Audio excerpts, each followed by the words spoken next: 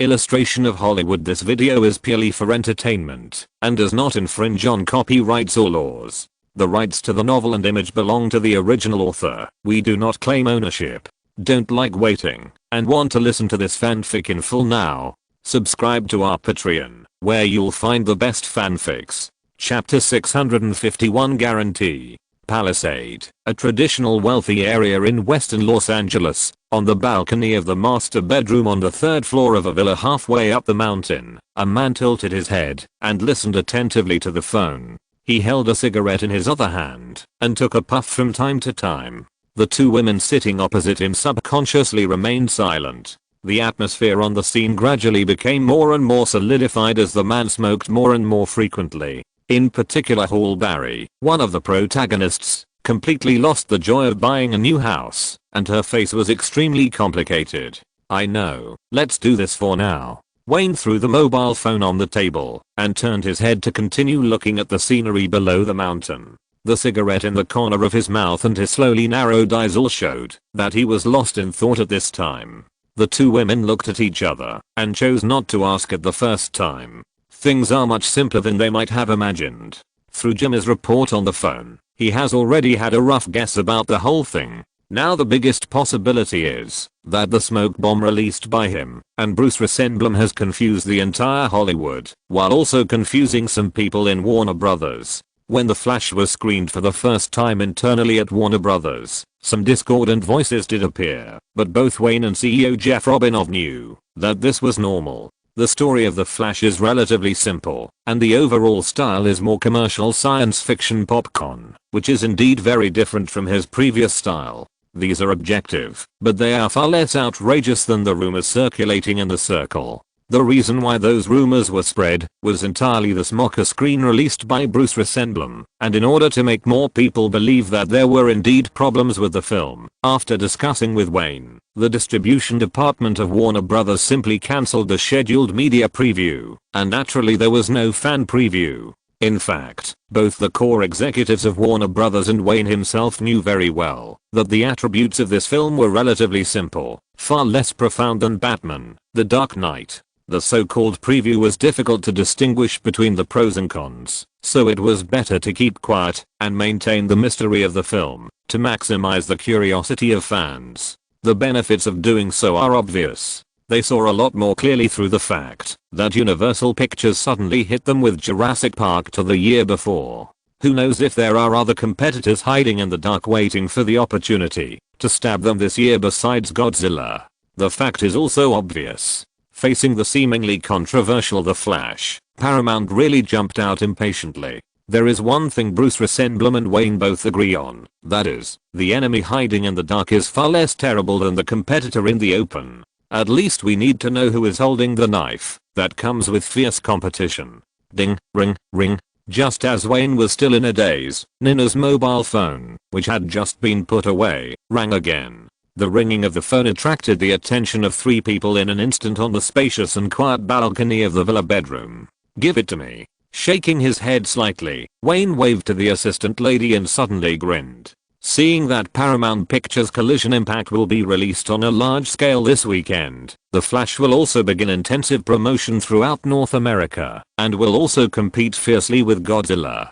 People say that when something big happens, a storm is about to come. At this moment, he felt that it was most likely a storm. The only thing he didn't expect was that the first to hand over the knife was not Paramount or Sony Columbia, but someone inside Warner Brothers who was too excited or couldn't wait. Just this morning at the regular high-level meeting, Alan Horn, the head of the film and television production department, submitted a project plan to the company. The moment the phone was connected, after confirming that it was Wayne himself who was answering the phone, there was no warm greetings and good-natured teasing as before, and Bruce Resendblum's voice came from the phone immediately. "This project plan is detailed and can withstand any market survey. It not only marks the production cost, but also has more than one alternative plan for the shooting location and possible troubles during shooting. The composition of the crew, including producers, directors, first choice actors, alternative actors, etc., are all very complete.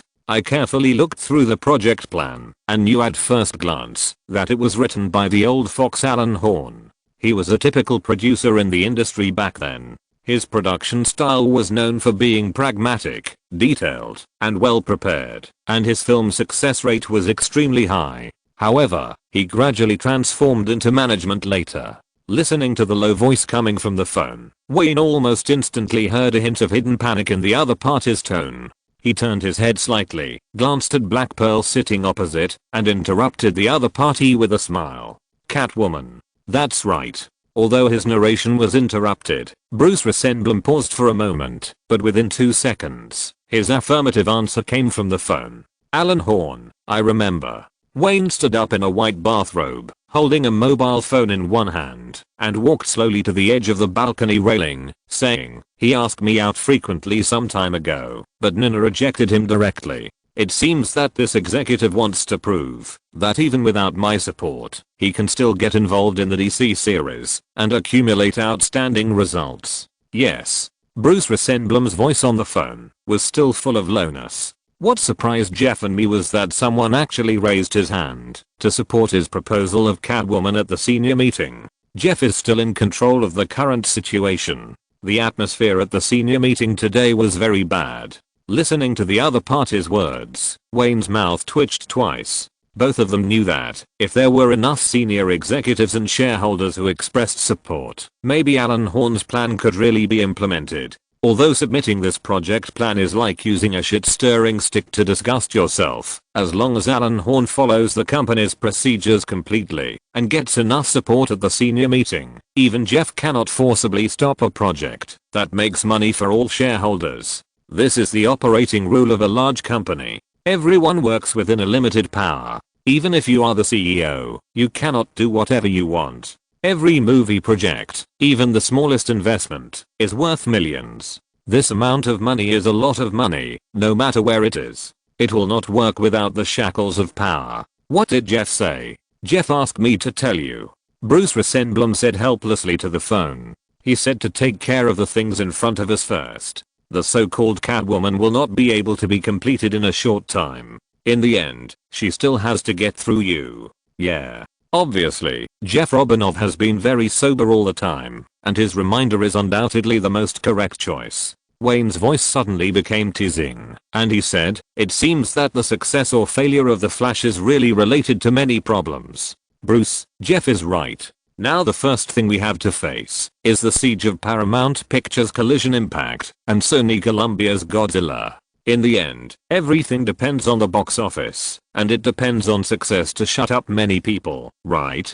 But, unlike Jeff Robinov and Wayne, Bruce Resendblum stood on his own standpoint and of course had other ideas. But, during this time, I took the opportunity to find more supporters by filming my cousin Alan Horn. Relax, no one knows DC better than me. Even the outline of the entire universe was made by me. Without me, I dare say that, even if he worked hard to make the project, he would definitely not be successful. At this time, the interests of Warner Brothers were no longer the first priority. This was an inevitable product of internal struggles, and both of them knew it. After getting Wayne's guarantee, Bruce Resendblum hung up the phone with peace of mind.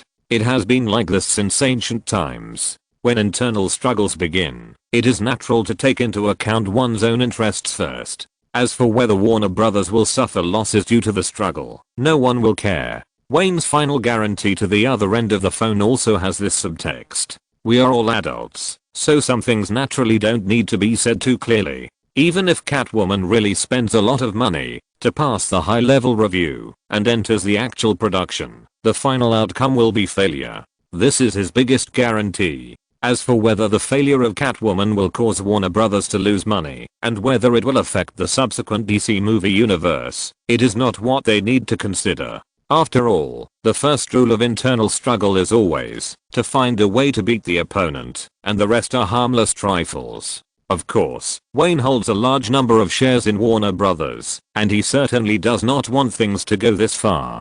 Just like Jeff said, first take care of the more important things at hand, and then when you have time, it is time to solve other problems. It's very strange, Harry. Playing with the phone in his hand, Wayne turned and walked back to the chair, bent down slightly, looked down at Black Pearl with a sense of oppression, and said in an awkward and teasing tone, "Tell me, why would such an important role invite you, an African American actor, to join? Honey, listen to me. Here it comes." Hallberry knows in her heart that there must be such a thing, and anyone would be suspicious. A plan against oneself, but the one chosen is still a woman who has a relationship with oneself, and this woman is also an abnormal African American, which is very suspicious. In this industry, it is rare for African American actors to play the leading roles in films. Although Hallberry frequently appears in commercial productions, she is basically the main supporting role. If she wants to be an African American actress, her current box office appeal is obviously not enough.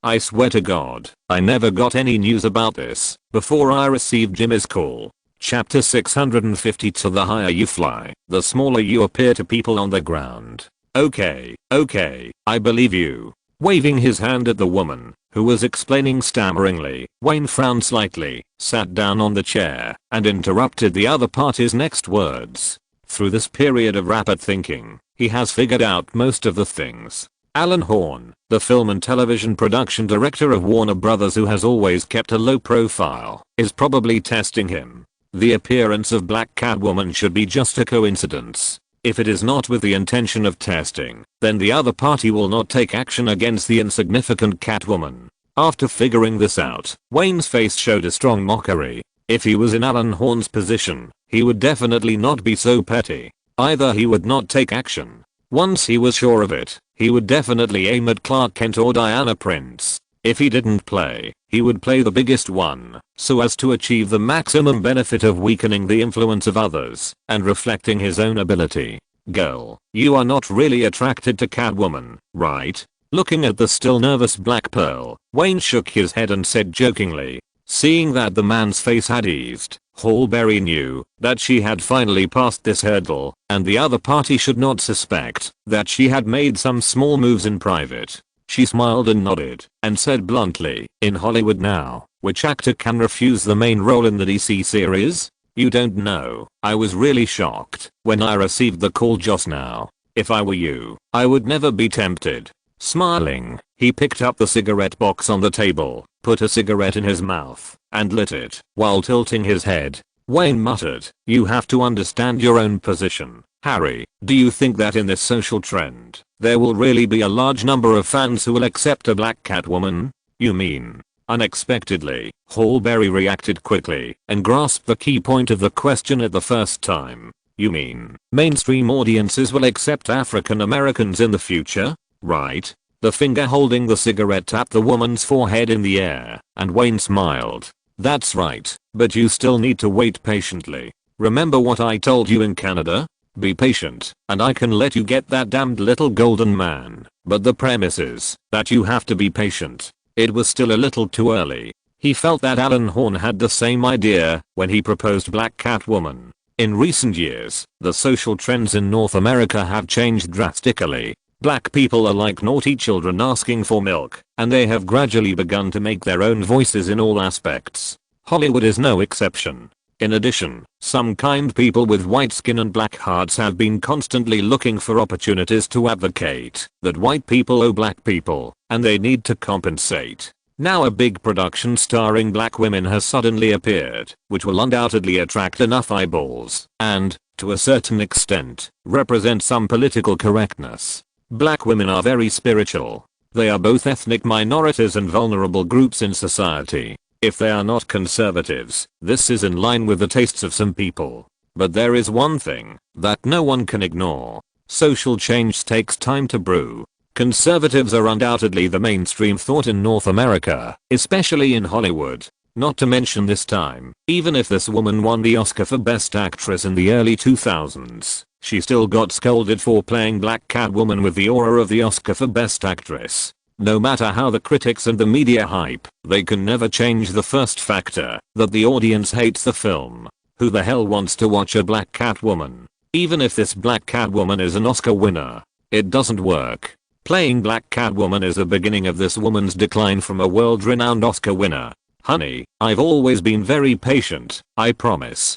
Holberry has no shortage of patience, and more importantly, she is willing to believe the man's promise. She is sure that the other party has no so-called feelings for her at all, and even the way he looks at her is more inclined to look at a pet that makes him happy. So what? Although this man has a beast in his heart, looks down on women from the bottom of his heart, and is an unscrupulous playboy, he never disdains to deceive the women around him.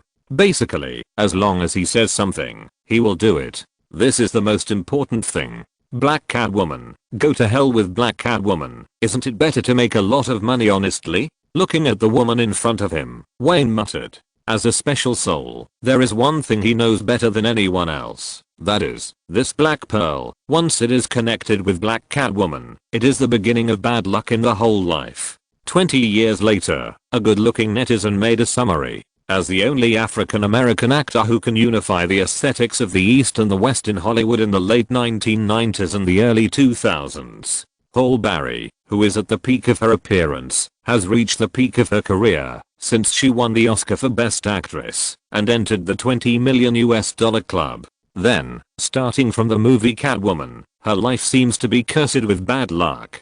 As the third-generation Catwoman in film history, Holberry is the one who wears the coolest clothes and has the darkest skin. Who knew that the new Batman is also black? Warner's coquettish operation is still fascinating. It can be said that it is unprecedented to win the Golden Raspberry Awards for Worst Film, Worst Director, Worst Screenplay and Worst Actress. This also directly made her the most criticized Catwoman by movie fans in North American history. What is rare is that this former Oscar winner actually went to the scene to receive the Golden Raspberry Award for Worst Actress. When she gave her speech, she said in person that she thanked Warner for letting her play such a role that is worse than shit. More importantly, when she played this role, she began her second half of her career, which was plagued by bad luck and repeated jumps at the gates of hell. When she was doing a backflip on the wire in Catwoman, the Hollywood crew, who regarded safety as their top priority, happened to have the wire rope loose, which directly caused the back of her head to have an intimate contact with the lighting.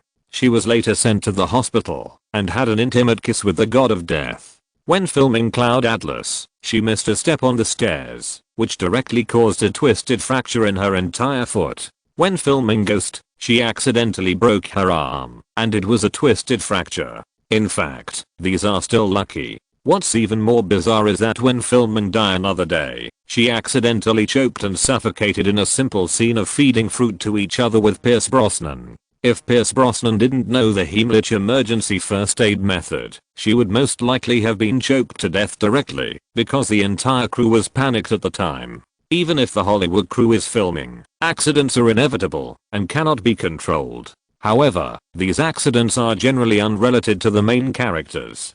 For scenes with a little danger, there are a large number of stunt team members waiting to take the stage. However, Holberry's unlucky life never gives the stunt team members a chance to perform. Even if there is a chance of accidental injury, it is not possible to kiss the god of death every time you shoot a movie, right? But the reality is more magical than the movie. There are a lot of bad lucks that have happened to this unlucky woman. These are still relatively famous and representative injuries. Wayne remembers them very clearly. However, this woman's career declined rapidly afterwards. As she got older, her skin color began to darken, and the delicate face recognized by both Eastern and Western aesthetics gradually disappeared, making it difficult for people to continue to pay attention to her. Holberry, Alan, are you testing, or do you really want to do this? In the office of the head of the distribution department of the Warner Brothers building in Burbank, the media capital, Bruce Rosenblum stood in front of the window, holding a thick cigar and muttering to himself for a long time after hanging up the phone. Compared with the current CEO Jeff Robinov and Wayne, his perspective on this matter is naturally different. From the perspective of the CEO, even if Alan Horn's plan is implemented, Jeff Robinov will not lose anything after the project is finally produced, whether it is successful or not. No one can deny the leading role of the CEO for the great success. The responsibility for the failure of the movie lies with Alan Horn and other project initiators. The same is true for Wayne. It seems that this move is a provocation to him, and it also seems to shake his dominance in the DC series. But there is one thing that no one can deny. If Wayne threatens to overturn the table and stop playing, 90% of the shareholders and senior executives will immediately panic. At least in the past 2 years, the DC series cannot do without him as the backbone and chief designer. No one dares to push him too far, unless someone can prove that he can replace him. Otherwise, it is the same. Whoever wants to take the position of CEO must at least consider his influence. Even if there is a rift between him and Warner Brothers, it cannot change this. So, in Bruce Rosenblum's heart, he is the one who most urgently hopes that the Catwoman plan will fail. Judging from the current situation, the market performance of The Flash can indeed affect many things. As long as this movie continues to be successful, it can at least guarantee that Wayne's unparalleled reputation within Warner Brothers will not be shaken. Looking away from the people coming and going downstairs, Bruce Rosenblum looked up in the direction of Hollywood, where there is the last giant of the 6 major companies that is still holding on. Paramount, Columbia. Wait and see who will give whom a big surprise. He personally released the smoke bomb, and of course he was more confident than anyone else. At the preview, some executives did complain about the sudden change in style.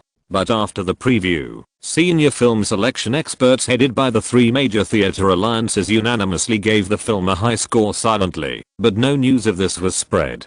An A-level commercial science fiction film. This is the unanimous evaluation given by all the senior film selection experts. Otherwise, Bruce Rosenblum and Wayne would not have played a smoke bomb with full confidence to blow up all potential opponents. When you fly high enough, those on the ground will see you as smaller. This is what Wayne said in person after the preview, facing various rumors in the circle. Bruce Rosenblum still believes this sentence. In fact, everything is ready, just waiting for the premiere of Paramount's Collision Impact this Friday. Now he wants to see if the 2 giants who think they want to take advantage of Wayne can take advantage of him. Chapter 653 requires a certain age and experience. 1998, after a short period of intensive publicity, Armageddon officially premiered at the Hollywood Shrine Theater. At the invitation of Paramount Pictures, Tom Cruise and other celebrities stepped onto the long red carpet at the entrance of the theater at 7 o'clock that evening. Paramount spent a lot of money on this premiere for the influence of this film, and more than 100 media were invited to the scene.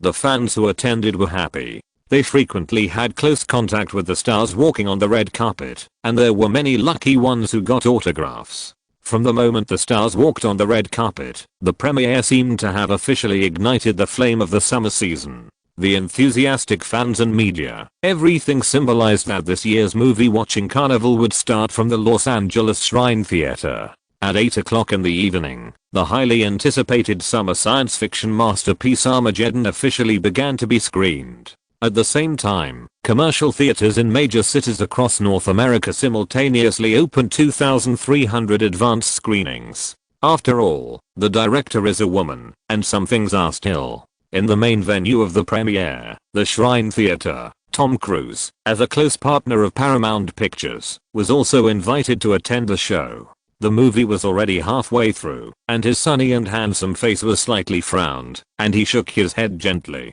"Honey, do you think there is something wrong with this movie?" Nicole Kidman, who was sitting next to her, felt uncomfortable instinctively when she heard her husband's contemptuous muttering about women. However, her expression did not change. She turned her head to look at the man beside her and whispered, "In the columns of major newspapers, film critics all gave this film a good rating." Film critics, huh? Tom Cruise curled his lips in disdain, glanced at the woman who was staring at him with big eyes, turned his head, and continued to look at the big screen, whispering, "They are just a bunch of leeches lying on the film companies, sucking blood crazily. Now is not the award season, when they have a huge influence." At first, it was Hollywood film companies that discovered that once the annual summer season in North America came, the influence of film critics would decline rapidly. In the past 2 years, many celebrities in the circle have also discovered this. Not only in the summer season, but even in the Christmas season, the influence of those film critics will also decrease sharply. But Hollywood's inherent film promotion channels include the columns of major film critics and newspapers, and this inertia is unlikely to disappear for a while. Compared with the production cost and huge publicity investment of a film, the directing funds given to film critics are not so conspicuous. So far, no big company that is not short of money is willing to take the risk of separating these leeches from the film distribution. Everyone knows that the effect of these leeches helping to promote the film together is hard to say. But once these leeches are excluded from the film promotion channels and they cannot make money, the effect of them throwing dirty water on the film will definitely be top notch. This is human nature and there is no way to properly solve it. The director's idea is very good. The first half of the film almost shows the reaction of human nature after facing disasters from different angles. Looking at the film on the big screen, Tom Cruise continued to speak to his wife in a low voice. Unfortunately, the effect is not perfect at all, and it also caused the film to have a very slow rhythm from the beginning, which is not friendly to ordinary audiences at all. There are some things that he did not say. In his opinion, the slow rhythm problem in the early stage of the film has become an unstable factor for the film and the theater market. After all, this is a science fiction movie that is a commercial blockbuster. Business comes before science fiction, which is very important. Other things such as the film is not new, similar stories are familiar, and the film routines are also common in Hollywood.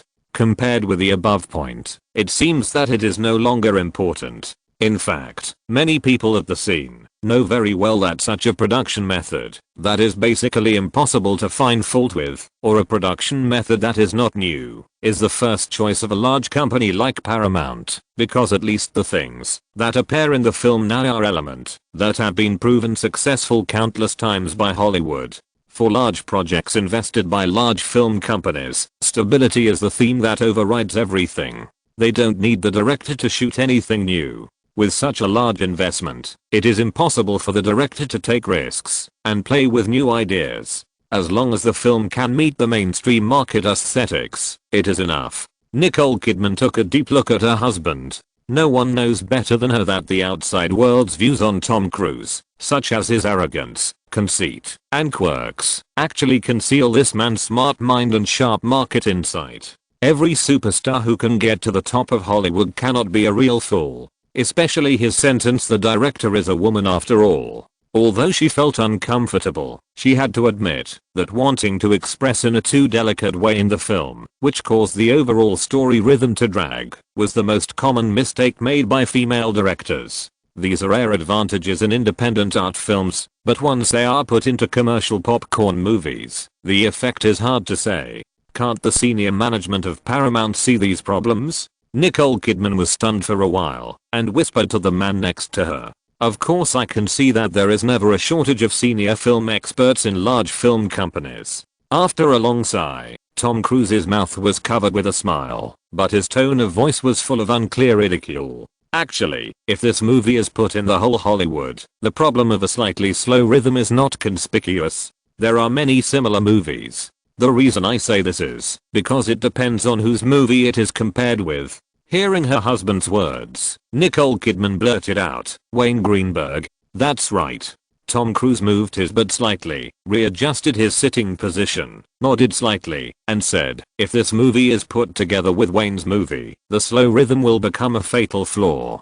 Do you want to make a bet, Nicole?" Others may not know this, but Tom Cruise, as a commercial superstar, knows it very well. Especially after his personal relationship with Wayne became better and better, the two of them exchanged their views on movies many times. No. Nicole Kidman shook her head directly. She witnessed how the Dark King rose with her own eyes. It can be said that all normal market rules are useless when put on the other party. That's why she is unwilling to make a bet that she doesn't believe she can win. After reminiscing for a while, she suddenly looked at the man next to her and whispered, "I remember that Wayne's films also have slow-paced stories, right? Like Joker? He is actually more sober than anyone else, and knows what the audience wants to see." With a compassionate look, Tom Cruise glanced at the center of the front row, where sat the main creative team of Collision Impact, especially the female director Mimi Ryder. Then he leaned towards the woman beside him and explained in a low voice, "We have talked about this issue more than once before. When Wayne is making a slow-paced story that needs to be told to the audience, he usually pulls all the audience into the rhythm of his story at the beginning of the film and just follows the protagonist's experience. He is good at this. Nicole, think about it carefully. In recent decades in Hollywood, Wayne can be said to be the best director who uses empathy. It is precisely this point that others cannot learn.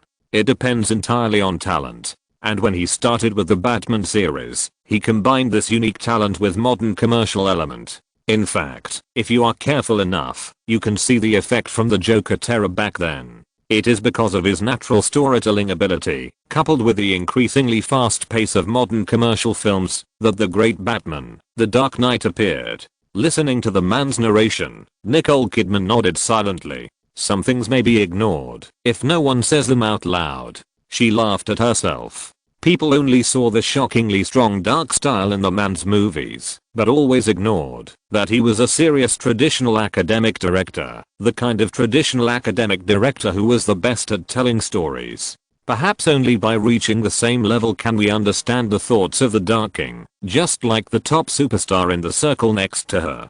To some extent, they are successful people of the same type, and they can understand each other from their perspectives on things. It seems that, when people mention Wayne Greenberg, they can't wait to blurt out the terms such as dark movie master and art master, but after Tom Cruise's narration, it can be said that Wayne has never ignored the commercial element, and he is not stingy with the vulgar element in the eyes of ordinary people. Thinking of this, Nicole Kidman's eyes widened immediately, and she turned to look at her husband beside her. She stared at the man's handsome face in surprise and asked, if Wayne abandons the so-called artistic element and uses a commercial element to the extreme, wouldn't it be?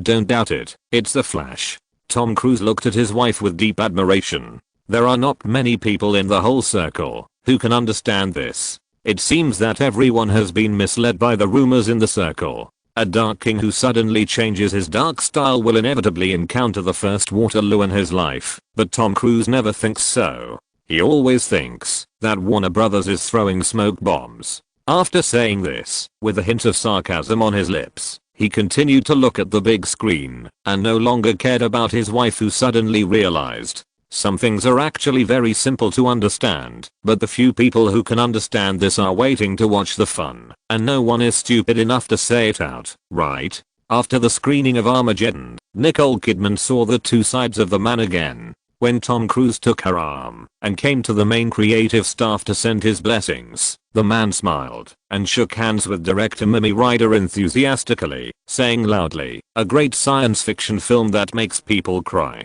Director Ryder, you use delicate techniques to depict how family, friendship, love, etc. are different from the past when people face the end of the world. I wish you a big box office success. The man's completely different tone did not surprise Nicole Kidman. She just looked at the rare female director in the circle with a hint of pity. Under the guidance of the staff, when leaving the theater and walking towards the hotel, Tom Cruise ignored Pat Kingsley, who was inseparable from him. He turned his head and glanced at his wife, shrugged and said, "Don't look at me like that, Nicole. I told Mimi Ryder the truth. It's just that, if you want to patiently experience what I said, you need a certain age and experience. If you're listening to this novel on a channel other than Fanfic World, it means they downloaded and uploaded it without effort. We cordially invite you to visit our channel, Mundo Fanfic Novelos. There you'll find the original version of this story and you can explore many other novels of various genres. We're waiting for you to immerse yourself in a world of incredible novels. Chapter 654, A Black President, Age and Experience. When watching a movie requires these things, it is not a good sign for commercial films. That means that, if you want to understand the good of this movie, there is a threshold for watching. Who are the mainstream audiences of the summer season? Young people, to be more specific, are mainly teenagers and young people in their 20s. They are the main force of buying movie tickets and going to the theater to watch movies, and they are also the ones who are willing to empty their wallets for movies. As for older audiences, their proportion in the audience group of summer movies has always been small. This rule applies not only to the 1980s, 1990s, or the beginning of the millennium, but also to the second decade of the 21st century. However, Tom Cruise seems to be certain, but in fact, the specific situation still depends on the box office results. Even the most senior distribution master in Hollywood cannot predict the success or failure of a movie before it is released on a large scale. The unpredictability of audience tastes is always a headache for Hollywood film companies. Sometimes, a movie suddenly becomes a big hit. As for the specific reasons for the popularity, it is nothing more than the so-called experts' post-analysis. Otherwise, there would not be so many low-cost box office dark horses, nor so many big investment failures. This is the case with Armageddon. When the clock struck 1 in the middle of the night, the whole of Los Angeles had fallen into a deep sleep. In an office of Paramount Pictures, several film creators were laughing happily. At the same time as the premiere of Armageddon, 2,300 advanced screenings were opened simultaneously across North America. Just now, the people who had been waiting finally got the data sent back by the theater company. $7.6 million. Director Mimi Leder held a glass of champagne, with undisguised confidence on her face, and said to the crowd, "This result completely exceeded our previous expectation of about $5 million. The advanced screening can achieve such a high box office, and the first day and even the first weekend box office are definitely guaranteed. Unlike those popular movies, whose advanced screenings easily exceed 10 million, Armageddon is an original movie. It is basically very good to get this result." Paramount Pictures' initial expectation was to strive for about $5 million in advanced screenings, and about $45 million in the first week box office. In this era, as long as the expected box office results can be achieved, it means that the box office of Armageddon in North America will never be less than $100 million. As long as the North American box office can be guaranteed to exceed $100 million, the overseas distribution scale of this film will not be a problem. This is just the most conservative estimate made by Paramount's marketing department. Judging from the advanced screening box office tonight, it is easy to reach this number. I will inform the distribution department to continue to increase the publicity of the film this weekend. Shirley Lansing also had a smile on her face. She raised her champagne to everyone and continued, "Go to major cities to promote the film with peace of mind. Paramount will not miss such a good publicity opportunity." Several main creative staff looked at each other with a smile, nodded with peace of mind, drank the celebratory champagne in their hands, and then left the office. When CEO Shirley Lansing was the only one left in the office, the joy on her face disappeared, shook the champagne in her hand, and sat back in the chair behind the desk. Then she picked up the phone on the table, and her voice returned to its usual seriousness. "Send the investigation report in." "Okay, boss." The secretary who had been waiting on the other end of the phone responded dully. Less than 2 minutes later, the office door was knocked by the secretary, and a detailed investigation and statistical report was placed in front of this strong female executive. Even with Elijah Wood and Morgan Freeman, it still can't save the boring plot of this movie. I'm not sure if I've seen this movie, I just feel that it exudes a sense of familiarity everywhere. Maybe I've seen too many similar movies. The narrative is too long-winded and not well edited. Not enough disasters, more humanity. There is no surprise in Armageddon. As an ordinary movie fan, I don't understand why the director arranged it this way. We came here for science fiction and disasters. There are no bombings or bullets flying. It's really disappointing. Damn it, why is the president a black man? I admit that Morgan Freeman is very charming, but I still can't accept a black president. Whenever I see this setting, my brain keeps reminding me that the things in this movie are impossible to happen. This is the worst disaster movie I've ever seen. I didn't see many disaster scenes at all. Instead, it seemed to keep telling the audience that this is a biographical film. Shit, I have no idea what the director was thinking. Why did he make a disaster movie like this? This is a scam. A complete scam. Looking at the whole page of negative reviews from fans, Shirley Lansing's expression became more and more gloomy. Of course, these negative reviews are only part of them. There are also many positive reviews. Just the advanced screening of movie has caused so many viewers to criticize it. It is hard not to cast a deep shadow on the subsequent screenings. Turning over the first page of the survey report, detailed statistical data is given at the back. Armageddon distributed 4,000 questionnaires and collected 4,000 questionnaires. The fans who rated the film A or above accounted for less than 500 of them. The only good news is that there was no large-scale rating below B according to the questionnaire. The overall rating of the film is about A, and about 76% of the fans have rated the film above B. The overall reputation is still good. At least there is no large-scale collapse. But Shirley Lansing is very clear that tonight's survey can only represent the opinions of some fans. What is more important is to look at the reputation on the first day and even the first week, which means whether the film can maintain a large scale of screening in the theater. Just looking at the comments from representative fans, it is hard not to worry about the film's lack of stamina, especially since they actually only have less than 2 weeks to release. On the 19th, they will immediately face strong competitors. What worries her more is actually some tacit understanding with Sony Columbia. Armageddon is a science fiction film, while Godzilla is a monster film. In fact, the heads of the two companies know better than anyone that they are actually facing the same type of audience group, fans of large-scale disaster films. Once the performance of Armageddon does not meet expectations, the tacit understanding with Sony Columbia will become a joke. Shirley Lansing will not work in vain, and finally all the benefits will be taken by Godzilla. That night, the lights in the office of Paramount CEO were on until dawn. However, the development of things did not turn out as she worried. On Friday, when Armageddon was officially released on a large scale, it took in a strong North American box office of $19.6 million. If the unexpected $7.6 million from the advanced screenings are added, the first day box office will be as high as $27.2 million. Although the word of mouth among moviegoers seems not to be very good, and there are constant debates about the film, the box office figures are there, covering up all the discordant voices. The outstanding performance of the first day box office seems to have also driven the subsequent results. After the full first weekend, the science fiction disaster film Armageddon won the first weekend box office championship of the summer season without any suspense. The annual hot summer season is here again.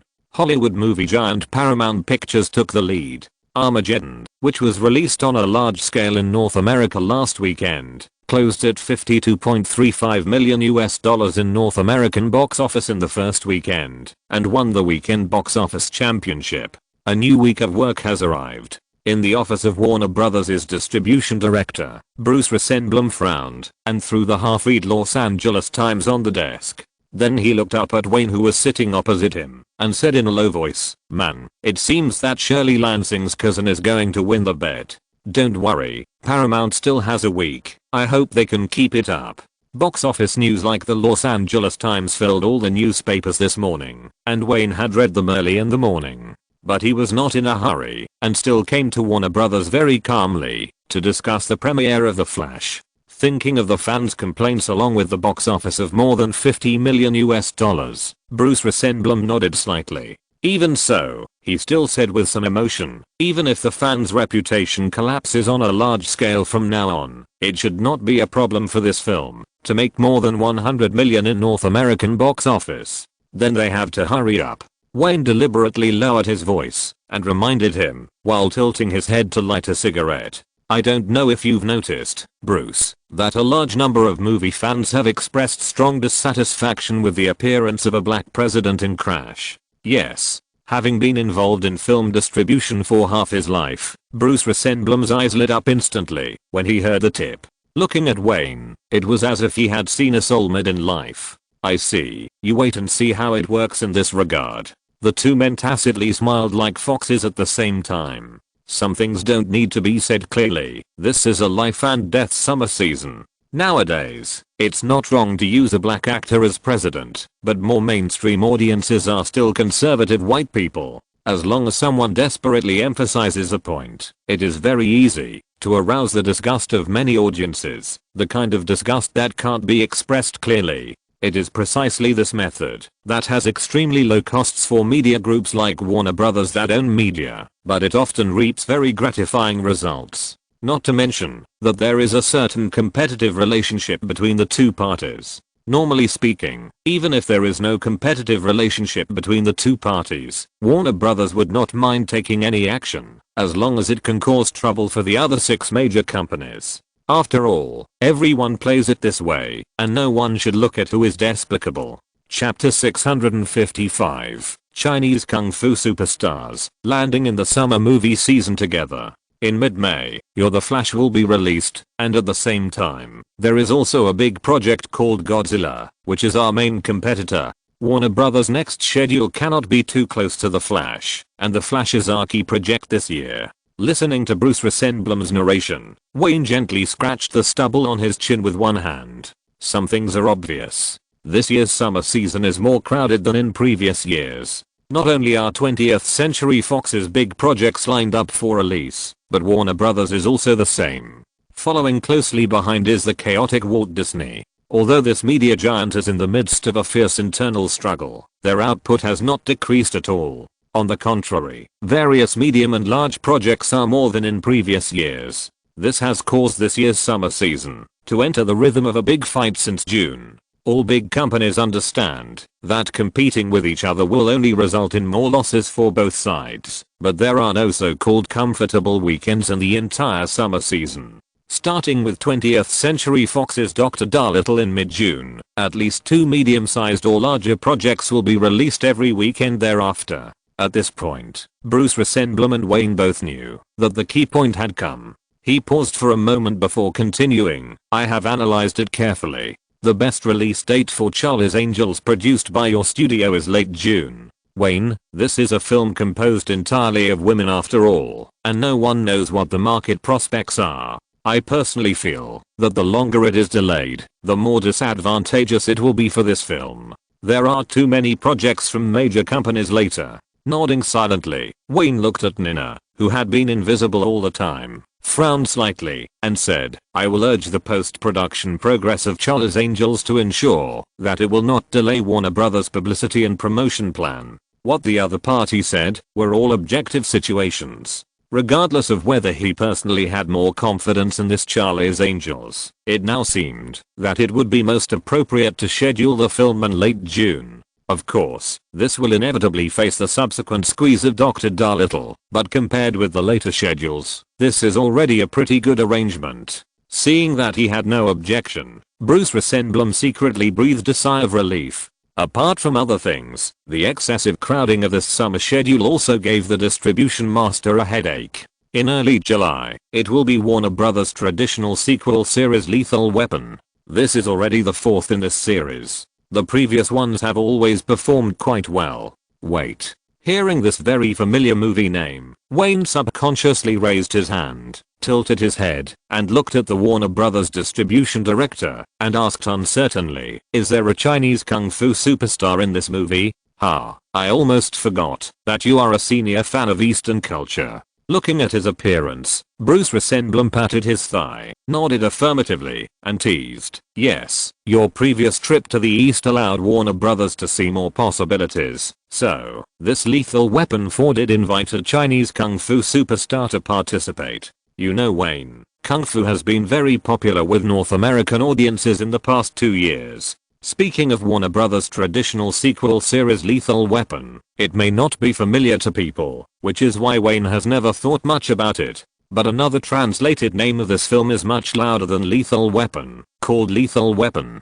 If nothing unexpected happens, this film will be Jet Li's masterpiece after he enters Hollywood, and it will also earn this Oriental Kung Fu star the most basic respect in the data survey that Hollywood attaches the most importance to. If you have time, you can go to the premiere of Lethal Weapon 4 to help support the platform. Maybe you can talk to the Kung Fu star about Oriental culture. Although it is incredible for a Jew to like Oriental culture in the eyes of Bruce Rosenblum, this is Hollywood after all, and it is normal for directors who play with art to have some quirks, just like Quentin Tarantino, who is known for imitating Wayne the best, and is also famous for his preference for script culture. Come on, Bruce. Wayne was somewhat self-aware in this regard. He curled his lips and smiled, shrugged and said, with Mel Gibson in the film, there will be no lack of attention. Why would I need to stand up for him? Compared to Mel Gibson, who is now a first-line male star, even if he is a famous director, he is definitely not comparable in this regard. This is the position that exists as a behind-the-scenes worker. The audience is always most interested in those big stars who stand in front of the stage. However, as time goes by, this situation is gradually changing.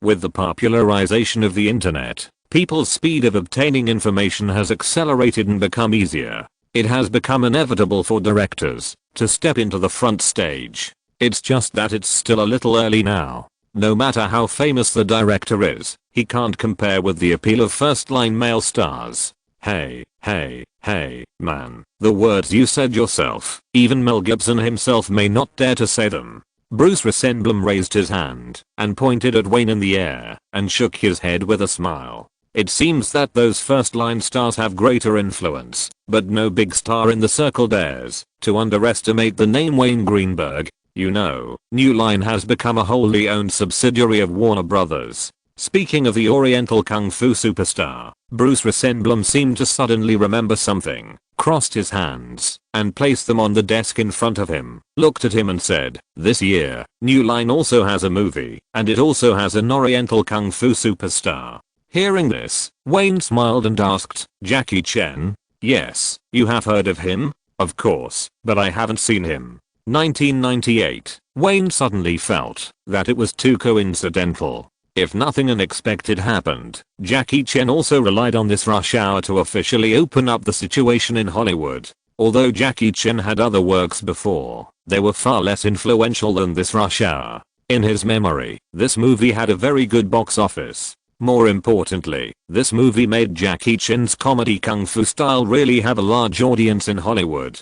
Bruce Rosenblum shook his head. "Forget it. If you are interested, I will have someone send a copy of the invitation to Nina. You can go and see it yourself when you have time." The movie is scheduled for mid to late September, which is the end of the summer season. One thing is actually a blessing in disguise, because Lethal Weapon 4 is a sequel series produced by Warner Brothers, and as long as they invite Mel Gibson, a popular actor, to join, it shows to a certain extent how much Warner Brothers values this series. When it comes to New Line Cinema's project, the difference is not a little bit. Although it is already a wholly owned subsidiary of Warner Brothers, the degree of importance is completely different. The production cost of Rush Hour is at most medium, which is exactly what made the film a dark horse counterattack. Let's get down to business. After chatting, Bruce Rosenblum raised his wrist, looked at the time, and immediately brought the topic back to business. After our discussion, the project of the Matrix reboot has been scheduled for release in mid-August. If you have any ideas, it's best to bring them up now. It can be clearly seen that Warner Brothers attaches great importance to the Matrix reboot, so much so that it is completely incomparable to works like Charlie's Angels, which have unclear market prospects. After all, this film is a joint production of Warner Brothers and Greenberg Studios, and the first two films have brought a lot of revenue to both parties, especially in the videotape sales and rental market. Until now, the first two films still occasionally rush into the top 10 of the US videotape list and continue to create revenue for them. Nodding, Wayne said, "I have no objection. You are an expert in this area. I believe in your arrangement. The reason for this arrangement is that July is too crowded. The unanimous opinion of the company's top management is that they don't want to use a stable and profitable project to wade into the muddy waters of the July melee." When mentioning this, Bruce Rosenblum's mouth slowly smiled. Disney's distribution label Buena Vista International Pictures announced that their top production of the year, Armageddon, will be released on July 1st. The director, Michael Bay, knows exactly what the audience wants in the summer season and has done a very good job in the past 2 years. July 15th will be There's Something About Mary by 20th Century Fox, and July 17th will be Zorro by Sony Columbia. The former is a key project of 20th Century Fox, and as for the latter, believe me, Wayne, Zorro's influence will never be too bad. A week later, our only project in July was Saving Private Ryan, an R-rated war epic that Steven Spielberg had always wanted you to direct, but had no choice but to direct himself. In the same period, there are also films such as The Couple by Buena Vista, You know, the movies that Bruce Rosenblum can personally mention are basically big productions of various companies, such as Cinderella, Crystal Soldiers and other relatively small budget movies, which are common in this month. There is no way who makes July the focus of the summer season, and no ambitious company wants to miss this month, when movie fans are the craziest. Bruce, you know, I always believe in your ability, so you don't have to explain your arrangement to me. Seeing that the head of distribution of Warner Brothers wanted to continue to explain the reason for such an arrangement, Wayne interrupted him with a smile. Although I'm the one who pulled the strings for DreamWorks and Warner Brothers, I don't care about the cooperation between the two parties. I just want to remind you one thing, Bruce, don't force Steven Spielberg back to Paramount. Chapter 656, Interests are the basis of personal relationships. Armageddon was released in early May. If you say that Paramount and Sony Columbia don't have some kind of tacit understanding, Wayne will never believe it. He never hesitates to use the most despicable ideas to look at his competitors. He pulled DreamWorks from Paramount's distribution system to Warner Brothers, which has never been a secret in the industry.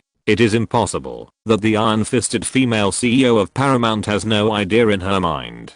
He deeply understands that starting from this year, DreamWorks projects will be in full swing. Under the background of the continuous success of the project, Paramount will only hate him more and more. You know, whether it is Saving Private Ryan, which is the beginning of DreamWorks' popularity, or a series of popular works such as Shrek the Monsters, they should have been Paramount's money printing machines, but now they have all become Warner Brothers cash cows. In fact, Steven Spielberg's requirements are really not high. As long as he doesn't exploit DreamWorks like Paramount, he will continue to cooperate with Warner Brothers. No one knows this better than Wayne.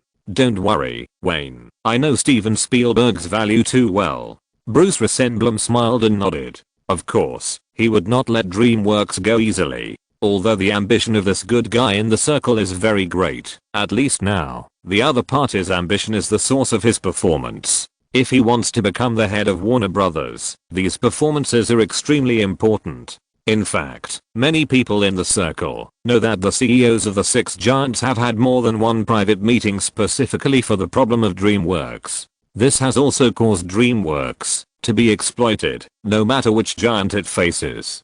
Perhaps the only one that is less exploited is Warner Brothers.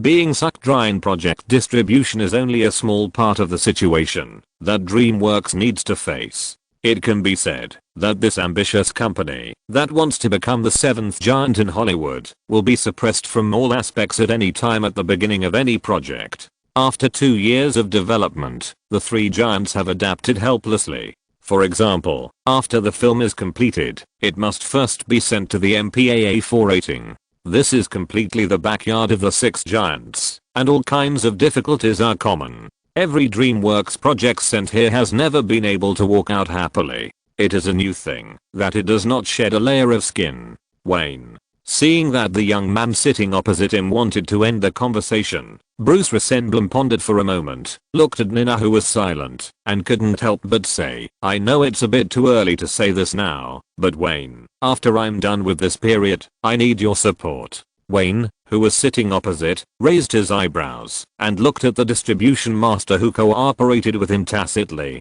He knew very well that the other party felt the pressure from within, and all this was not a joke. We were partners before, and we will be partners in the future. Bruce, just speak frankly. Wayne didn't beat around the bush and asked directly, what do you need me to do? After this period, I hope you can fully support me at the senior meetings and shareholders meetings. Hearing Bruce Rosenblum's words, Wayne smiled. He himself has a huge reputation among the senior management of Warner Brothers, and this reputation is entirely based on the huge benefits he has brought to everyone in a few years. The board of directors understands it better. His representative has only done one thing on the board of directors in recent years, that is, to unconditionally raise his hand to all the plans proposed by Jeff Robinoff. And the current Warner Brothers distribution director obviously wants to get these treatments in advance. Maybe we shouldn't say this to each other, but, Bruce. Wayne was not polite, his upper body slightly leaned forward, staring at the man opposite with wide eyes.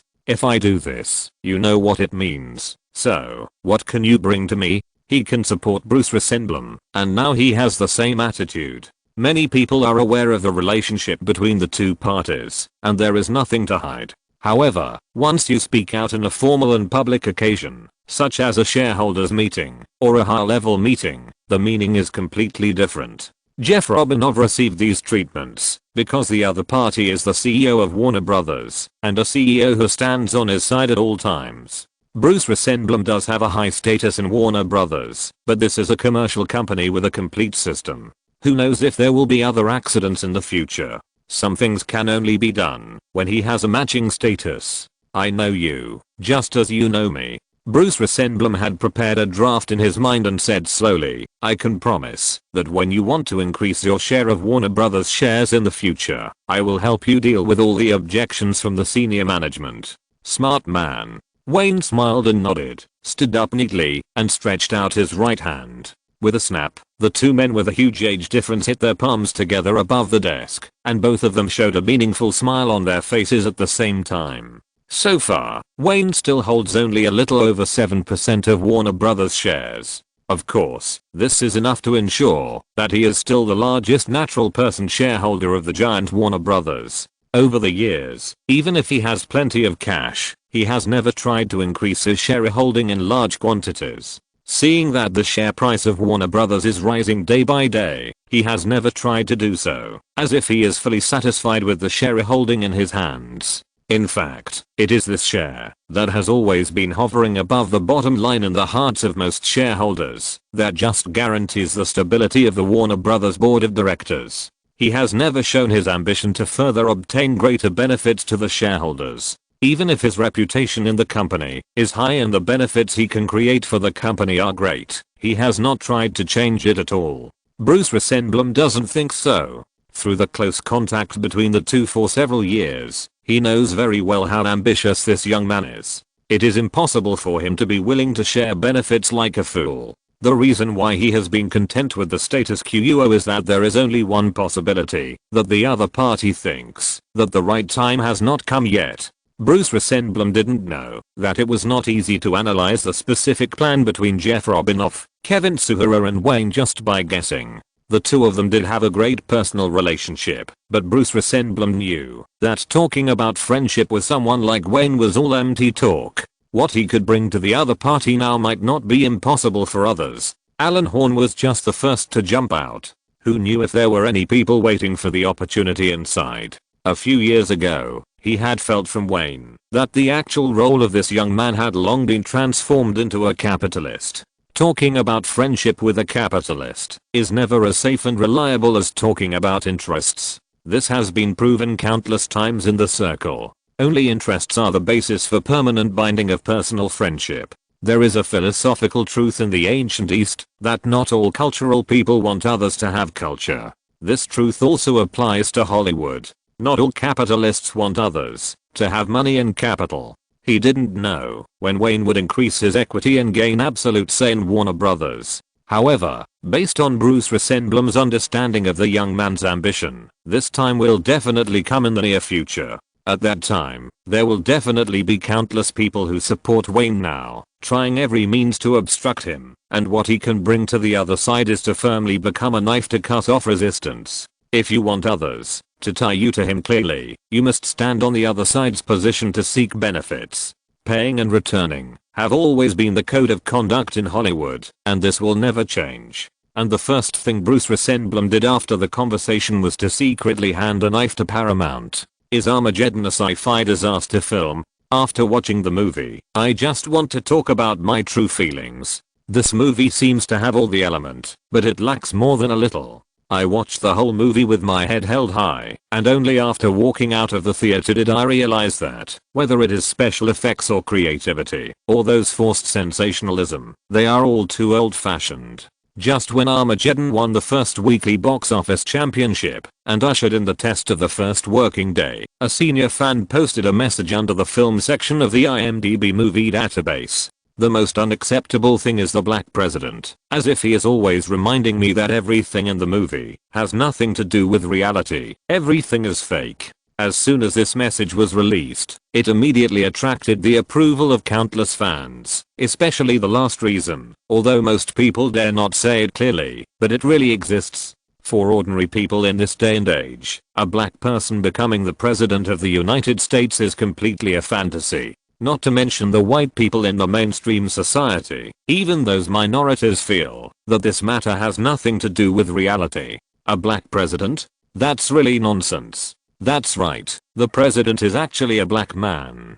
This is too distracting. I felt something was wrong when I was watching the movie, and now I realize that a black president is really incredible. Immediately afterwards, countless related messages appeared under the main message board of Armageddon. Almost most movie fans agreed that the black president in this movie was a flaw. With the attention paid by Warner Brothers in recent years, the internet has also attracted the attention of other film companies. With a large number of bad reviews suddenly appearing on IMDb, Paramount has not yet reacted, and this topic has spread from the internet platform to the real media. First, those gossip entertainment tabloids with no bottom line began to hype the black president in Armageddon.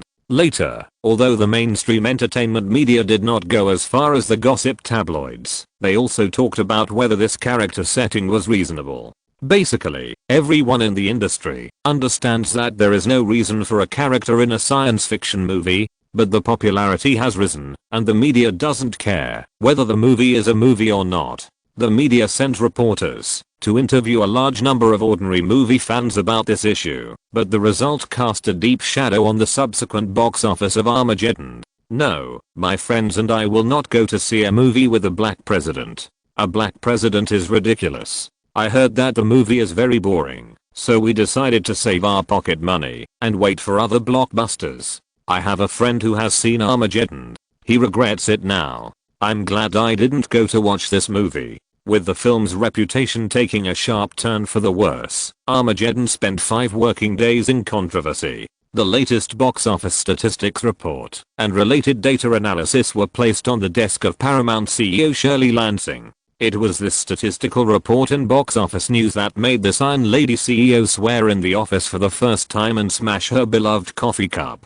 Chapter 657. It's because the number of those people is too small. In the office of Paramount CEO, a man opposite to Shirley Lansing's desk leaned on his chair with his upper body, crossed his hands on the desk, squinted his eyes, and sighed in a low voice. When a woman is called a bitch by everyone, whether she is or not, she is already a bitch. Looking at the statistical report thrown on the table, Shirley Lansing frowned tightly. Although the content of the voice from the opposite side of the desk made her, a strong woman, a little uncomfortable, she really couldn't refute it. Things are really like this. The box office exceeded $50 million in the first 3 days. What a gratifying start. Shaking his head in disappointment, the upper body of Paramount CEO also relaxed, slowly leaning back on his office chair, looking at the monotonous hot sun outside the window and said, after entering the working day, the single day box office suddenly fell off a cliff, and the first working day only closed at $7.14 million.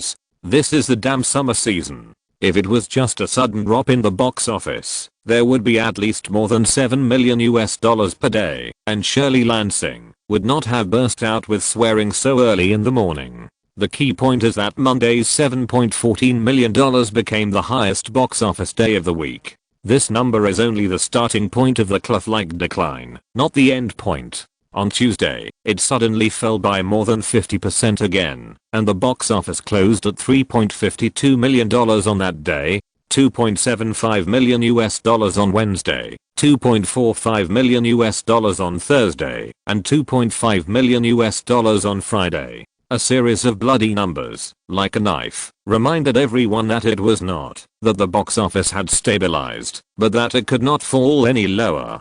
Just as Shirley Lansing gritted her teeth and sighed, this is the annual summer season, and it is also the beginning of the summer season, when movie fans are most likely to be crazy. The box office closed at about $18 million in 5 days. For a big project like Armageddon, it is a completely unsatisfactory performance. You know, the production cost of Armageddon, plus the investment in publicity and promotion during this period, has exceeded $150 million. The man sitting opposite the desk saw the CEO's expression was a little lonely and said again in a low voice, "Shirley, don't worry. Judging from the current situation, the film's North American box office should be over 100 million. There shouldn't be any problem. According to the past rules, as long as the film performs relatively well in North America, the performance overseas will not be too bad. For Armageddon, basically as long as the North American box office is guaranteed to exceed 100 million, plus the overseas box office revenue, even if it cannot recover all the investment from the theater market, it will not lose money by relying on the offline operation of the film in the later stage." However, the man knew very well that the woman opposite the desk chose to release the film at this time, and her goal was not just to find a way to protect the capital and recover the investment, but she had great ambitions. "Nick, I'm not a little girl." Turning to look at the man, Shirley Lansing's face did not change at all, and it was still very ugly. "What do you think of the box office trend of Armageddon this weekend? Tell me what you think, Nick." Throwing dirty water on competitors is simply a routine operation for Hollywood film companies. Digging deep into the main actor's dirty deeds and making a big fuss about them and making a big fuss about the crew's problems from the perspective of morality and even human relations, etc., are all competition methods within the rules. But the situation this time is slightly different. No one expected that, no matter how massive and intensive Paramount's publicity was, the media and gossip tabloids controlled by Warner Brothers would insist on one sentence: "The president is black." The effect was unexpectedly amazing. Collision Impact is not the first to use a black supporting actor to play the president, and it will certainly not be the last. After all, this is a science fiction movie, right? But once someone hypes it up on a large scale, the consequences will be far more serious than they imagined. Surely, I've observed carefully. In fact, the situation is far less terrible than what we see. The man named Nick Crowley frowned and thought while speaking cautiously, "Don't just look at the impact of public opinion on the film. The black president does disgust many white fans, but this disgust cannot be expressed publicly. I don't know if there is a special phenomenon. Have you noticed that in the past 2 days, young African Americans have been walking into the theater in groups to buy tickets to watch the movie? So, I think our next publicity strategy can be appropriately changed to cover those minorities as much as possible." Sometimes, different perspectives on things will naturally lead to very different conclusions. Nick Crowley's eyes are very unique. He knows very well that the CEO's original intention of asking him whether to stop the loss in time and cut the large amount of publicity and promotion funds that Collision Impact will invest in next, but he has different ideas. Hearing the man's reason, Shirley Lansing nodded thoughtfully and thought of Warner Brothers at the first time. When Get Out was released, the bold Warner Brothers distribution department invested tens of millions of dollars in minority communities for the first time. The result was very ideal. No one thought that those Nicholas who had never been used to watching movies would go to the theater in groups and contribute a lot of box office to Get Out.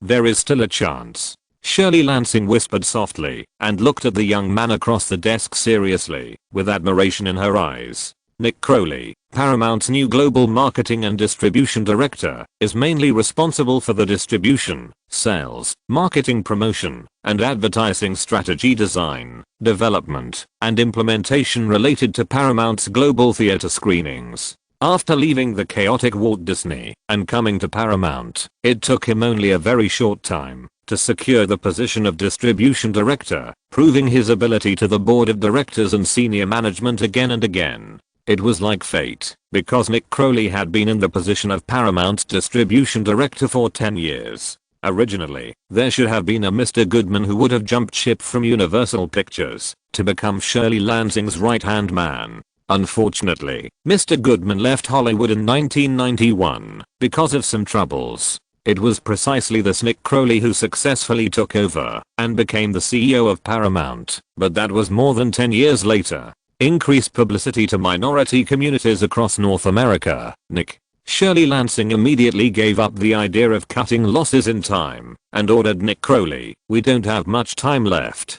This weekend is related to whether the film can continue to stay in theaters with a larger screening scale after the release of the 2 major projects. We will not do anything that barely recovers the cost." Hearing the woman's order, Paramount's new distribution director nodded.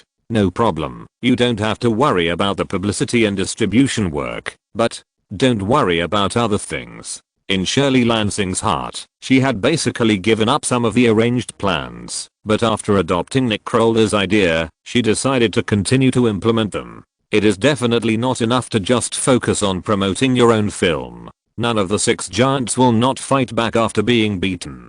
If you want Armageddon to stay in the theater market for a long enough time, one of the two major projects released next week must be abandoned by the market. The cake is so big, how can it be better for 3 companies to eat it together than for 2 companies to share it in half? Besides, in Shirley Lansing's heart, she is not willing to share the cake with anyone. However, the situation faced by Armageddon is far more complicated than the 2 people in the office think. Paramount's response can be said to be quite fast. Its media changed the propaganda method of desperately refuting and clarifying the previous few days. In an instant, it was as if they had unified their tone. Various reports with the title "African Americans are always part of this country" appeared in minority communities. In some ways, the results achieved are very gratifying. After arriving this weekend, a large number of African Americans went to the theater to buy tickets to watch the movie. However, some media outlets in the market still did not change their tone. From the internet to reality, they continued to remind the public from all aspects that there is a black president in this film who keeps making people feel distracted. The 2 public opinions seemed to have become 2 camps for a while. Time passed quickly, and the whole of Hollywood was watching this farce. Countless film companies and people in the industry were all waiting to see the box office performance of Collision break. However, in the eyes of a few sober people, Paramount's tactics were at most limited to stop bleeding, and it was impossible to completely eliminate the impact. In today's theater market, the mainstream audience is not those ethnic minorities. Those Africans may be able to play a role in icing on the cake, but it is too difficult to rely on them to help in times of trouble. On Thursday, May 19th, at around 6:30 p.m., a long red carpet was laid in front of the Hollywood Chinese Theater. A dozen meters to the left of the red carpet, the organizers specially built a huge awning to allow the waiting stars to avoid the remaining sunlight in the sky. Under the awning, Wayne was wearing a slim black suit. The only difference from usual was that he had replaced his narrow tie with a more formal bow tie.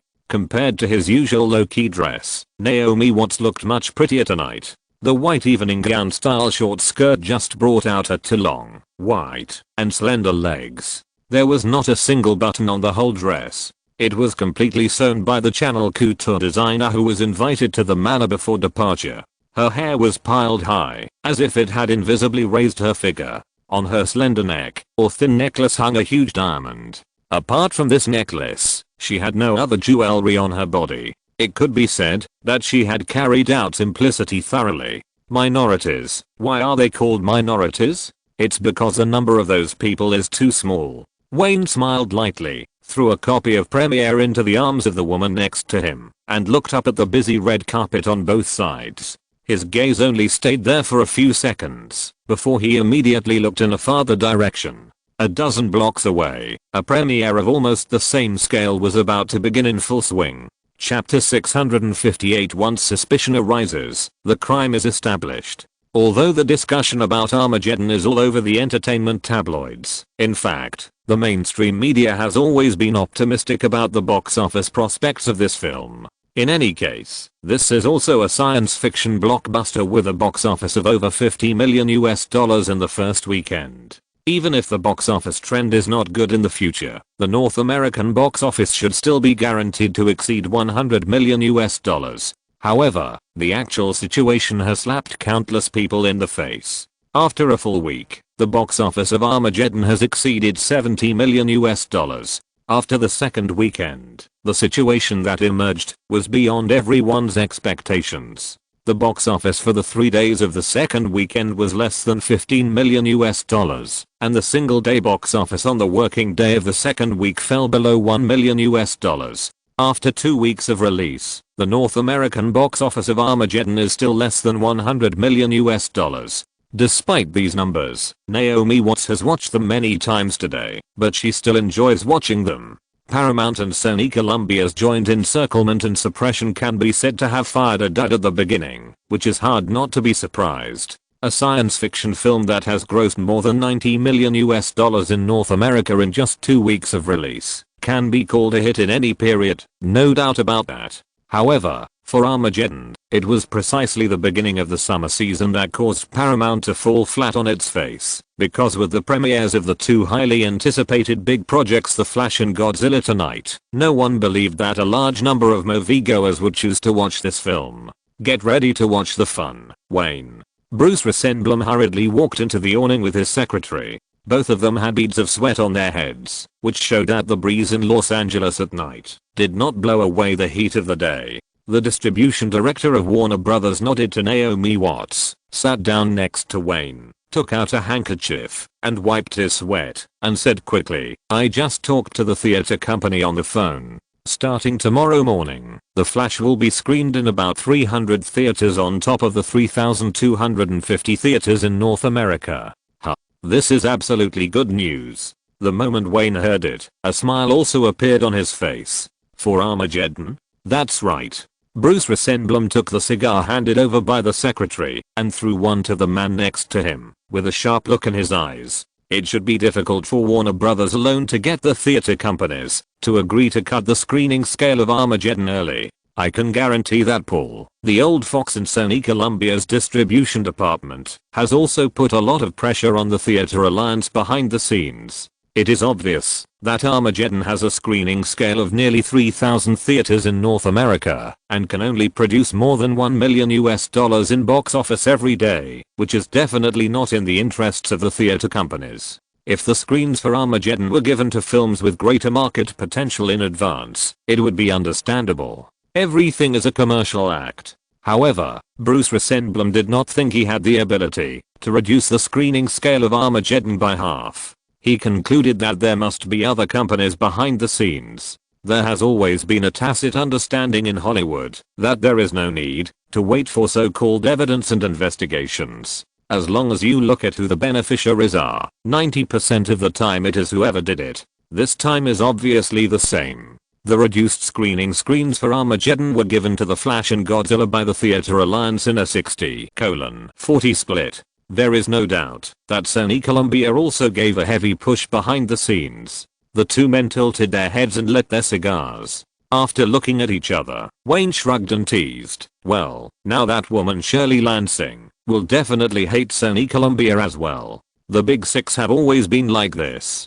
Bruce Rosenblum nodded. The smile on his face slowly faded, and he looked around, before continuing in a serious voice, "But don't relax. Even if Sony Columbia gives Paramount a blow, when they should unite to attack, they will definitely not be affected by this incident at all. Paramount has now been pushed to the edge of the cliff. The scale of screening of Collision Impact has been greatly reduced. With the release of Godzilla and The Flash, the frequency of screenings in theaters will certainly drop sharply. No one can say whether Shirley Lansing will give up directly or choose to join forces with Sony Columbia to try again. Let's ignore them for now and do our own thing first." Although what the Warner Brothers distribution director said was right, Wayne still shook his head slightly. He believed that, as long as there was no big opportunity on his side, even if the two companies joined forces, they might not be able to compete with The Flash. What's more, the so-called front and back encirclement, the one in front, has already fallen to the ground, and it is still unknown whether he has the strength to stand up. There is no need to be overly defensive. Godzilla is their main target. I'm ready here. Bruce Rosenblum seemed confident when he mentioned this.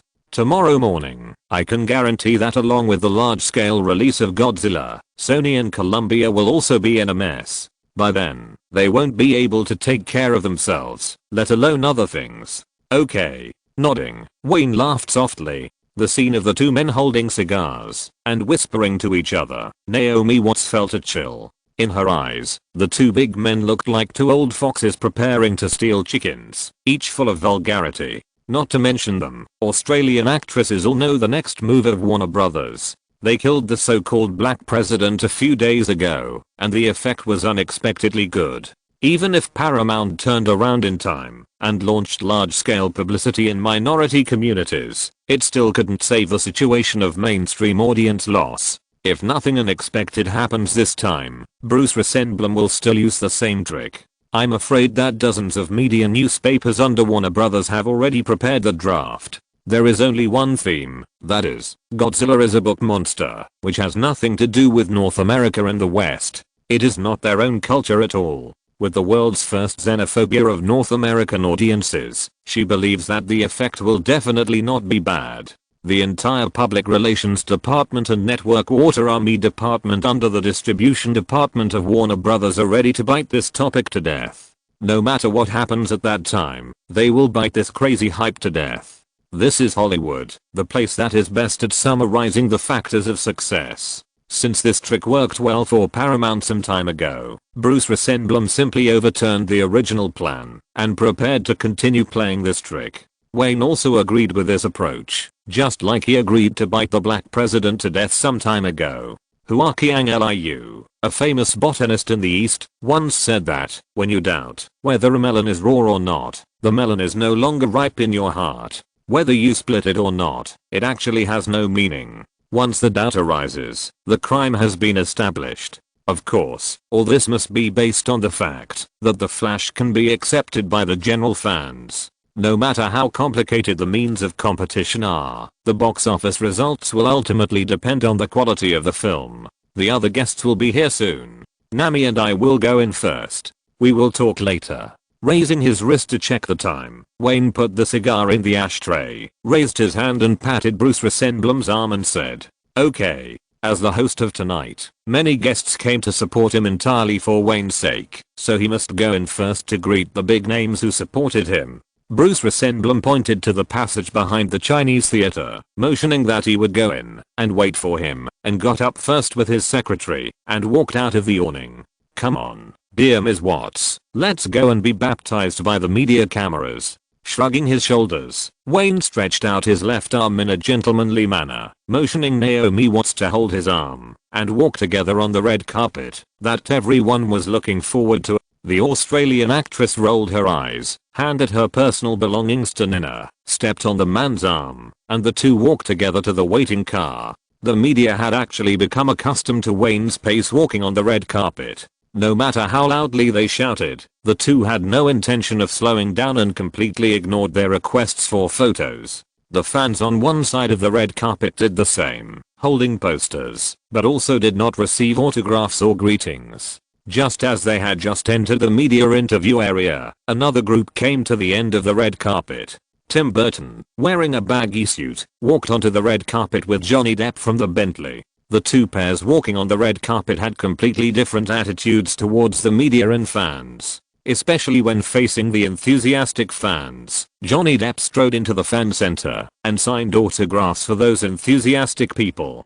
In terms of treating fans, this guy is simply a role model for idols. He kept shaking hands and signing autographs with fans. Even the 4 security guards on the scene almost couldn't stop him from walking towards the chaotic fan center. If it weren't for the security guards trying to stop him, he seemed to have forgotten that he was walking on the red carpet. Look, this is what a real big star does. The chaos behind him also attracted the attention of the two people in front. Naomi Watts raised her arm and poked the man next to her, whispering and teasing. Depp is liked by fans, maybe because of this aspect. People are complicated, aren't they? Wayne also saw the scene where Depp was stopped by security. The fans on the scene almost lost control. This scene was put in the eyes of ordinary people, and it is indeed difficult not to have a good impression of Depp. Unfortunately, people are always complicated. This guy is so sincere to his fans, but he is also so difficult to deal with. If there were no large number of media reports, it would be hard to believe that the same person behaved in The Crew, which is the most trouble-making machine for producers in Hollywood. In addition, this guy's wife pooped in the bed. When Wayne thought about it, he felt sick. A grown man was abused by a woman and pooped in the bed. Although the lawsuit was finally won after many years, it undoubtedly became a joke in the eyes of audiences around the world. Chapter 659 Brand. Hollywood has always been a commercial society. Geniuses are never needed here. It has always been like this. Those who are sought after by everyone are precisely those brands that are wrapped in the cloak of genius and perfectly marketed, such as Steven Spielberg, Explosive Bay, Wayne, etc. among directors. The same is true for actors, producers, and even other behind-the-scenes jobs. The overall environment of the entire circle does not value the so-called genius at all. What the film companies value more is actually the profit potential of the red LUO. If you can find a way to prove yourself and bring benefits to the film company and more people, there will be countless behind-the-scenes promoters around you, trying their best to market you as a special brand in front of the public. The same is true for Wayne. He also proved himself with Happy Death Day first, which enabled the distribution company to make a lot of profits and successfully let Warner Brothers see his potential. Only then will he be gradually marketed as the so-called Last Night in North America, the winner of the Congressional Gold Medal, the dream lover of all North American girls, the director flag of Hollywood in the 1990s, and other labels.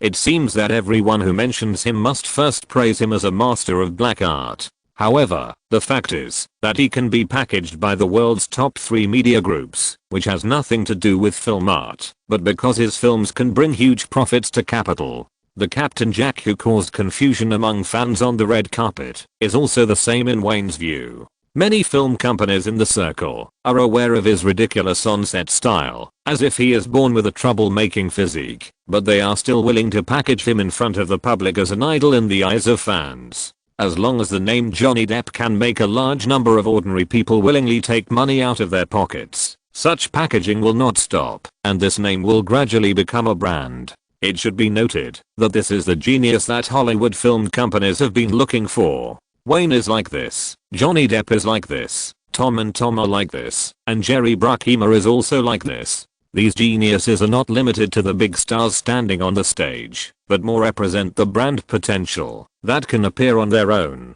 For filmmakers who can achieve certain success in this circle, talent is not the first priority. You can have a decadent private life, take drugs, smoke leaf tobacco, or even smoke powdered substances, and get together with people of the same gender as you, in order to seek greater excitement. None of this is important. What is the most important thing? Johnny Depp is a typical example. He must know how to market himself clearly. In front of fans, he will always be the best idol and a fan-loving maniac. Hollywood film companies are also willing to see this kind of scene. They want you to become a brand that can make the public willing to empty their wallets more than anyone else. I should be very busy today and have no time to entertain you. After a brief interview, Wayne took Naomi Watson in to the door of the Hollywood Chinese Theater and began to greet the guests on the stage as the host. He hugged Tim Burton warmly, shook hands with the silent Johnny Depp, and pointed to the staff who led the way. "You are always busy, man. When you reach my age, you will know the importance of enjoying life." Tim Burton teased, smiled and patted his arm, then politely nodded to Naomi Watts and followed the staff to the VIP lounge. They were the first 2 guests to walk on the red carpet. Unlike most of the invited people, the Gothic director was willing to show up to show his support because of their personal relationship. As for Captain Jack on the side, the two of them have always been inseparable in almost all formal occasions in the past 2 years. "I can feel that Wayne doesn't like me." After arriving at the VIP lounge on the 2nd floor of the theater, the two found a seat and sat down. Johnny Depp tilted his head and looked at his friend beside him and whispered, "It's normal, because he and I are the same kind of people." Tim Burton had seen this clearly a long time ago. He had tried several times to push the talented actors around him to the other crew to take a ride, but every time the other party agreed, and then there was no follow-up. Wayne is not easy to approach. The people around him are either those who have been fighting with him for many years, or those who are very fond of his temper and admired by him from the bottom of their hearts. Otherwise, it is not as simple as it seems to be to become friends with him. But he still has a lot of friends, right? Johnny Depp turned his head and looked in the direction of the 1st floor entrance of the theater. In fact, in his heart, he did not agree with his friend's views and was more inclined to think that the Dark King was a typical big boss in the circle. This situation is very common. If you want to enter the circle of big bosses like them, at least you have to have a matching status in the circle. For example, Wayne's actor friends, Will Smith, Tom Cruise, Christian Bale. Which one is not a first-line commercial star in the circle? Even Ethan Hawke, Gary Oldman and Ralph Fiennes are well-known figures.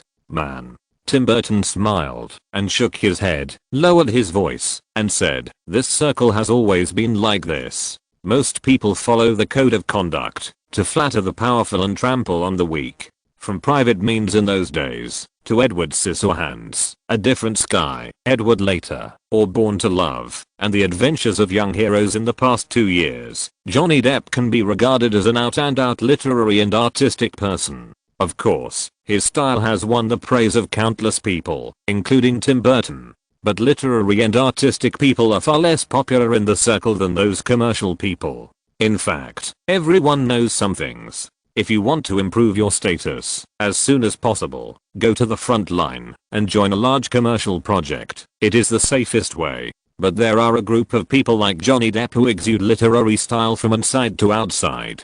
If you don't want to know these things, it will be difficult to change your career. In fact, Tim Burton also hoped that Johnny Depp could join Wayne's project at first, just like the literary Nicolas Cage in his early years, and go to the public through a film. Unfortunately, he later found out that Wayne didn't like his friend, so this road was blocked. Big star Johnny Depp stood up in silence and looked at Tom Cruise and his wife who were hugging Wayne on the first floor. For the first time, his eyes flickered with thinking. No one wants to be despised wherever they go, and he doesn't want to either. This feeling is not pleasant at all, especially in the recent formal occasions attended with Tim Burton. The enthusiasm in those people's eyes is always for Tim Burton. Even if they greeted him politely, they also looked at Tim Burton's face. Johnny Depp, is that the guy's name pronounced like this? At the entrance of the Chinese theater, Naomi Watts, who often followed Wayne to greet guests, chatted with Nina in a low voice. "I forgot when I saw the movie he starred in. He is an actor with very distinctive acting skills, and he is handsome enough. Yes, it's a pity that the movies he starred in are too niche." The assistant has been in this circle for many years. After a lot of exposure, she can see some things more clearly from the perspective of an observer. Tim recommended this actor to the boss several times, and the boss thought he was too literary. He is a person who does not follow the rules. Hearing the discussion between the two women, Wayne shook his head helplessly.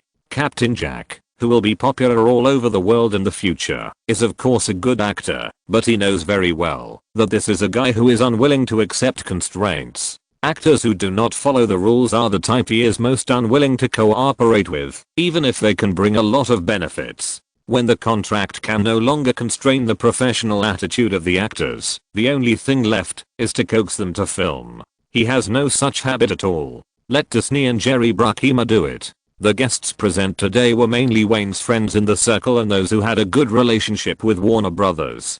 The popularity of The Flash was high enough, and the stars who received the invitation from Warner Brothers basically all came in their best clothes. From Tim Burton and Johnny Depp at the beginning, to Tom Cruise and his wife, Steven Spielberg and David Geffen from DreamWorks, to new generation actors and stars such as Hugh Grant who came with Nicolas Cage. It took less than an hour for the second floor of the Chinese theater to be noisy. Although every guest greeted Wayne with a smile, some people's eyes were hidden with something that could be found if observed carefully. The reason was simple. At the same time, the premiere of Godzilla was also star-studded.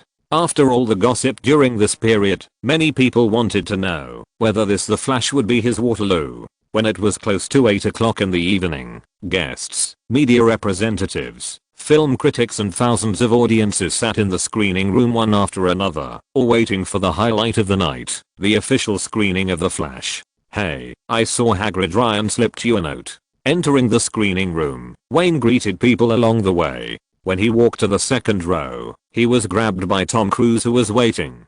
Tom Cruise had a look on his face that all men understand. He winked at him and whispered teasingly, "I swear this girl is good. We worked together in Top Gun." It seemed that it was just two men's whispered teasing, but Nicole Kidman and Naomi Watts on the side heard it clearly. The two women looked at each other and rolled their eyes at the same time. This circle has always been like this. For these successful men, there are so many temptations that they will come to you even if you hide. "You said that?" Wayne didn't care about the actress who was 10 years older than him at all. If it wasn't for Tom Cruise's cheesing, he wouldn't even remember the woman who came with Nicolas Cage.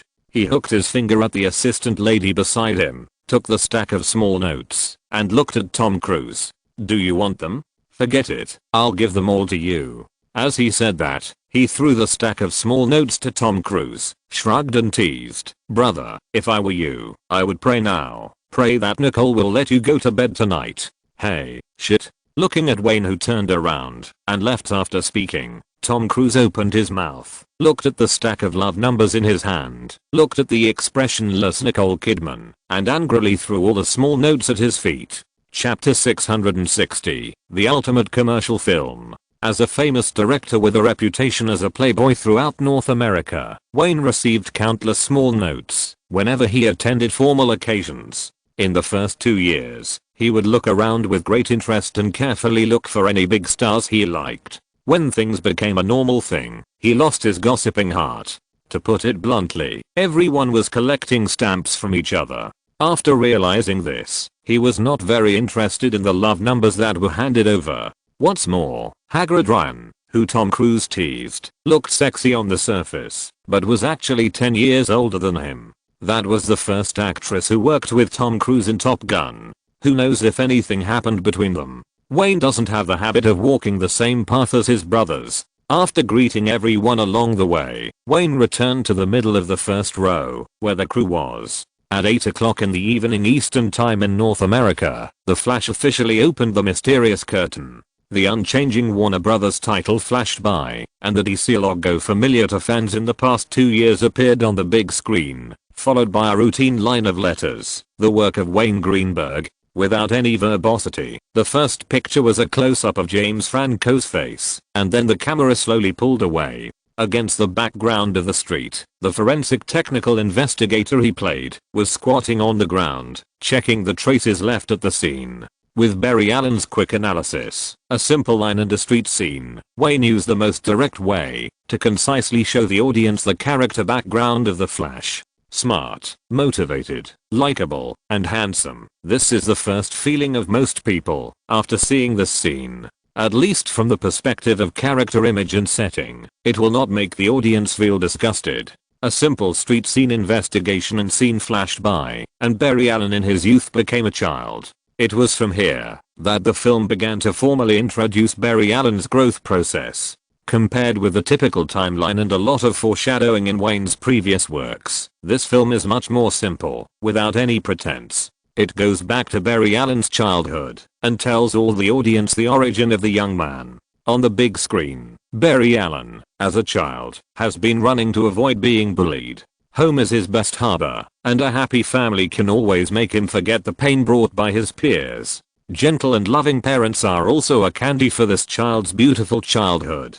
However, as the camera turned, everything came to an end on this night. 2 yellow and red lightning bolts that could not be seen by the naked eye fought in Barry's home. Before Barry could figure out what happened, he was sent to the street by one of the lightning bolts. When he ran home desperately to find out what happened, he saw his mother's body. The only father left at the scene became a murderer arrested by the police. The police who escorted his father ignored what Barry said at all. No one believed a child. In the end, his father was imprisoned as a murderer. The story is very simple. Considering the patience of the audience, this scene is shown very quickly. Even the process of little Barry being raised by his father's friend is shown very quickly. There is no so-called foreshadowing. It is passed by. The camera turns again in an instant. 14 years later, Barry Allen has become a field investigation scientist, but he is always late for work for various reasons, and his adoptive father Joe West helps the child to make amends and clean up his butt every time. The film has only been going on for less than 10 minutes. The big screen perfectly connects with the opening scene, and the smart and likable Barry Allen appears. This scene also clearly tells the audience how this outstanding young man constantly uses his smart brain and talent to help the police solve one difficult case after another. No wonder there are those rumors. The story on the big screen continues. Steven Spielberg, sitting in the middle of the third row, smiled and shook his head, muttering in a low voice, "This movie doesn't look like a Greenberg-style movie. HMM. The thin David Geffen heard the mumbling, turned his head to look at his old friend, and asked curiously, "At least I personally think this movie is very good, isn't it?" Without the elaborate foreshadowing, the crime suspense given at the beginning of the movie, and the dark and depressing movie rhythm, doesn't this count as a Greenberg style movie? Yes. Whether it was the media representatives, film critics or thousands of fans at the scene, the first feeling was this. The element that Wayne was best at in his previous works were not seen in the opening scenes of this flash. If it wasn't certain that this movie was shot by Wayne, many people would never believe this fact. The fast switching shots, the compact but extremely simple story rhythm, the sunny, handsome, and distinctive male protagonist, as if all these elements had nothing to do with Wayne, all appeared at the beginning of the movie. "Hey, Steven." Seeing that the audience around him were watching the film attentively, David Geffen lowered his voice and approached his old friend and said, "I admit that Wayne's previous works are great, but I still have to say that if you want to appreciate the greatness of those films, you must carefully study and watch them. This flash didn't give me that feeling. It made me feel very relaxed. I didn't have to rack my brains to figure out whether this shot had any hints about the next story. Isn't that good? For example, the special effects of the two lightning bolts fighting just now made me very satisfied." "You're right." Steven Spielberg nodded, turned his gaze to the big screen again, and said in a voice that he couldn't hear clearly, "It's just that this style change is too amazing, too risky, and not right." Suddenly, he turned his head and carefully looked around the entire screening room. Whether it was the ordinary fans or the media and guests, they were all watching the big screen with relish. In the entire theater, there was no most common chattering sound at all. Not at all. It was obviously abnormal. This was not the first time he attended the premiere of Wayne. Even the premiere of Batman, The Dark Knight was not so quiet after the screening began. Turning his head to look at the big screen, Alan Berry and his childhood sweetheart Iris came to visit the Star Lab. As soon as this temple of science appeared, even Steven Spielberg was shocked by the exquisite and grand special effects. And this laboratory building full of technology is just a beginning. Wells, the leader of the Star Lab, announced in front of everyone that he will change the future tonight. Just at this time, a thief snatched Iris's bag. After Barry Allen chased him out, he was unexpectedly beaten by the thief. In the end, he was saved by the sudden appearance of Detective Eddie. Because of this thief, Barry Allen could only watch the live broadcast in the office. The camera began to switch frequently. Barry Allen was in the office, watching the clues collected over the years about his mother's death. His adoptive father Joe and his partner were attacked on a farm. The camera suddenly turned again, and the particle accelerator in the Star Lab exploded, and the sky was flooded with red light. The explosion of the particle accelerator in the Star Lab spread to the entire city at a visible level. Barry Allen, who also watched this scene, was suddenly hit by the light of the particle accelerator and the lightning in the sky at the same time. Under the whole fast-paced camera, the lightning, the explosion of the particle accelerator, and other scenes were rendered extremely shocking by special effects, attracting the attention of all the audience. For this story, countless audiences can be familiar with it, just the birth of the Flash. What people didn't expect was that such amazing special effects could appear on the big screen. The background music in the theater, plus the special effects rendered by Wayne at all costs, can be said to have reached the extreme that this era can accommodate. You should know that more than 50% of the production funds of The Flash were invested in special effects. The modeling of industrial light and magic plus the first large-scale computer rendering allowed the audience to experience for the first time that, even if it was just for the perfect visual and auditory sensory stimulation, going to the cinema was worth the ticket price. This is actually a common practice of commercial blockbusters 20 years later. The popular and concise story, the extremely fast-paced editing and splicing, and the shocking special effects soundtrack constitute the unique charm of commercial blockbusters. The reason why film companies did this 20 years later was, on the one hand, because the cost of special effects was extremely low, and more importantly, because in that era, people had too many entertainment options to choose from. Even watching a movie in front of a computer would not be much worse than going to the cinema. The fast pace and stimulating the senses of movie fans through big scenes and big special effects are the best reasons for them to go to the cinema, because facing the computer at home, they can never enjoy the shocking audiovisual experience of the movie in its original flavor. Barry Allen on the big screen has been rushed to the hospital for rescue because he was hit by a particle accelerator and lightning, but the scene just now made all the audience fall into aftertaste. Is the story complicated? No, it was just a simple film showing the birth of the Flash, and it was not long, only less than 5 minutes. However, it was this special effect that was done to the extreme of this era that attracted all the audience. If this film came out half a year later, I would have guessed that it was Titanic that inspired him. Steven Spielberg let out a long breath and whispered to his old friend beside him, David Jeffen's understanding of movies is not that deep after all. After all, he has always been playing music, but this film has given him a great feeling from the beginning to now. Hearing what the old friend said, he looked over in surprise and asked, what do you mean? The Flash and Titanic? No matter how you look at it, there is no connection between the two. Wayne, who lost his exploration of film art, completely took the commercial element to another extreme, just like when he used it to take horror films to the extreme. Smiling and shaking his head, Steven Spielberg looked at the middle position in the first row, revealing deep admiration. He saw through one thing, and succeeded in doing it, that is, in this extremely commercialized circle, creativity and stories have always been the least valuable things. Just like James Cameron's Titanic and Roland Emmerich's Independence Day, they created a commercial miracle with just a third-rate story. The same is true for The Flash. Such a story is not creative at all, let alone artistic quality. But is the story important to this film? Not at all. But even such a simple story that the audience knows clearly was stimulated by him in another extreme way. TSK, the special effects scenes that appear in this Flash now, I'm afraid George's new Star Wars can't make them. If you're listening to this novel on a channel other than Fanfic World, it means they downloaded and uploaded it without effort. We cordially invite you to visit our channel, Mundo Fanfic Novelos. There you'll find the original version of this story and you can explore many other novels of various genres. We're waiting for you to immerse yourself in a world of incredible novels. Chapter 661, A Weak Villain.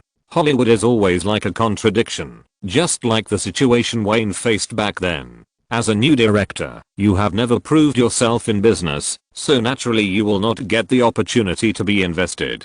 But without money to make your first feature film, how can you prove your ability to the film company? This principle also applies to The Flash. A simple third-rate story like this, let alone a new director, even if it is a little-known director, will only be exchanged for a big mouthful of phlegm in the film and television production department when it is brought to Warner Brothers, and most of the time it will not even get the opportunity to be reviewed. Contradictions can be said to exist in all aspects of the circle. In the eyes of film companies, fresh and creative stories are tantamount to taking risks with large sums of money. Film companies will not even look at old-fashioned and simple stories that seem to be spliced on an assembly line. There are many screenwriters and producers who can write such stories, and they will not believe in your ability. If you look at it this way, movies seem to be child's play, but the reality is much more cruel than this. When Wayne first proposed The Flash, it was just an idea, and even the script was just an outline, but Warner Brothers still spent hundreds of millions of dollars to pay for it.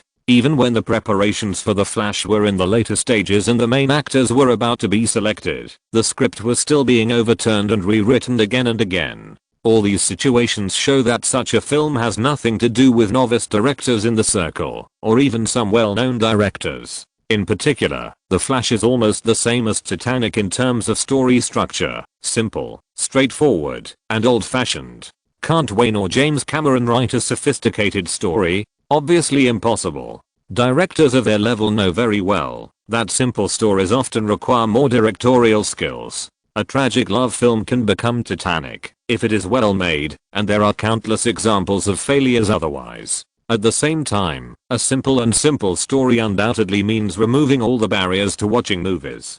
Even if the people who enter the theater are children of a few years old or people in their 60s and 70s, they can still understand what the movie is about at the first time and win a wider audience. Of course, all this depends on the quality of the film. The stories of popular commercial films are often very simple and easy to understand because the selling point of the film is not the story at all. Some people have already thought of this while watching the movie, and more people simply think that this movie is worth the ticket price for the grand visual pleasure. In the 2 rows behind the media representative area, Bella Grant, who was wearing a light beige women's suit, looked at the big screen with excitement. Since many years ago, she has not missed the premiere of every movie of Wayne, and the same is true for this flash. Even if she did not squeeze into the media area reserved by the organizer, she still got a premiere movie ticket with her own relationship. Previously, there were many rumors about this film in the industry. This was the first time Bella Grant saw the complete film. Now she couldn't guess what other viewers thought, but she knew that she was very satisfied.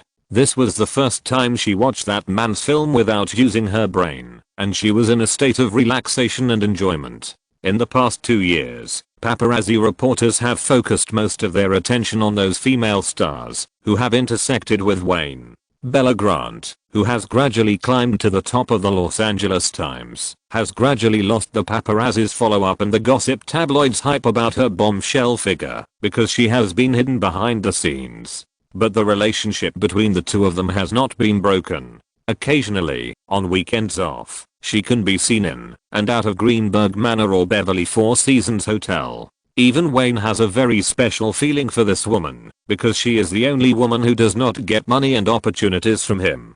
Bella Grant has her own career and is doing very well. This is a capital that allows her to remain independent. She likes excellent men, but she doesn't necessarily want to get something from them. Of course, the close relationship between the Los Angeles Times and Warner Brothers must have the factor of that man, which is simply unavoidable. But for Warner Brothers and the Los Angeles Times, the close cooperation between the two sides tends to be a win-win situation, which is the basis for the close friendship between the two sides. Not long ago, when Wayne and Bella Grant had a party, when he saw that the woman was still driving the Chevrolet that she had bought a few years ago, he suggested that the woman choose a good car by herself and send the bill to the manor, and someone would naturally pay the bill. In return, the woman shook her head decisively, just as she had rejected countless expensive gifts before. When Wayne galloped on the majestic mountain, he habitually teased, "I'm working like crazy and making a lot of money just so that my girlfriend doesn't have to worry about money. So, Bella, you can just make an appointment with Nina, go shopping at luxury stores, and drive away the car you like at the car dealership." Even though the woman was suppressed, her mind was always clear, which was admirable. Her answer was particularly direct. "Wayne, your workaholic attribute and the sky-high income that comes with it are not for a certain woman, but for the rights that ordinary people look up to, and the capital to squander your desires. Don't use these words to deceive other female stars to deceive me. But what I said is also true, isn't it?" The man looked at the woman's majesty with fascination and teased again with his next if. "Don't talk about this, Wayne. I'll tell you what the truth is. The fact is that before I had a relationship with you, I had been making money to support myself and had been successful in the workplace. What? After I climbed into the bed of a rich man like you, did my ability to work disappear? I can obviously afford to buy things, but I have to spend your money? Wayne, you continue to achieve amazing success in Hollywood, all because it can bring you power, wealth, fame, dreams, etc.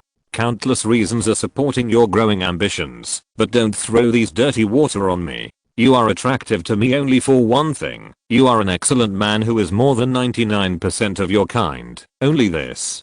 Similar conversations have happened more than once, so this woman has always felt different from other female stars in Wayne's eyes. In his opinion, the so-called independent women are probably like this. Such a style and personality are hard not to make men deeply fascinated. Especially in Hollywood, a heavily patriarchal society, Bella Grant is different from the abnormal style of women of this era, as if she exudes charm all over her body. Boy, after tonight, the debate you will face will become more intense. Looking at the big screen, although Bella Grant liked this movie very much, with the sensitivity of being a media editor-in-chief, she instantly thought of the direction of public opinion tomorrow morning. There is no doubt that this Flash is not like a Greenberg-style movie at all. Countless artistic elements praised by filmmakers around the world have disappeared in this movie. At least when the movie is shown here, all you can see is the audiovisual special effects that have been achieved to the extreme of this era under the simple story. The story on the big screen continues. After Barry Allen was hit by lightning and a particle accelerator, he lay in a coma in the Star Lab for 9 months. After Barry Allen woke up, Dr. Wells of the Star Lab told him everything. The particle accelerator was Dr. Wells' lifelong dream, but the accident finally happened. The doctor told him that during the 9 months of his coma, every time his heart stopped, the entire futuristic and technological laboratory would lose power. After that, Barry Allen went to see Iris, whom he had a crush on, as soon as possible, but his body had changed without him noticing. This change successfully allowed him to resolve a crisis. When he returned to the police station, he found a prisoner preparing to steal a gun, and he instantly moved in front of the prisoner to stop the impending crisis. The changes brought about by the body made Barry Allen feel terrified. He ran out of the police station when he realized something was wrong. After that, he found that his speed was as fast as lightning, and his fear disappeared, and excitement filled his brain. There is no doubt that all this is related to the particle accelerator of the Star Laboratory. The excited Barry Allen found the doctor in the laboratory. Next, they did an experiment on Barry Allen's speed at the airport together. His speed was so fast that it exceeded the sound, and there was even a sonic boom when he started running, which immediately reminded him of the 2 lightning bolts on the night when his mother was killed in his childhood. Barry Allen, who recalled his childhood, broke his arm because of distraction, but what happened next was even more unexpected to everyone. In less than 3 hours, his broken arm was restored to its original state. From acquiring abilities to adapting abilities, and then to understanding one's own abilities. Although the camera switches very quickly on the big screen, all the places that can show Barry Allen's abilities are rendered extremely shocking by special effects, and every audience member on the scene stares at the big screen with great interest. Barry Allen became the flash in people's memory, and the story began to get on track. When Barry Allen used his abilities to chase a criminal, he happened to run into Martin, his adoptive father's partner, who was killed by lightning that day. Instead of dying, the other party also gained the ability to control the storm because of the particle accelerator. The story is very simple. When Martin, who controls the storm, appears, everyone knows that this guy's the villain in the movie, but the audience did not feel bored, because whether it is a scene of Martin controlling the storm or Barry Allen's lightning fast rendering, the visual and auditory experience is directly full. Barry Allen told all this to his adoptive father, but his adoptive father Joe did not believe it at all. His dead partner Martin not only survived, but also became able to control the storm. All this is simply too ridiculous. Joe still believes that it was Barry Allen's father who killed his mother. He thinks the child is just looking for an excuse to exonerate his father. Barry Allen, who was thought to be crazy by his adoptive father, turned around and found the doctor of Star Labs. He told the doctor what he saw and inferred that the particle accelerator not only changed himself, but also irradiated the whole city. It is very likely that there are more people with superpowers due to the radiation. Martin is the first person of his kind that Barry Allen has seen. Obviously, as an ordinary police force, there is no way to solve this big trouble with superpowers. He wanted Dr. Wells' team to find a way to solve this kind of people, but the answer he got was no. At this moment, no one could help him. His adoptive father did not believe his crazy words, and the doctor was skeptical about his words, but had no solution. Barry Allen, who had no choice, chose to go to another city, based on the legends he had learned, relying on absolute speed, to find helpers who could help him. The name of this city was also mentioned repeatedly in Barry Allen's memories, the city of tomorrow, and most people prefer to call it Metropolis. Oh my god. Metropolis. Clark Kent? I knew Wayne wouldn't let us down. The Flash on the big screen was running and reminiscing. For the first time, the audience in the screening room was buzzing with discussion and couldn't help but exclaim. This plot effect was very good. When there was some information about Superman, the expectations of the audience were all lifted at this moment. But Barry Allen was just an ordinary person before. He learned about the fragmentary legend of the Guardian of Metropolis from the criminals arrested in his memory. Can he find the mysterious Guardian in the city with just these few words of information? No one knows. But the audience's emotions have been mobilized, and many people have discovered the difference between this film and the previous DC series. In the previous films, other heroes were always mentioned in the form of Easter eggs at the end of the film, but this Flash gave the information openly in the main film. If the legend of Guardian of Metropolis is not enough to excite the audience, Barry Allen's memory of a criminal has made everyone more excited, because in the scattered information, the code names Green Lantern and Green Arrow have been mentioned repeatedly. Barry Allen firmly believes that the things that he used to regard as legends are real, because his own changes are the most favorable evidence. A person who truly believes in himself, a person who has the ability to help himself solve problems. This is the goal of Barry Allen's trip,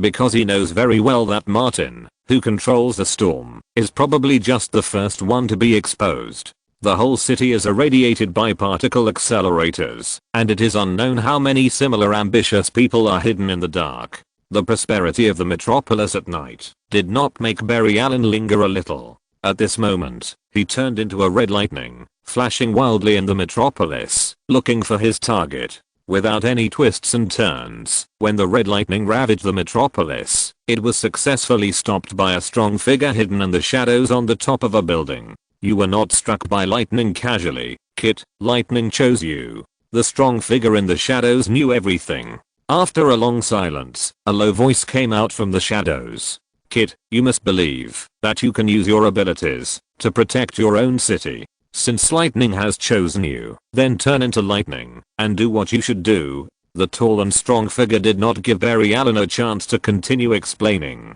He turned around and jumped down from the top of the building, leaving a final piece of advice.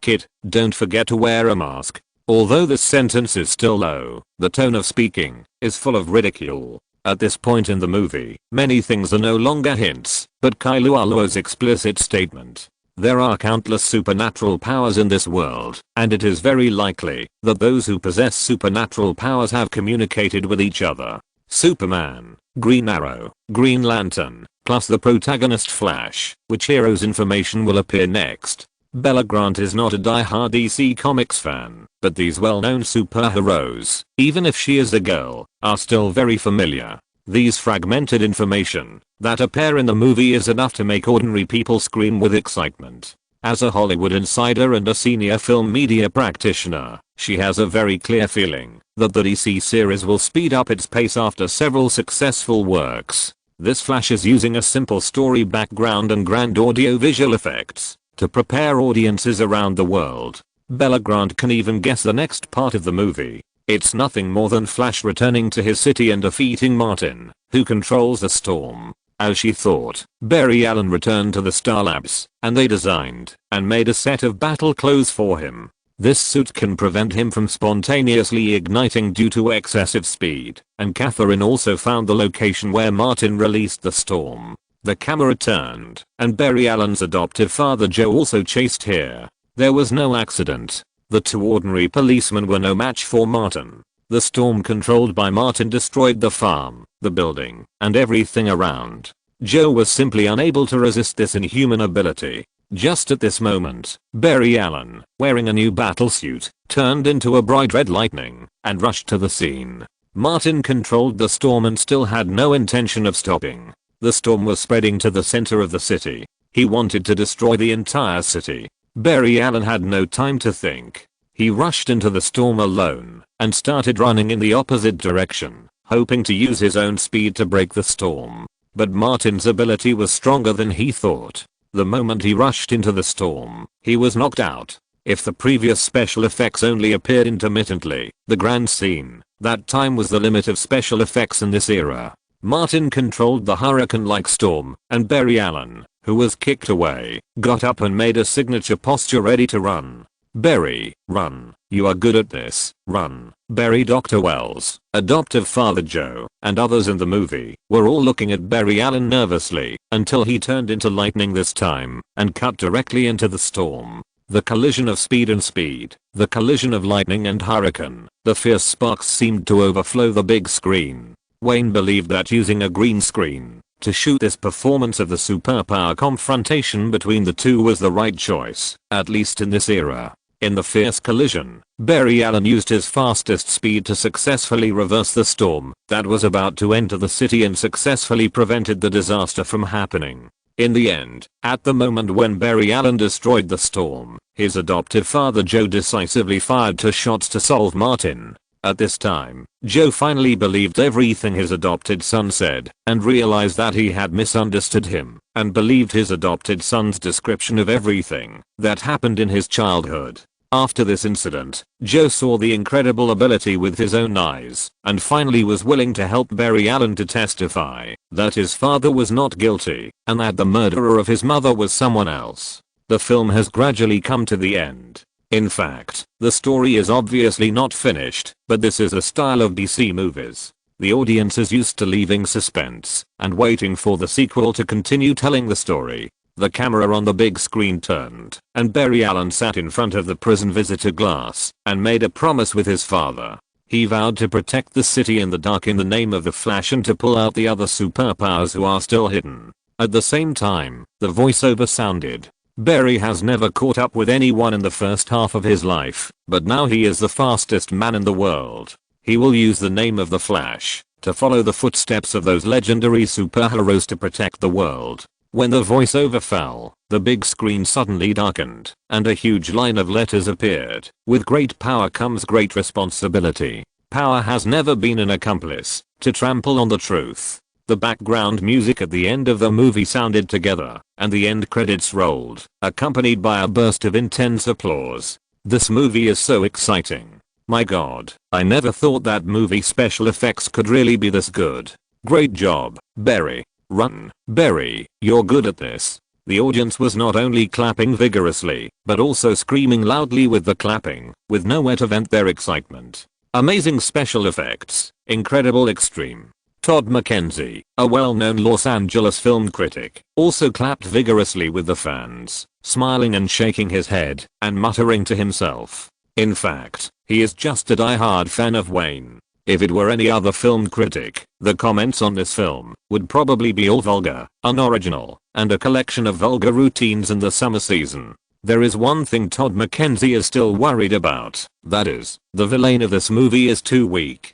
Barry Allen almost didn't suffer any setbacks and successfully killed the villain. Such a weak villain setting is rare in commercial films of this era. But Wayne is more confident than anyone else, because he can be said to have completely borrowed from his memory of Iron Man in the production of the entire Flash. In his memory, Marvel has already proved countless times that a likable character does not need to be set off by a strong villain. Even if it is like a primary school student making an appointment to fight and dancing to kill a weak boss, it will not affect the fan's viewing experience. However, Todd McKenzie did not have time to worry about it. The big screen lit up again, as if it had become a regular program in Wayne's movies.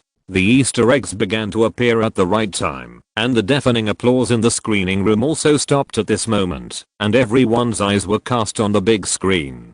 Chapter 662. With great power comes great responsibility. The applause in the entire screening room disappeared. After the ending credits on the big screen finished rolling, there was a brief flash of darkness, and then it immediately lit up again.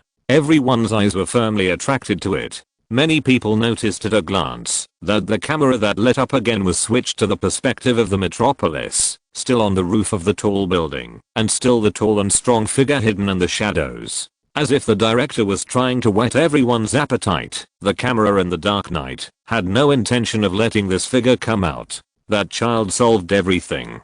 Suddenly, a female voice sounded from the quiet night, and the camera followed the tall perspective in the shadows. A figure wearing a large grey cloak stood on the edge of the roof of the building at some point, looking over with his head slightly lowered.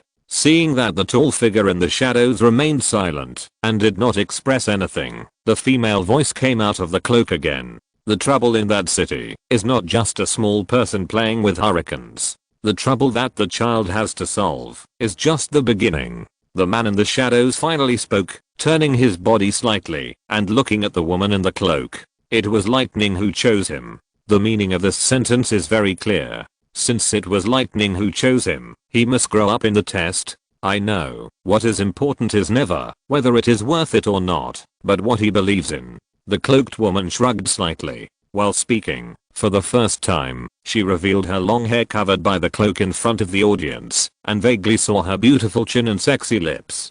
After speaking, the cloaked woman turned around and prepared to jump down the building without any cover. Obviously, the brief exchange between the two sides was about to end. From this brief conversation alone, enough information has been revealed.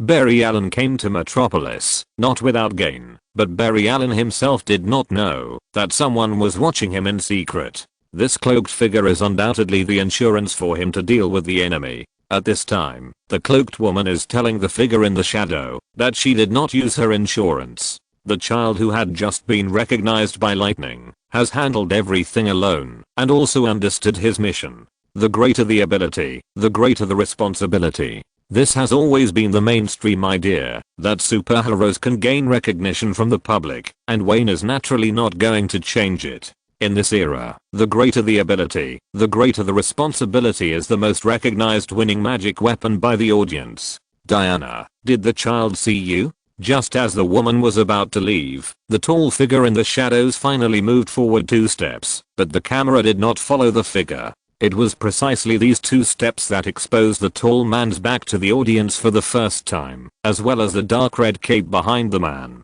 Maybe he saw it, maybe not. The woman heard the question from behind, and the figure paused suddenly, and then a teasing voice came out of her mouth, and then she jumped into the dark night with the lights dimming. The camera returned to the perspective of the tall figure again in time, closely following the woman who jumped down. At the same time, a background music with a strong electronic sound slowly sounded from weak to strong. As the woman flew farther and farther, the electronic music also reached its peak in just a few seconds. This short Easter egg shot, coupled with the extremely emotional background music of the movie, instantly made the audience at the screening feel what it means to be emotionally excited, especially the woman flying farther and farther away, as dazzling as a layer of scarlet stars in the night sky. Diana Prince. Oh my god, Wonder Woman. The audience's excited screams did not interrupt everyone's nature. Compared with the previous DC series of movies, which revealed information about other DC heroes, this movie gave them too many surprises, so many that they were overwhelmed. Especially as the camera got farther and farther away, the strong body still standing on the roof of the building, although only a dark red cape fluttering in the breeze was seen. His identity undoubtedly needs no further explanation. That is Superman Clark Kent. Maybe. Scene. With a low voice of doubt, the big screen suddenly darkened again, without giving the audience time to breathe, and lit up again. This time, Barry Allen brought his girlfriend into a museum full of people. Obviously, Barry Allen, who had adapted to everything, was in a very good mental state. The two followed the crowd, and came to an ancient painting. The combination of a handsome man and a beautiful woman was very eye-catching. Seeing Barry Allen and his girlfriend standing in front of the ancient painting and talking in a low voice with interest, a museum staff member came over and enthusiastically introduced the information of the ancient painting to them. At this time, the movie background music with a very strong rhythm sounded again from weak to strong, and the camera was slowly turning to the face of the museum staff who was explaining. Wonder Woman. Diana. This time, without any prompts, a burst of enthusiastic screams broke out in the screening room. That's right, the chin and lips of the museum staff were the woman on the roof of the Metropolitan just now, especially the background music, that made everyone excited, as if it would only appear with Wonder Woman.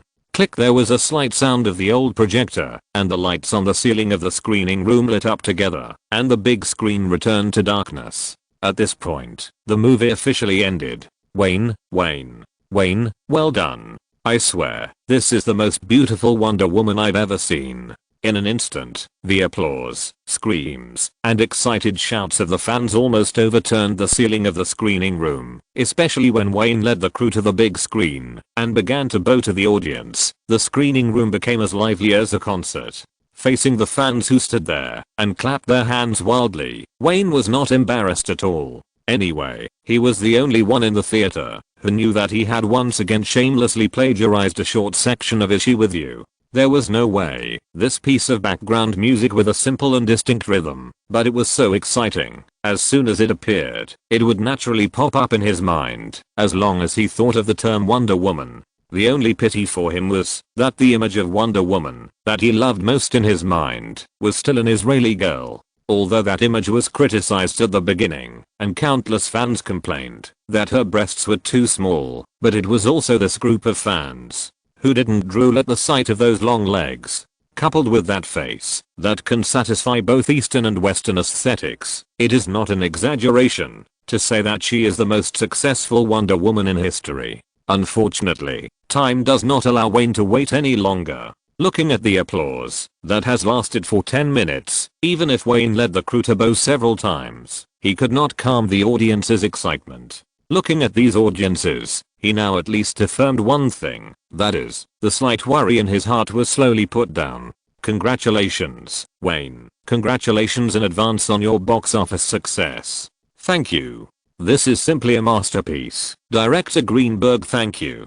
Director Greenberg, you let people see how commercial films should be shot. Great movie, thank you. Under the big screen, countless guests and big names who came to the stage were lining up to shake hands with Wayne and congratulate him. This scene was seen by David Denby, who sat there without moving after the movie ended. As a well-known film critic of The New Yorker, he had a very good impression of Wayne's movies and even Wayne himself. But this time, Warner Brothers chose not to invite critics to participate in the advanced screening, which also made him feel angry. There is no doubt that he, a well-known film critic in North America, was not guided by Warner Brothers in public relations this time. What does this mean? If The Flash starts to be released on a large scale, the box office will continue to rise, or even become a big hit. It will make all Hollywood film companies realize that even without the promotion of film critics and newspaper columns, it will not affect the revenue of the new work. Undoubtedly, Warner Brothers' choice this time is to dig at the foundation of film critics' income.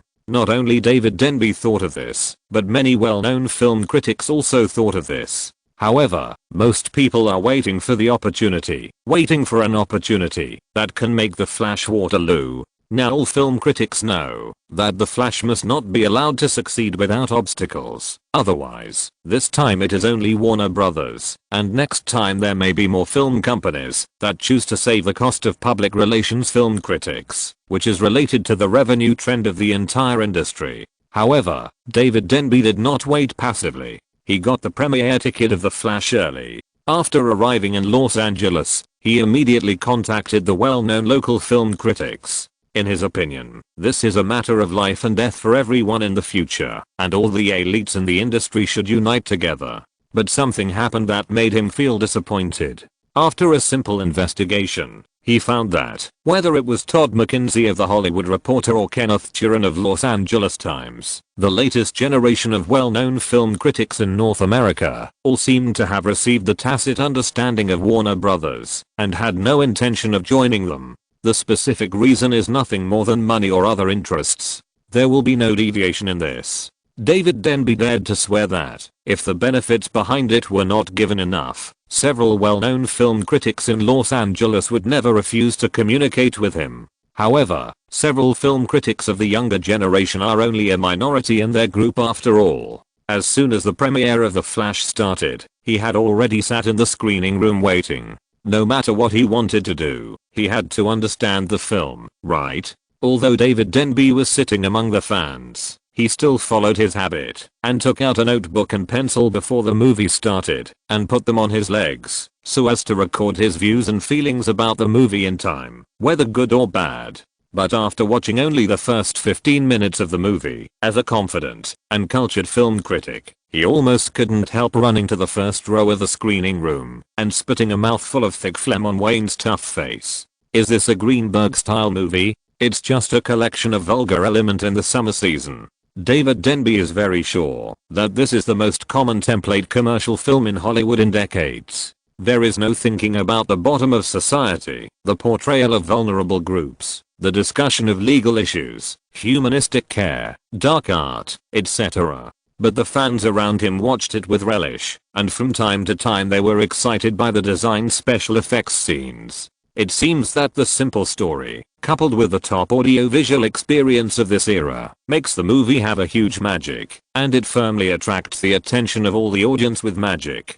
After realizing this, David Denby could only close his discipline book and sighed silently. Although this film has taken commercial element to the extreme, it still cannot change the fact that this is a template movie. Such a film has no meaning for him to record his feelings. But at the same time, he had to sigh that Wayne Greenberg could continue to achieve success and reach the peak of power in Hollywood in just a few years, surpassing 99% of his peers. It is not without reason. Regardless of whether he is self-indulgent or not, this is a director who can make films that are artistically exploratory and always knows how to please the audience. If you put aside preconceived ideas and only watch this flash, no one can deny that this is a top commercial film that plays commercial element to the fullest. When a Hollywood director shoots a movie, his goal is never to hide in the film room and indulge himself. If he wants to show his talents and ideas, he still has to face a larger audience.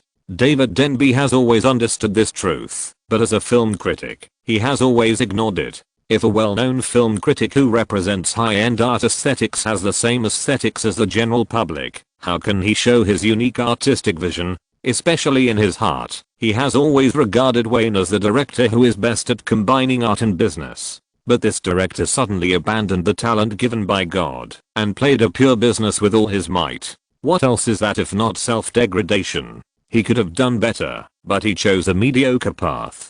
As the film was shown further and ended, David Denby was very sure of this. Wayne Greenberg's The Flash was completely free of the labels of Greenberg-style movies such as violence, blood, crime, absurdity, and multiple threads. It was purely an advertising film to catch the eye. That's right, it's an advertisement. The whole film has big special effects every few minutes, and the big and small gayo-chayo scenes every few minutes, all of which are like designed advertisements. Especially with the extremely fast editing method, it seems that any random part of the whole movie is so gorgeous and dazzling, which is very similar to the shooting method of advertisements.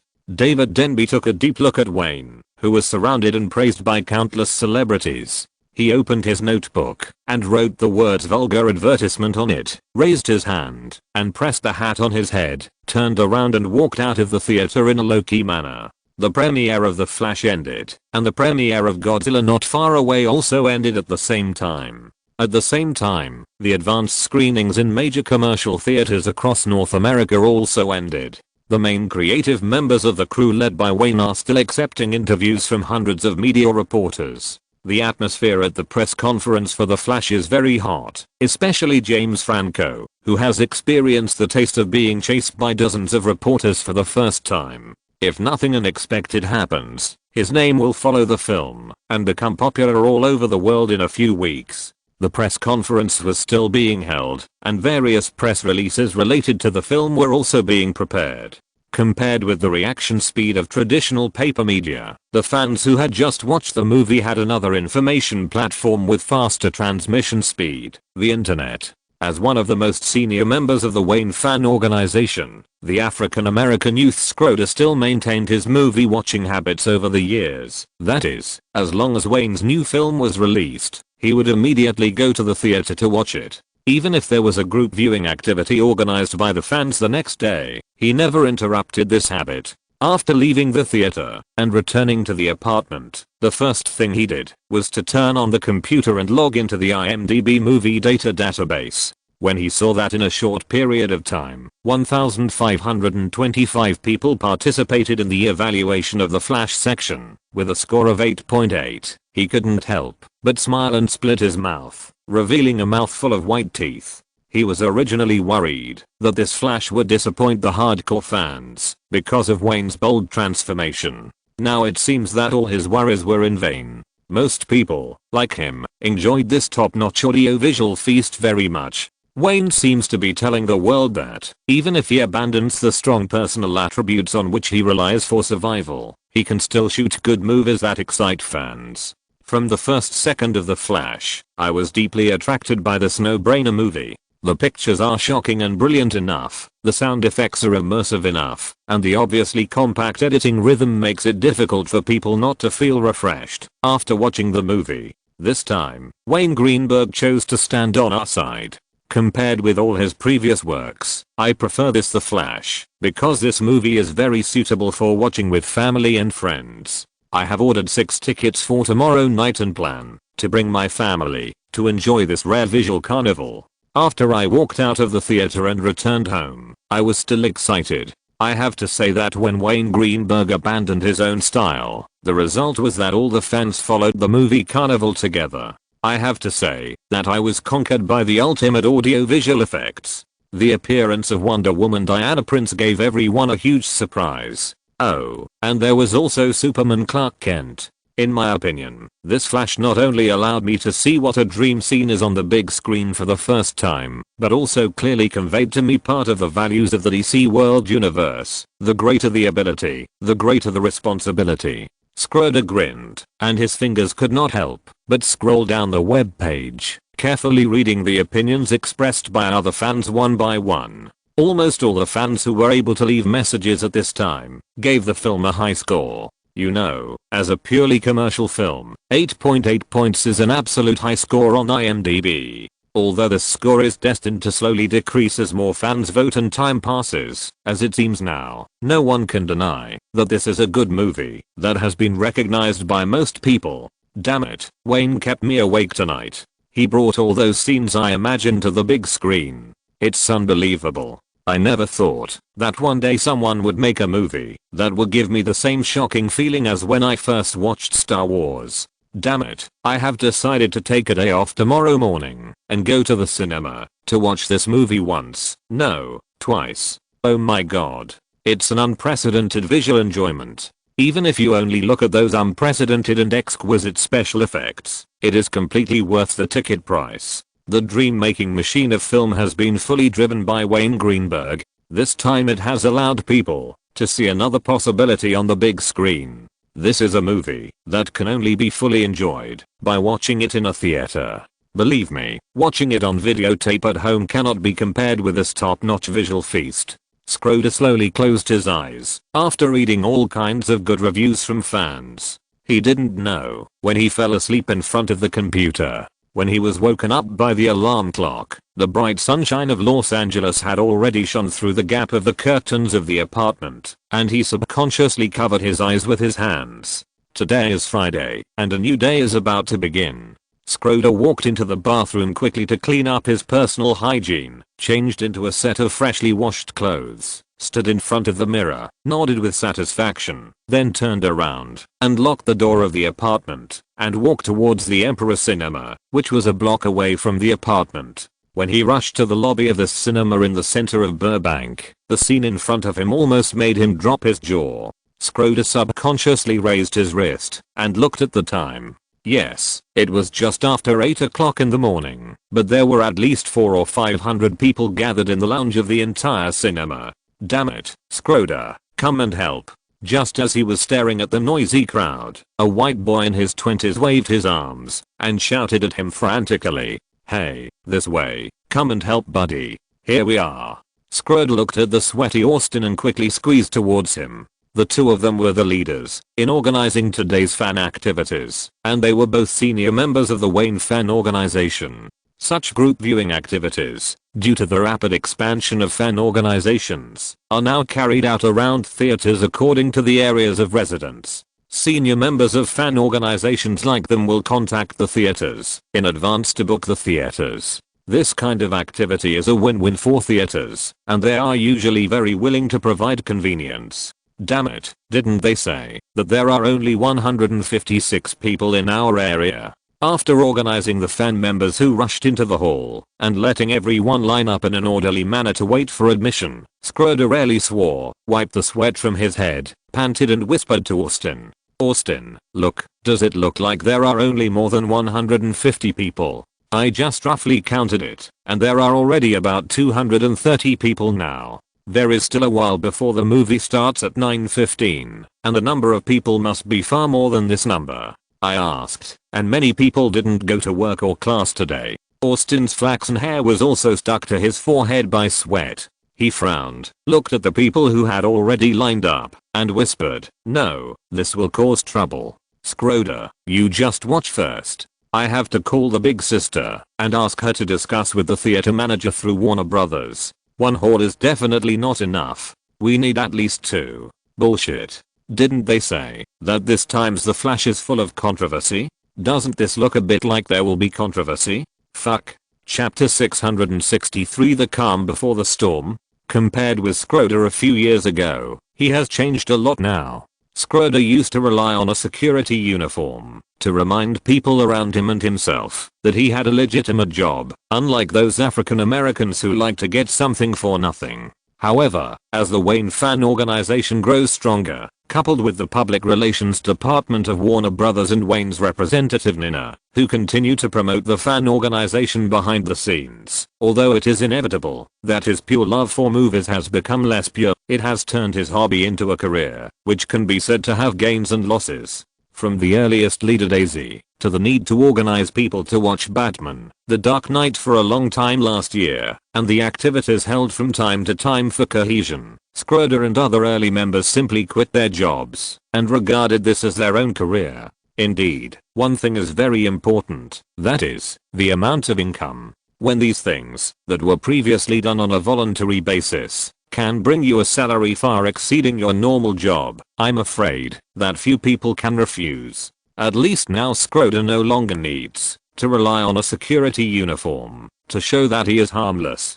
Hey, man, hey. Austin, who hurried back, was sweating profusely. Seeing his companion in a daze, he helplessly reached out and patted his back. These senior members of the early fan organization all knew that this African American man with tattoos all over his body was actually a rare good-tempered man. Schroeder, who came back to his senses, was slightly stunned and immediately shrugged apologetically and said, "Sorry, I didn't sleep well last night." "It's okay." Austin couldn't care about anything else. He pointed to the increasingly long line in the hall, completely ignoring the hair sticking to his forehead, and said with pressure, "The big sister has contacted the manager of this theater. She told us not to worry about the screening room, but to organize these fans who came to us, and make sure there is no chaos." While talking, the two looked at each other, and looked at the fans who were chatting and waiting in a mess. Now there are nearly 300 people. As the number of people increases, the pressure on them is getting greater and greater. They all knew that Wayne's The Flash was controversial. Once these fans were dissatisfied and someone took the lead in causing trouble, it was likely that there would be big trouble. If that happened, organizing a large-scale fan viewing would not only be useless, but would be counterproductive.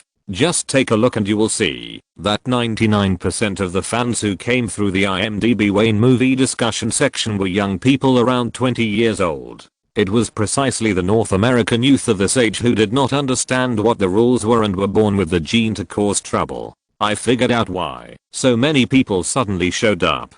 Schroeder looked at the crowd and felt a huge pressure, but in order to relax his companions, he changed the subject and talked about the news he had just heard from the fans. Not only IMDb, but also North American movie forums and fan discussion sites are full of praise for The Flash. In particular, several portal websites are almost all filled with news related to The Flash. Posters of Barry Allen, Clark Kent, Diana Prince, etc. have already flooded the North American internet. Hearing this, Austin nodded in agreement. He is also a young man, and of course he can understand the urgency of these fans. Who didn't grow up watching these famous superheroes? The sentimental bonus of youth is sometimes so powerful, especially when he heard that the relevant information of The Flash had flooded the North American internet. He immediately looked into Schroeder's eyes. The two had already guessed that the Water Army Department of Warner Brothers Public Relations Department, which was completely derived from the members of the fan organization this year, probably achieved unexpected publicity and promotion effects for the first time on a large scale. They knew too well that the so-called Water Army Department had been separated from the fan organization, but this department was not just a water army. With the strong financial support of Warner Brothers Public Relations Department, these people would suddenly become the so-called Black Fan Leader Department. The internet era is changing, and the path and speed of information dissemination are also changing. Austin muttered to himself. At this time, a large number of fans gathered in the theater, Austin and Schroeder who were fighting on the front line, and even the senior executives of the theater company who suddenly poured into the theater, probably would not have thought that this time, the terrifying marketing of The Flash by the Water Army would have such a great impact on Hollywood film companies. The theater is ready, you organize the fans to go in first, and don't make any trouble, okay? As time passed, when the pointer just reached 9 o'clock in the morning, the theater manager Mirko Ramsey frowned and came up with a worried look. No problem, we will organize everyone to line up and enter the theater now. Schroeder was familiar with the theater manager. After nodding hurriedly, he immediately shouted loudly with Austin to guide the crowd. It was not until the more than 300 people gathered at the scene slowly walked into the two prepared halls that Mirko Ramsey breathed a sigh of relief. As the manager of a theater, he had certainly seen more people gathering. Whenever a popular movie appeared, there would always be similar situations. But those spontaneous fans were completely different from these organized fans. For example, there were still more than 100 people waiting to enter the hall. Even if the scattered people gathered together, there would not be too much trouble. Usually, the theater's own security personnel could handle it. It seems that your performance this month is guaranteed again, isn't it? As more and more people lined up to enter, the hall gradually became much emptier. Just as Mirko Ramsey was about to return to the office, to report to the head office about what happened this morning, a kind-hearted teasing voice sounded behind him. Turning around, he smiled and shook his head, and took the initiative to extend his right hand and shook hands with the middle-aged man standing behind him. That's right, scene. It seems that the performance is guaranteed. But I didn't expect this situation this morning. It's not normal. Wayne Greenberg's movies, have they ever been normal? The middle-aged man named Scene teased again, and the two smiled together. Mirko Ramsey took the lead, and walked to the lounge and sat down. He looked at the man's eyes and spread his hands. He simply said directly, "You should understand what I mean, Scene. I think Warner Brothers has also found out, right? That's not my business. I'm only responsible for the fan survey of this theater. The rest has nothing to do with me." Hearing what the other party said, Scene's eyes slowly narrowed, shook his head slightly and whispered, "Whatever you think, I just want to remind you." The theater manager knew that the other party was playing dumb and did not continue the topic. Not normal. In fact, the abnormality, he said, had nothing to do with the sudden large-scale appearance of fans in the theater. After all these years of Wayne's movies, the theater chain has long been accustomed to preparing in advance. Once the movie is released and it explodes, there will be no rush. Although The Flash opened in only about 3,400 theaters in North America, theaters with better locations, such as this one in the commercial center, all tacitly asked Warner Brothers for one or two more copies of the film, just for the sudden situation this morning. What is abnormal is actually the public opinion environment. It was not just The Flash that premiered last night, but also Sony Columbia's Godzilla. To be frank, as one of the six giants, no one is afraid of the other. Will Sony Columbia let the film released by Warner Brothers have an easy time? The same is true in reverse. Warner Brothers will not let the other party have an easy time. Generally, when this happens, the two companies have already thrown dirty water on each other early in the morning of the day of the release. But the public opinion this morning was very strange. Godzilla opened in about 3,000 theaters, and the publicity was obviously not as huge as The Flash, but it was unusually silent, as if it wanted to have a gentleman's fight with The Flash, and only promoted its own film. Anyone in the industry knows that this situation is abnormal. It is impossible to say that Sony Columbia is unwilling to offend Warner Brothers because of a movie. This reason is not valid at all. If Sony Columbia did not want to offend Warner Brothers, it would not choose this release date and confront The Flash head-on. Not to mention hundreds of millions of dollars. No matter what era, $1 million is enough to make people jealous and desperate. Neither of the two film companies would be willing to invest hundreds of millions of dollars in a project and lose money because of the existence of the other party. Therefore, there is only one explanation. Sony Columbia is brewing something. The calm before the storm. After a few greetings, looking at the back of the theater manager leaving, Scene, a senior investigator of Warner Brothers, shook his head and whispered, "Old employees of Warner Brothers like him actually understand everything. This morning, newspapers, TV stations, radio stations and other media platforms suddenly appeared with a theory: Godzilla is a book monster.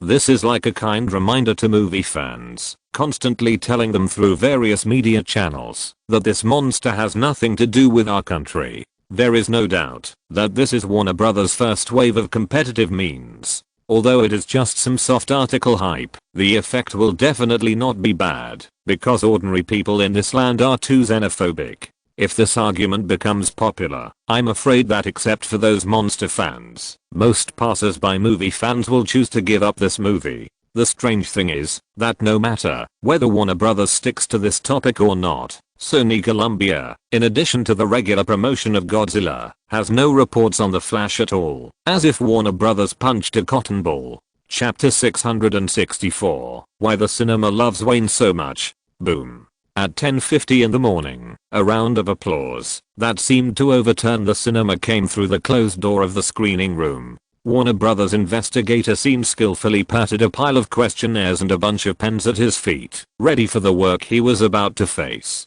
The entire movie The Flash is only 106 minutes long. The only reason for this is to make more money. Hollywood film companies have done a lot of research and found that a commercial film with a tight rhythm is about 100 minutes, which is the most appropriate movie length. This length is also the most popular in theaters, and it is also to be able to quickly turn the show around and attract more traffic. F***K. I really want to see Superman's movie now, yes, and Wonder Woman on the big screen. It's so exciting. This is a real superhero. The special effects are so shocking. I swear, just watching the special effects is worth the ticket price. As soon as the theater staff opened the door of the screening room, the fans who followed out talked about the movie they had just watched. What made investigator Sean feel relieved was that the fans who had already walked out were excited, which showed that they were very satisfied with the movie. Hey, can I spare you a few seconds?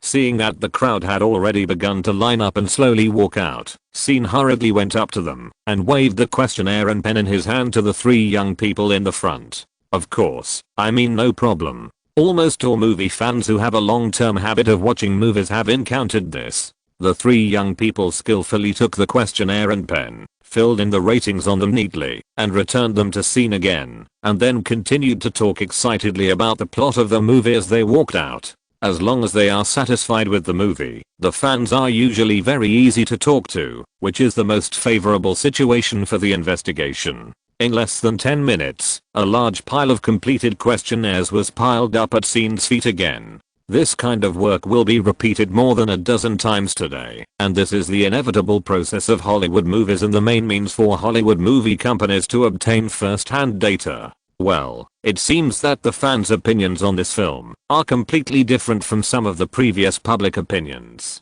Sean had just sat down to rest for a while. Looking at the fans queuing up to enter the theater manager Mirko Ramsey bent down and picked up a few questionnaires. He nodded as he read them and said, A plus, B plus. It's been a long time since I saw such pleasing fan reviews on a commercial film. This is just the beginning. Sean shrugged and glanced at him. It can already explain a lot of problems, Sean. Shaking his head slightly, Mirko Ramsey looked at the other party and whispered, I just went to the front desk to check. Even if you don't count the private screening organized by Wayne's fans, so far, The Flash has had a total of 6 screenings, with an average attendance rate of about 65%. Hey, you should understand what I mean. Today is Friday. Theaters under the Imperial Cinema line in Burbank have completed the modern multi-hall renovation early and can open multiple movies at the same time. In addition, today is still a weekday morning, and it is a big hit to have such an attendance rate. What about Godzilla? Upon hearing the news, Sean's face was also full of smiles, but his first concern was still the company's main competitor. How does it compare to The Flash? The ticket sales ratio of the two sides is about 7-1, but this data is not accurate. It's just what I observed from this morning until now. Regardless of what Sony Columbia wants to do, Sean knows that the first day box office of The Flash is likely to crush Godzilla. Of course, it's not even noon yet, let alone the peak night. In addition, the data from this theater is likely to be greatly deviated from the final result, but at least it has been proved that the first choice of most people is still the Flash. If this ticket sales ratio continues, before leaving get off work tonight, I will make a suggestion to the headquarters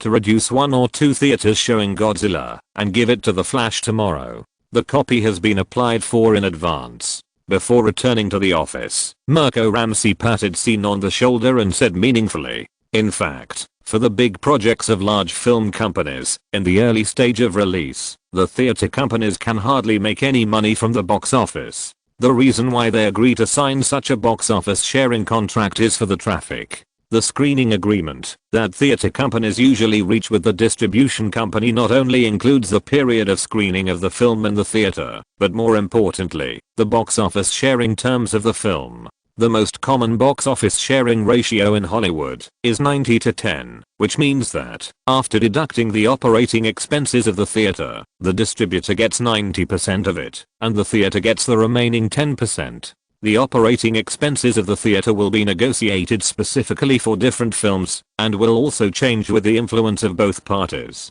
However, this high share ratio for the distribution company only applies to the early stage of the film's release, such as the first week and the second week. As time goes by, this digital ratio is constantly changing, from 90-10 to 80-20, 70-30, 60-40 and so on. For example, some films that want to show their skills at the Oscars will even give more than 90% of the box office revenue to the theater company because they need the theater to screen the film for a long time. Under normal circumstances, from the beginning of a film's release to its end, the distribution company and the theater company can basically share about 50% of the box office revenue. After all, movies are not shown for only 1 or 2 weeks. As the timeline lengthens, this number will slowly change. Why would theaters agree to share more than 90% of the box office revenue in the busiest early stage of movies release? This involves the composition of theater revenue, because their profit focus has never been on the box office from beginning to end. Some people say that no matter what the box office share ratio is, theaters can probably get about 50% in the end. But in Hollywood, whether this number is an industry myth or a fact is another matter. This has to mention franchise products, which are generally popcorn and soda in people's eyes. This revenue is the bulk of the theater's revenue, and the important thing is that the distributor does not participate in the distribution of this revenue. Detailed data shows that the sales of this franchise revenue account for 50% to 80% of the theater's total profit. In 1998 alone, the profit of North American theaters from this aspect was about $2.5 billion. In 1990, the average price of a movie ticket was $4.22. Now in 1998, the average ticket price in North America is $4.69. For nearly 10 years, the ticket price has remained in this range. In fact, even after a few years, the ticket price of North American movies has not increased significantly. However, the price of this licensed product has been soaring with the price of goods. Whether it is cola, popcorn, or those snacks, they are all things that are so cheap that they are scary. Take popcorn as an example. In 1998, the average price of a popcorn was about 75 cents. Counting labor, equipment wear, oil, salt, butter and corn kernels, the profit margin was more than 80% because the shipment volume was too large. In comparison, the main cost of this type of licensed product is actually truck transportation. There is also a major income that has been overlooked, that is, the OEM advertising and screen advertising space in the theater. The fees for these advertising spaces are completely calculated by the advertisers, based on the flow of people in the theater. This is why cinemas are willing to sign harsh agreements, even if most of the box office revenue is taken away by the distribution company in the early stage. The amount of traffic in the cinema is the main source of cinema revenue. In fact, the box office, which is extremely important in the eyes of ordinary people, accounts for a terrifyingly low proportion of the cinema revenue. If you are interested, you will find that the revenue model of cinema companies is actually the same as that of film companies. On the contrary, the main film is more like a large-scale advertising film, or it should be said to be a gimmick. However, the only way to convincingly reflect the effect of this advertising film is the box office. Stripping off the so-called film art coat, in the eyes of the relevant practitioners behind the scenes, the film industry is only a small part of the money-making tool. The reality is so red. This also explains why cinema companies love Wayne's films. There is no other reason, because every time Wayne's films are released, they can get top traffic, and the profits that can be indirectly created for cinema companies behind the scenes are amazing. Just like the fans who appeared early in the morning, organized to book the theater, it is not just happening in this theater. Mainstream commercial theaters in major cities in North America are more or less performing. Even the exaggerated ticket purchase ratio of The Flash and Godzilla also occurred in major mainstream theaters, which lasted for a whole day on Friday. The scorching sun in Los Angeles fell, and the hustle and bustle of the night came. When the time passed midnight, the hustle and bustle of the night gradually subsided. The entire media capital Burbank has entered a state of silence. On the upper floors of the Warner Brothers headquarters building, an office is still brightly lit. In the office lounge, Wayne held a half-smoked cigar in his hand, scratched his head twice, and muttered, "It doesn't make sense. What exactly do Paul from Sony Columbia and the book guy think? There is no reason. Don't worry about it for now. Nothing is as convincing as the box office." Hearing his muttering, Bruce Resendblum, who was sitting opposite, shook his head, always feeling that he sometimes thinks too much. People who are too smart usually see everything as a conspiracy, and it is inevitable that there will be some deviations. Wayne glanced at him, put the cigar in his mouth, and said vaguely, "No, there is no reason for Sony Columbia to give up like this. Let me think about it. Let me think about it again." He had a strong feeling that today might be the last calm before the storm. Warner Brothers' investment in The Flash, including the publicity and distribution funds, has reached nearly $300 million. Sony Columbia's investment in Godzilla is probably not much less than this number. Who would be stupid enough to watch hundreds of millions of dollars being damaged? Anyway, Wayne always felt that Paul, the old fox who had been in Hollywood for more than 20 years, was not stupid, and the CEO of Benzi could not be a fool either. The office returned to calm again. Nina, who was sitting in a corner, yawned with her hand covering her mouth, looked at the three silent men, and shook her head helplessly. Everything that should be said, had been said, when they came here in the afternoon. Now, these three top Hollywood bosses are waiting for a few simple numbers, like waiting for a verdict. Another point is that neither Sony Columbia nor Paramount Pictures expected that for such an important film as The Flash, Wayne, the absolute leader of DC movies, would dare to stay in Los Angeles instead of leading the crew to do a publicity roadshow. Bang, bang. The office door was knocked violently. The three men who had been smoking cigars and drinking silently raised their heads and looked at the knocked door at the same time. "Come in." Bruce Resendblum's slightly hoarse voice sounded. "Boss, the CEO of Nielsen Entertainment has personally sent the first day box office data of The Flash, as well as their impromptu analysis report. We have also compiled and sorted out the questionnaires from the third-party survey company. Chapter 665. First day box office exceeded expectations, but received negative reviews. Let's see how big a surprise The Flash brings us. Come on, come on, come on." A fax document was handed to Bruce Resendblum by his secretary. Before the secretary left the office, he shrugged at several people. While muttering in a low voice, he lowered his head and flipped through the fax document. The face of the Warner Brothers distribution director broke into a bright smile the moment he saw a certain number. The vicissitudes of the fat face of a middle-aged old white man, with a childlike smile. If it were seen by an uninformed person, it would definitely be a scene from a horror movie. But it was this smile that was not warm at all that made everyone in the office feel relieved. Everyone had been waiting from the evening to the early morning. At least the result would definitely not be bad. At this time, Jeff Robinoff's elegance was gone, and he asked with a hint of urgency, "How much is it, Bruce?" "A very good number." Bruce Resendblum's voice was slightly hoarse, but the volume was very loud. Nielsen Entertainment Center detailed statistics. The first day box office of The Flash is about $31.23 million. Hearing the number, he said, Jeff Robinoff's hand, which had just picked up the coffee cup, trembled violently. Fortunately, the coffee had cooled down due to time. M asterisk asterisk asterisk ERF asterisk asterisk KER. However, the CEO of Warner Brothers obviously ignored the dripping coffee on his hand and looked at Bruce Rosenblum with surprise. Then, with a bang, he threw the coffee cup on the coffee table, relaxed and nestled into the sofa, turned his head and looked at Wayne and said, "The first day box office is actually about $31.23 million US. If you add the $7.25 million US from the advanced screening, the first day box office of The Flash is about $38.48 million US," Wayne said immediately. The three men almost laughed together.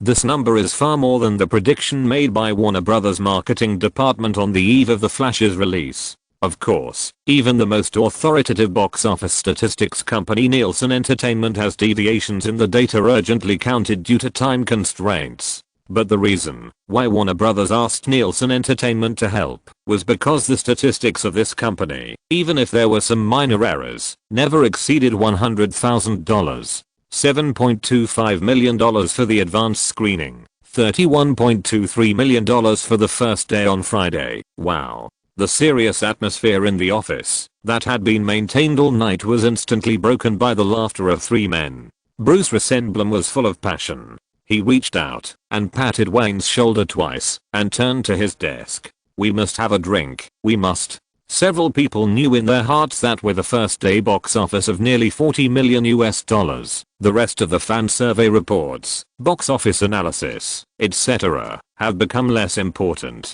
You know, Wayne had clearly stated at the beginning that the bottom line of the market goal of this Flash was not to lose money. If the investment could be recovered from the theater market, it would be considered a success. This shows that, as long as Warner Brothers operates properly offline, the film will definitely make a lot of money. Almost all the senior executives of Warner Brothers film and television production department, distribution department, marketing department, etc. knew why he set such a conservative goal. The reason is simple. The most important significance of the existence of the Flash is to introduce the next two heavyweights. There is no need to rush to make money now. As long as Superman Clark Kent and Wonder Woman Diana Prince are on the market, a large amount of profit will be delivered to the door. This also explains why there was no major opposition within Warner Brothers, even if it was known from the beginning that Wayne would change the inherent style in the Flash. Because everyone is looking forward to it, but what they are looking forward to is not the Flash, but the three righteous giants who will inevitably cause a sensation later.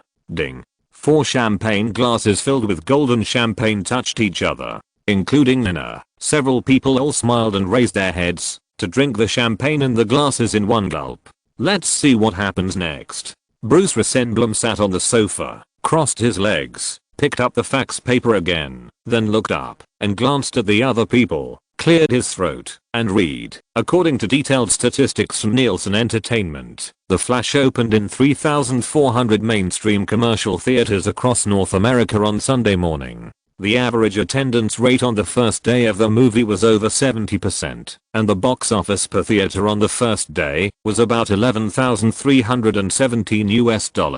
Hey, Wayne, got the super large scale opening of 3,400 mainstream commercial theaters in North America. The box office per theater was over $11,000 US. F***K. Is this an industry myth? Wayne, you are creating new market rules again. The box office per theater exceeded $10,000 US. Such data is always mentioned in the news, as if it seems ordinary, but the truth is far more than that. Those things that ordinary people think of as a single theater box office exceeding 10,000, 99% of them happen to art films and preview films. The two have one thing in common, that is, the scale of screening is very small. It goes without saying that art films basically have no chance of a large scale opening. It is easier to understand for preview films because the films that can be published in newspapers are all works that have achieved good box office results in a very small range of previews. In fact, among the commercial films that have a super large scale opening, there are indeed some masterpieces that have a single theater box office of over 10,000 or even 15,000 or 20,000 US. but it should be noted that the statistical method is calculated for the entire weekend, while the single theater box office of The Flash is $11,000, which is the first day box office. It's far beyond our expectations. After sighing, Wayne held a cigar between his fingers and tapped it on the coffee table. His face was very calm at this time. The surprise he had just received when he learned the first day box office figures slowly returned to his usual calmness. "That's good, Wayne." Jeff Robinov laughed at his expression, reached out and patted his arm, his eyes revealing deep admiration, and exclaimed, "Our initial prediction for The Flash was to take in about $65 million in the first weekend. As long as this number can be reached, it basically guarantees that this film will be able to recoup its investment and even make a profit through box office in the theater market. But looking at the current momentum, we are still too conservative and underestimated your influence among movie fans." Shaking his head slightly, Wayne looked at Bruce Rosenblum and said calmly, "What about the fan reputation? How is the performance?" The head of distribution at Warner Brothers shrugged, put down the box office data analysis in his hand, picked up another document brought by the secretary and opened it. "We sent out some senior investigators ourselves, together with investigators sent by a third-party survey company, and distributed 7,047 questionnaires in a single day, and all the questionnaires were collected back. Among them, 5,689 viewers gave the film an A or above, and there were less than 30 viewers who gave a C or below. The overall film is rated A. The audience's reputation for The Flash on the first day can be described as explosive." After briefly reading the important data, Bruce Rosenblum raised his head. In fact, the other detailed analyses were insignificant in the face of this score. He looked at Wayne and Jeff Robinov and said, "When this score is put together with the first day box office, it can be clearly seen that the word of mouth of the fans has been perfectly converted into the box office figures. The Flash is an A-level commercial film, and it is also consistent with the scores of the film experts of the theater company." "That's right." Jeff Robinov leaned back in the sofa and said with a smile, "An A-level commercial film with a great fan reputation. If this fan score can be maintained, and the word of mouth effect spreads, the box office of The Flash will be much more than we expected. But everything depends on the subsequent box office trend." No one expected that Wayne would be the one to pour cold water, especially at this moment of enjoying the initial victory. He spit out a large cloud of green smoke, looked at the two executives of Warner Brothers, and reminded them meaningfully, "Do you think that others will quietly watch The Flash go up all the way? He has never been afraid of the competition in the open. If he is afraid of fierce competition, then he should simply not come to the summer season." But the calmer the situation, the less sure he is about where the knife will come from. He believes that there is no good man in Hollywood. If he makes a lot of money, it means that others will lose a lot of money in the same period. When faced with hundreds of millions of dollars, it is normal to stab each other directly. However, Sony and Columbia, the main competitors, are silent. Paramount, which was directly cut off from the box office of Collision Impact, also remains silent, as if both sides have completely given up on the powerful Flash. Is this possible? After I officially go to work on Monday, I will propose a proposal to increase the publicity and distribution funds for The Flash at the regular high-level meeting. Compared with Wayne, who is always worried about the hidden enemy, Jeff Robinov is much more straightforward. "No matter what Sony, Columbia and Paramount want to do, we will continue with our own promotional rhythm. Wayne, the company has already contacted the East. After the North American screening starts next week, you can fly over without worry. That's it for now." Nodding, Wayne raised his wrist to check the time. Seeing that it was almost 2 o'clock in the morning, he simply stood up and signaled to the two executives of the Exchange Brothers, preparing to go back to rest. The first day box office and fan reputation of The Flash have been seen. At least he has put half of his heart at ease. The other half of his heart is undoubtedly the abnormal competitors, but it would be a good thing if the two companies did not move. This aspect is completely beyond his control. And Wayne did not follow the crew to participate in the North American promotional roadshow because of the trip to the East that was arranged early in the morning. As long as the situation here stabilizes, he will fly there for the premiere of The Flash. The three people in Burbank received an unexpected surprise and went home to rest. Some people facing the same situation, obviously could not sleep. Nearly $40 million US. Nearly $40 million US. David Denby, who had just returned to New York, sat in the study, put down the phone in his hand, and muttered with a frown. Obviously, someone had just passed him the first day box office data of The Flash. In fact, after watching the premiere of The Flash, he had already prepared himself mentally. This film with a simple story, but full of special effects is destined to gain recognition from a large number of ordinary movie fans, but when the number of nearly $40 million US appeared in his ears, he still felt incredible. David Denby leaned back in his chair, looking at the bright night view of the Big Apple outside the window, and the whole study fell into silence again for a while.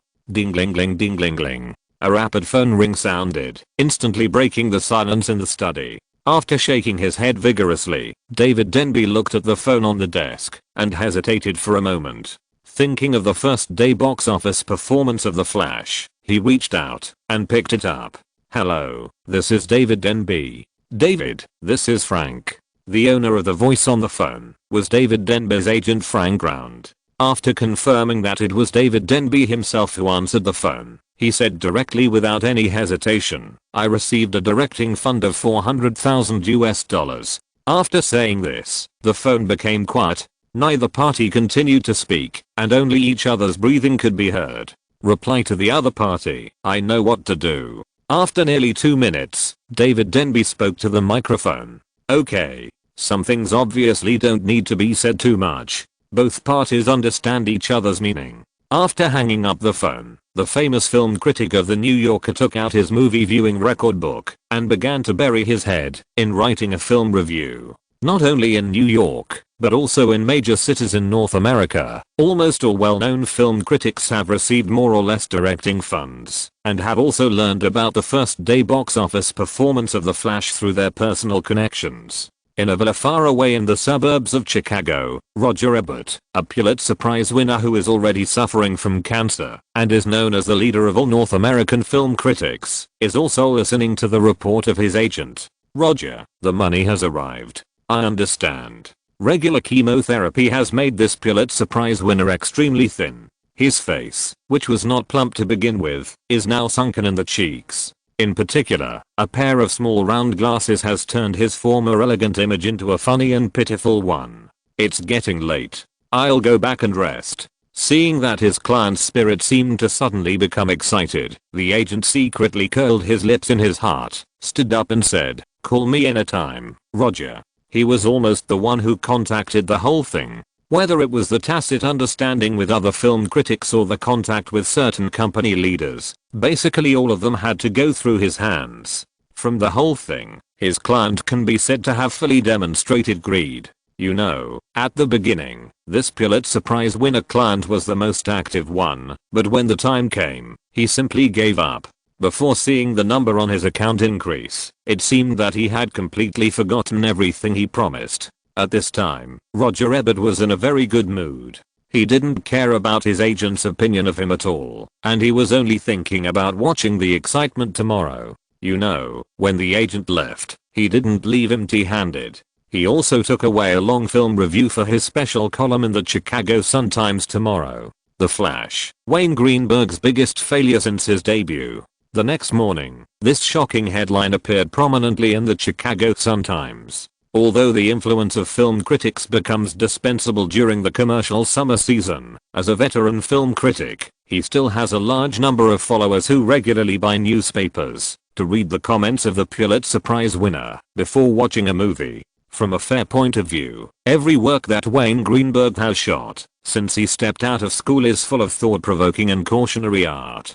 Just when I thought this master of film art would continue to explore higher peaks, he met his Waterloo on the road of directing with an extremely disappointing The Flash. I sat in the cinema for a full 100 minutes, and after it was over I was very sure that I didn't know what the movie was about. The story was as simple as Baishu, like a lullaby. I'm really sorry that I couldn't help falling asleep in the middle. In my opinion, Wayne Greenberg himself didn't know what he was talking about. There was nothing new and attractive in the whole film. Obviously, his talent had been used up in the previous few years, so he made such a lullaby-like work.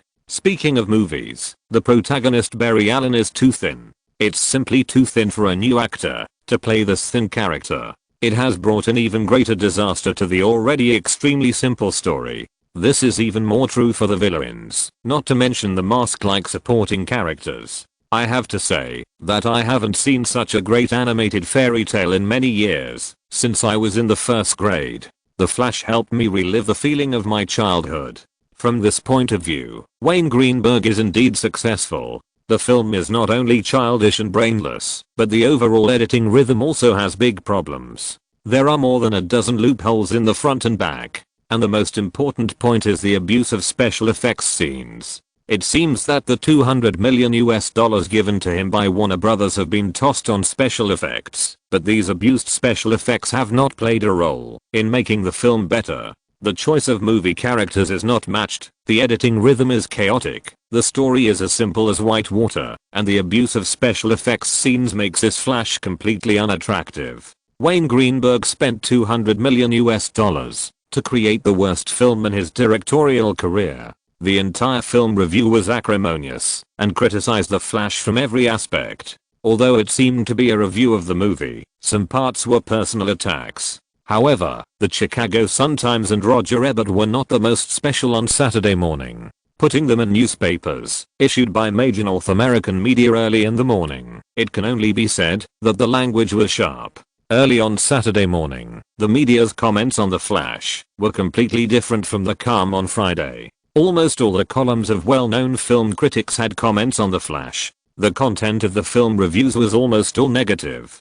Some even blatant film critics directly called on their supporters not to waste money, to go to the theater, to suffer in the back of their columns. I'm afraid that Wayne Greenberg didn't understand what The Flash was about, let alone the audience sitting in the theater. This movie was overhyped before, and I don't think it lives up to its reputation. Even the only special effect that was quite impressive was not as good as Godzilla, which was released at the same time. Among the films currently being screened in theaters, The Flash is undoubtedly the most anticipated, the most expensive, and the worst. The story is not as humanistic as Crash, and the visual enjoyment is not as earth-shattering as Godzilla. It is a completely bad movie that the director talks to himself. A.O. Scott of the New York Times. Perhaps after winning the Oscar, Wayne Greenberg left all his talents to The Dark Knight. I was lucky enough to attend the premiere of The Flash in Los Angeles, but from the moment the movie started, I regretted my decision to travel so far.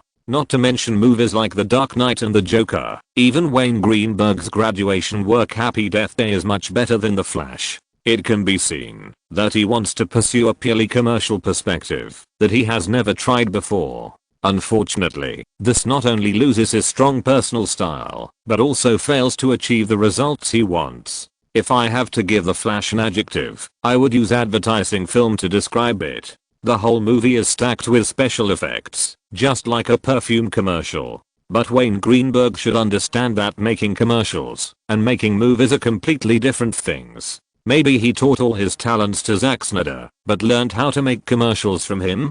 David Denby of The New Yorker. A shitty commercial film. Please forgive me for evaluating it like this, but there is really no other adjective that is more suitable for The Flash than shit. Austin Collins, Los Angeles Daily News. It's destined to disappoint everyone. It seems that there is a reason why Warner Brothers chose not to hold a preview before the release of The Flash. They must be afraid that movie fans will find out too early that this is a bad movie. Peter Terrence, Movie Review. Overnight, it seemed as if all the media related to the movie were expressing accusations and ridicules against The Flash. The tone of various well-known film critics was surprisingly consistent, wishing to trample The Flash into the ground. When these things appear together on the breakfast table of ordinary people, it is hard to say how many people's entertainment choices this weekend have been affected. There is a truth that has always been applicable in the East and the West. When one person says it is not good, it may be a different perspective. When everyone says it is not good, most people who do not know the truth would rather believe that it is really not good. However, the negative comments on The Flash by various media are just the beginning. This Saturday is destined not to be so dull. The broadcast of ABC's Ace program Good Morning America instantly ignited public opinion throughout North America and successfully pushed Wayne to the forefront in just 10 minutes. Chapter 666 Wayne Greenberg is a devil. Mr. Sedgdock, you said the scar on your face was caused by Wayne Greenberg stepping on it, right? Yes, it was in the media interview area behind the red carpet of the 70th Academy Awards. Many guests who attended the Oscars saw it. There were also a large number of media reporters and Oscar organizers. Many people saw how Wayne Greenberg beat me. No, it was not a beating. I swear to God, he wanted to kill me at that time. Saturday is a traditional day of rest in North America. Countless families have the habit of watching Good Morning America while eating breakfast to understand social trends. It was precisely on this ABC channel's top ratings program that a big bomb was dropped this morning. A reporter named Vitaly Sedgdock took the stage. In the ABC studio, the female host covered her mouth with one hand, her face full of disbelief. This picture, coupled with the man sitting next to her for an interview, seemed to instantly arouse the sympathy of all the audience. The TV director was very dedicated. At this moment, the camera zoomed out, and a handsome photo of Vitaly Sedgdock was posted next to him. In contrast, it was hard to believe that the man with 3 centipede-like wounds on his face was still so handsome a few months ago. The 3 sutured wounds running through his face seemed to silently prove the facts that the reporter accused. I believe many people watched the live broadcast of the Oscars red carpet at the end of March. The female host looked at the man opposite the camera with sympathy and asked in confusion. There was no chaos on TV at the time. You said there were many media reporters at the scene. I believe someone must have filmed the process, right? Vitaly Sedgdock, with a ferocious face, was like a young wife who had been wronged and had nowhere to complain. He shrugged gently in front of the camera and complained, who knows? But I swear to God, someone definitely filmed the process of me being beaten. As for why no media has reported this incident so far, I think it has something to do with him being a big shot in Hollywood with a high wealth value. You know, this is how society is. In the eyes of that big director, I'm just an insignificant little person. Maybe he never thought about what I can do, right? From the perspective of an ordinary person, Vitaly Sedgdock's answer is very credible. That's right, those rich and powerful big shots don't care about the lives of ordinary people like them. It seems that the law ignores this part of people. In just a few words, countless ordinary families in front of the TV seem to be aroused from the bottom of their hearts. Although such things happen every day in this land, after all, the group of ordinary people is the largest. Human nature is to sympathize with the weak, especially when they are also weak. Conspiracy theories, no matter when, have a huge market among ordinary people. Think about it, it has been nearly 2 months since the Oscars ceremony, and in these 2 months, there has been no news. The first thing that most people think of is that there is a black hand that covers up all the evidence and buys off all the insiders. The TV station seemed to be deliberately guiding the audience's thoughts. At the beginning, it did not clearly explain why the reporter named Vitaly Sedgdock was beaten. However, this question cannot be avoided after all. As one of the largest public channels in North America, if it wants to maintain its authority and fairness, it must explain the cause and effect of the matter. Can you talk about why Wayne Greenberg beat you up? The expression on the face of the female host was both sympathetic and unbelievable. At this moment, she was like an enthusiastic elder sister, asking this question for all the viewers in front of the TV. As we all know, Wayne Greenberg is a famous gentleman with a good temper. He is the winner of the Congressional Gold Medal. Previously, people's impression of him was closer to that of a young and elegant knight. No, I dare say that everyone has been deceived by his appearance. Hearing the host's question, Vitaly Sedgdock immediately said categorically, I once thought he was a gentleman, but when I made a little joke with Naomi Watts for work, he immediately became angry and completely exposed his true image. Under Wayne Greenberg's gentlemanly appearance, there is a violent maniac, a murderer who is used to solving problems with his fists. I swear, when he raised his foot and kept stepping on my face, his eyes were as scary as a demon. Wow, unbelievable. The supporter covered his mouth again in time and shook his head in great pain. When the two said this, the TV director waved his hand outside the camera, and a well-edited clip was immediately inserted on the TVs of countless North American families. The clips played on TV were basically all records of jokes and pranks between reporters and celebrities on the red carpet of previous award ceremonies. The celebrities in the clips were all very generous, and even if they were pranked by some reporters, they did not have any intention of falling out. There is no doubt that this is a TV station telling all the viewers that such things are not uncommon, and the same thing is happening all the time, no matter what large red carpet scene it is. When this edited clip ended, the camera was pointed at the studio again. At this time, looking at the reporter with an ugly wound on his face, most people believed his innocence. "Wait, that's not right, Mr. Sedek," the female reporter suddenly asked, as if she remembered something. "It's been so long. Why are you willing to stand up and reveal the truth until today?" This is a question of all the viewers watching TV. Since he was beaten like this, shouldn't he have called the police at that time? Even if you want to reveal the truth, there is no need to wait until now. Vitaly Sejduk glanced at the camera covertly to make sure that it was filming a close-up of his face. As if he was too nervous and too scared, he said with trembling lips, "I was put in prison." "Oh my god."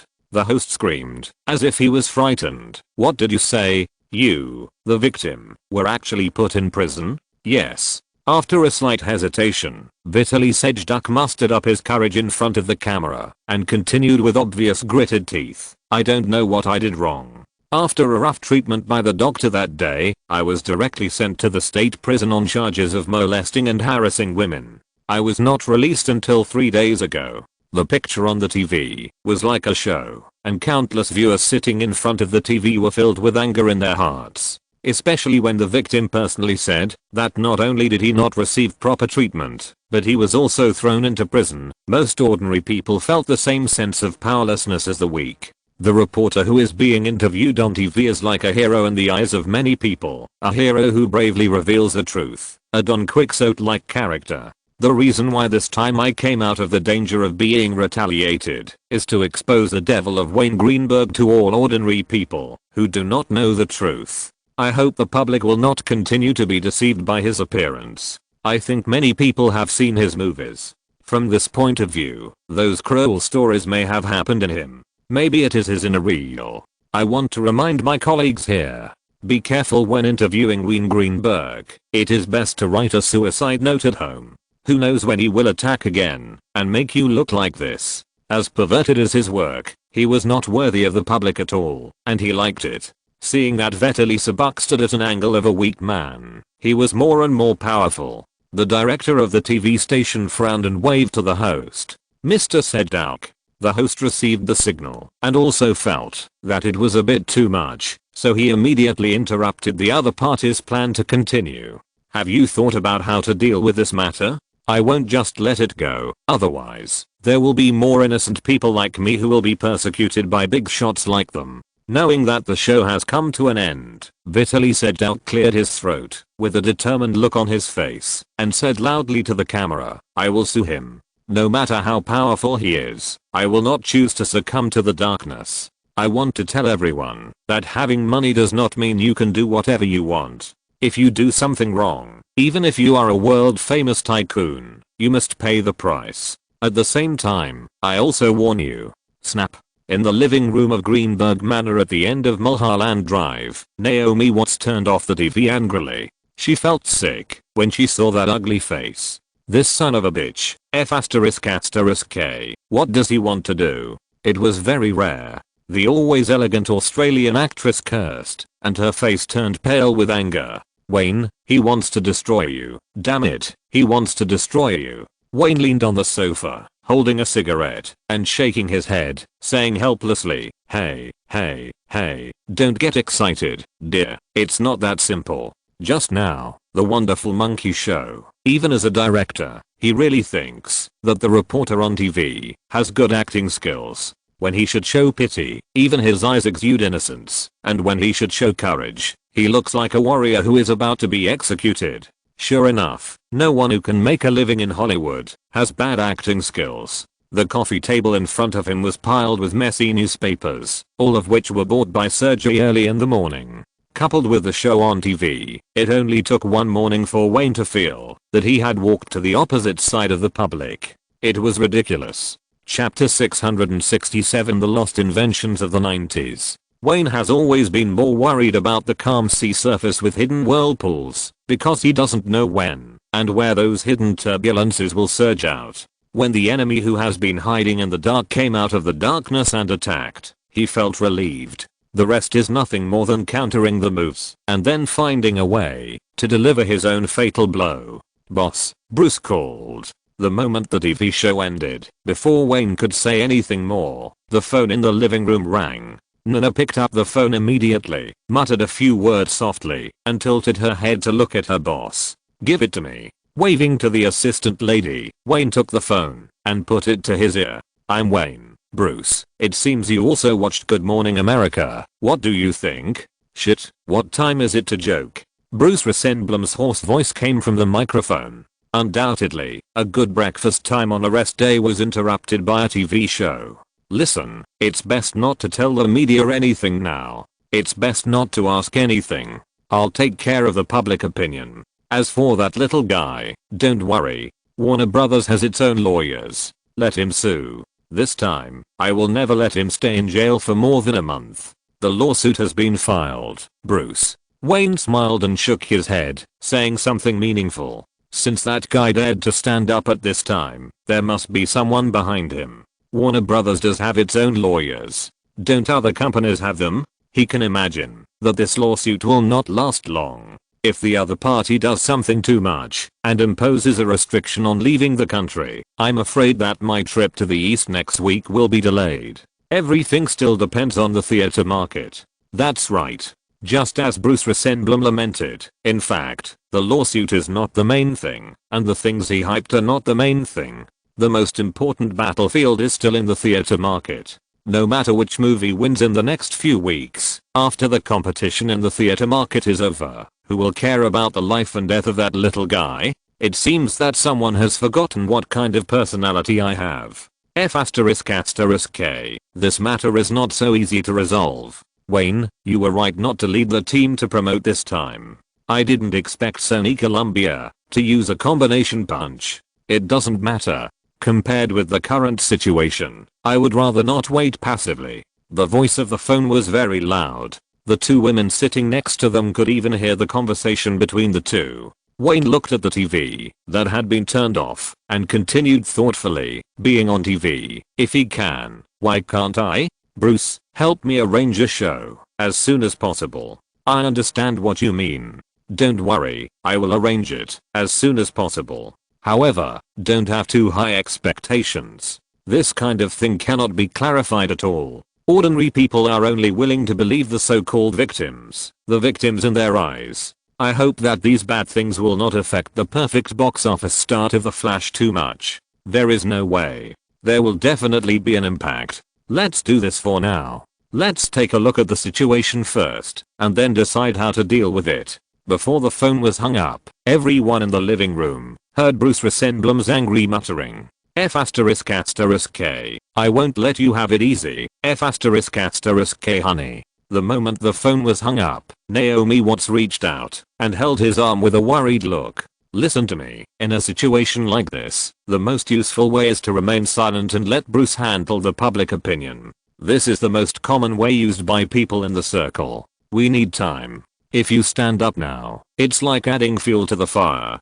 Most ordinary people won't believe the explanation. That's right. When facing a scandal, whether the scandal is true or false, the first choice of Hollywood's top stars is always to remain silent and wait for time to play its role. This method is very useful and has been proven countless times. The more stupid explanations you make at this time, the more the public will think you have a conspiracy. Only after waiting for things to cool down and finding a way to reverse public opinion is the choice of a smart person. But Wayne couldn't wait. Not to mention that he had to fly to the East next week. The first weekend of the release of The Flash was just around the corner. He couldn't let the public opinion have an unbridled influence on the film. This is probably exactly what some people are trying to do. Whether it's the bad reviews of The Flash in the media or the TV show this morning, the purpose is probably the same. Nami, no matter how many people believe it, I have to stand up. Shaking his head slightly, Wayne explained, if we do nothing, we will really fulfill their wishes. What we should consider first is the box office of The Flash in the next 2 days. As for other things, we will have plenty of time to do them slowly after the weekend. The newspapers piled on the coffee table were full of bad reviews of The Flash by film critics. It would be an understatement to say that they were sarcastic. Many of the so-called film reviews were more like personal attacks on Wayne. The opponent's actions were very useful. On the one hand, he used the so-called professionalism of the film critics to start with the movie itself, and on the other hand, he used the beaten reporter to tie up his main energy. There is no doubt that by the time these troubles are solved, it will probably be several weeks. From himself to others, if Wayne was the designer of this situation, it would definitely not be so easy for the opponent to get rid of the trouble. There might be other troubles waiting later. Therefore, passive waiting will definitely not work. Warner Brothers can suppress some public opinion through its own influence, so we have to take action. Naomi Watts would rather The Flash not make money and lose a lot of money than be labeled as a violent maniac or a pervert by public opinion. She shouted in a somewhat tense manner, "Do it slowly? Damn, how to do it? Are you going to say harsh words on the phone like Bruce Ressenblum? Huh? Say harsh words?" Hearing the angry words of the Australian actress, Wayne and Nina looked at each other and grinned together. "My dear assistant, tell Naomi who Bruce Ressenblum is." Compared to Naomi Watts, who has always stood from the perspective of an actor and a star, Nina obviously sees more and knows more. The assistant rolled her eyes, but still moved her seat, and sat next to the Australian actress, and whispered, "Nami, Bruce Ressenblum is harmless, and he is only like that when facing the boss and others. He is the most old-fashioned big man in the circle and he never speaks harshly easily. The reason why you think he is easy to talk to is because of the relationship between you and the boss. In fact, many people in the circle are secretly calling him a venomous snake, a cobra that likes to bite and not let go. In fact, there is no simple person who can sit as the head of the power department of one of the 6 major Hollywood companies. The same is true for Bruce Ressenblum. On the surface, he is a film marketing master, public relations master, and an excellent manager, but behind his work ability, he is a wolf that stands firmly by the Capitol. There has always been a rumor in the circle, but no one has confirmed it until now. Women talk about gossip, as if they can forget all their worries. Nina shrugged and continued in a low voice. Just after entering the 1990s, a Dutchman named Jan Sloot proudly came to Hollywood with his invention. His invention seems to be called a digital coding system. The specific name is not important, but this invention is very powerful because it can compress a 10G movie into 8KB without affecting the quality of the film. Naomi, do you know what this means? This will subvert most of Hollywood's data transmission methods. Oh my god. Naomi Watts couldn't help but cover her mouth and screamed, "Why haven't I heard of this amazing invention?" Of course, this thing will not only subvert Hollywood's data transmission method, but also all current profit models. Not only will film be eliminated, but emerging DVDs, videotapes, and everything else will be thrown into the trash in a short time. Legend has it that this Dutch inventor demonstrated this to Philips. He only used a 64KB chip, but it could play 16 movies at the same time. And then, what then? Naomi Watts asked with wide eyes. Nina's mouth twitched. She glanced at Wayne, who was in deep thought, spread her hands and said, "No." Bruce Ressenblum met with the Dutch inventor and expressed his great interest in this technology. Legend has it that after he saw it, he told Jan Sloot, "You are about to become the richest man on earth. Go back and wait for the investment contract." The ending is that when Jan Sloot went back and prepared to do a big job, he had a sudden heart attack 2 days before the contract was signed and died mysteriously in his garden. His compression technology that could make him the richest man in the world also disappeared from this world. This may be just a story, or it may really have happened in Hollywood. No one is willing to trace the truth of the matter, but there is one person who cannot be avoided: Bruce Ressenblum. Hollywood is known as the place where dreams are made, but behind the dreamy lights and feasting, there are always all kinds of cannon fodder paving the way. Many things that happen here can be called dreams, and some things may not necessarily happen in the movie, because even if the screenwriter has such a big brain hole to write it, no one will believe it. On the other hand, the reaction of the brothers was also very fast. Facing the bad reviews of The Flash by those film critics, they responded through their media immediately. Bruce Resemblem's methods were very rough. Various soft articles compared The Flash to George Lucas' Star Wars implicitly and implicitly. When Star Wars was released, it was almost trampled into the ground by the film critics, but those film critics were collectively slapped in the face by big mouths, which can be said to be the past that this group is most reluctant to mention. Facing Vitaly Sejduk's accusations against Wayne, the head of Warner Bros. Public Relations Department told the media that he would investigate the other party's rumors. It was also announced that Wayne would personally face the public in the near future and stand up to clarify the matter. However, The Flash, which was surrounded by various public opinions early in the morning, was inevitably hit. On Saturday, which was supposed to be a box office hit, many fans in the cinema hesitated when faced with weekend entertainment choices. If you're listening to this novel on a channel other than Fanfic World, it means they downloaded and uploaded it without effort. We cordially invite you to visit our channel, Mundo Fanfic Novelos. There you'll find the original version of this story and you can explore many other novels of various genres. We're waiting for you to immerse yourself in a world of incredible novels. Chapter 668, Canon Fodder must be respectful to the gunner. At 12:30 on Saturday morning, in the lobby of movie theater in a minority community in downtown Los Angeles, the manager Tangdi, as the person in charge of the theater, has been busy since the theater opened at 9 o'clock in the morning. He didn't even have time to eat lunch. Here are your 3 12.50 The Flash. Please count your change in front of me. Okay, thank you. When the last customer in front of the ticket window also put away the movie ticket and change and left, he breathed a sigh of relief, closed the temporary ticket window and walked out. As far as the eye can see, the entire waiting hall of the cinema is bustling with people, and guests are constantly coming in and out, and most of them are people of color. Many people are wearing Batman movie peripherals, such as masks and other small things. The situation is obvious. Most of the audience is wearing DC-related movie peripherals are here for The Flash. Yesterday, which was Friday, was the first day of the release of The Flash. Although it was a weekday, the number of fans who poured into the theater early in the morning still made him flustered. Although this is the city center, the enthusiasm of those young people for the movie is not small at all. The number of fans on the first day of The Flash's release exceeded the expected number, so he decisively replaced the two theaters showing Crash Land with The Flash to ease the sudden increase in traffic.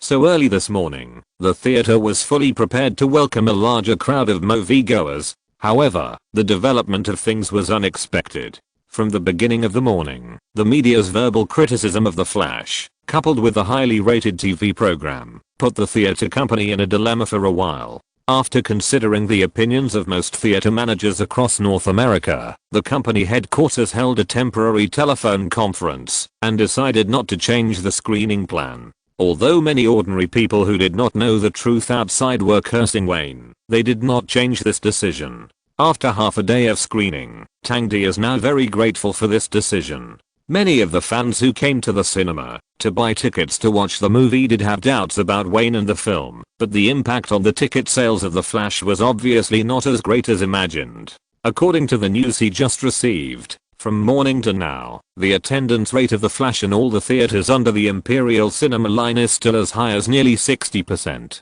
Tangdi is sure that it is not only the Imperial Cinema line where he works, but also the attendance rate of other theater companies should be not much different. Although this attendance rate did not meet their expectations yesterday, it has performed well enough in the face of the widespread scandals and controversies that broke out early in the morning. The fans who bought tickets for The Flash in the cinema did not line up as long as imagined, but the bustling crowds did not stop. In this situation, the biggest beneficiary is Godzilla, and a large number of fans choose to try this monster movie when buying tickets. Speaking of which, at least in this theater in the center of a minority community, Godzilla really borrowed a lot of The Flash's momentum. Tangdi's more than 10 years of work experience told him that the only films that could make this group of young people pay to go to the cinema were Wayne Greenberg's works. It was under this background that Godzilla entered the eyes of most movie fans. In any case, at least the flow of people in the cinema was guaranteed.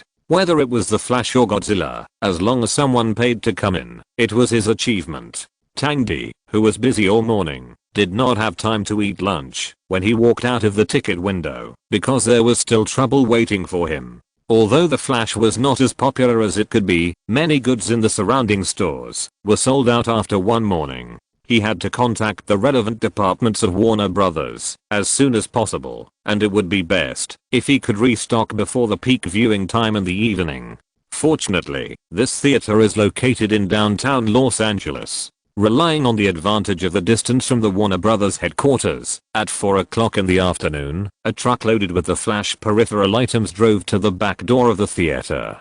Busy signing, restocking, arranging staff to take turns to rest, Tangdi finally got a little breathing time. Tiredly, he pushed open the door of his office and sat down. After eating a sandwich and turning on the TV, he almost jumped up from his chair. Tonight we welcome a special guest. Some people say he is the initiator of another golden age in Hollywood, and some people describe him as the leader of Hollywood directors in the 1990s, Wayne Greenberg. The person on the TV, who was introducing himself with a set phrase, was a well-known talk show star Jon Stewart. The Daily Show is the only talk show with a ratings second only to the Oprah show. As we all know, the main audience of the Oprah show is mainly middle-aged and elderly housewives in North America. The Daily Show is completely different, with an audience of all ages. Although this show was only officially launched in 1996, it quickly became popular with its humorous and satirical style and its focus on current affairs, politics, and social hot topics. In The Daily Show, you can often see talk show star Jon Stewart making all-round complaints about current affairs, political celebrities, Hollywood superstars, and authoritative media organizations. On the premise of pursuing factual fairness, he can also make the audience laugh while understanding social trends. In just 2 years, Jon Stewart has won the Emmy Award for Best Talk Show twice with this show. It can be said that he has achieved the ultimate in the field of talk shows. Other talk show stars will more or less keep some feelings when facing well-known politicians, celebrities, and Hollywood stars. Jon Stewart of The Today Show never does that. He will ask the questions that the public cares about most, regardless of the identity of the guests. The reason why he has always been loved by all walks of life is that no matter what he asks, he will always stand from an objective, neutral, and fair perspective. This is also the secret of his popularity in North America in a short period of time. As a talk show, mainly based on current affairs news, it is precisely the most suitable program that Warner Brothers can find in a short period of time. Although in North America, all kinds of talk shows account for more than 40% of the total number of TV programs, there are only a few of them. Especially The Today Show, the theme is inseparable from politics, brokerage, culture and social development. After ignoring the special Oprah talk show, only this show meets the requirements. However, advantages are accompanied by disadvantages. Even if Wayne is a celebrity, he does not have the treatment of rehearsing words with the host in advance when participating in the Today Show as a guest. It is more about drawing a range of topics. As for whether he will talk about something embarrassing or awkward in the middle, it depends on Jon Stewart's on-the-spot thoughts. There have been many Hollywood stars, directors, producers, and film company executives who have participated in the Today Show. On the TV, after a brief introduction, Jon Stewart sat down with Wayne and went straight to the topic in his usual style. No matter which guest talks about Hollywood in the 1990s, your name is a key point that cannot be avoided. Wayne, many people in the Hollywood circle called the period from 1990 to 1997 your 7 years of terror. But this morning there were a large number of voices dissatisfied with The Flash, and almost all of them were professionals representing professional ratings. Do you think that The Flash will become your own Waterloo? Can you talk about your feelings when you see the collapse of the professional reputation of The Flash? Wayne, sitting on the sofa, was still wearing a decent black handmade suit. In order to show his respect for the show, he also rarely wore a narrow tie. Facing Jon Stewart's sharp questions from the beginning, he did not show any nervousness. He leaned his upper body on the sofa spread his hands in the direction of the camera, and said in a teasing tone, "To be honest, John, I looked through the newspapers all morning, but I didn't see any film reviews about The Flash. Insults, abuse, and sarcastic sarcasm, these are all I saw, and there are even some personal attacks on me. Come on, does this prove that, as long as you can curse people and curse well, you can call yourself a great film critic?" After saying this, his expression was very disappointed, and he shook his head at all the audience at the scene, and at the audience in front of the TV. Any normal person can see that all his expressions and body movements are fake. In this regard, it is obvious that Wayne's acting skills are not good.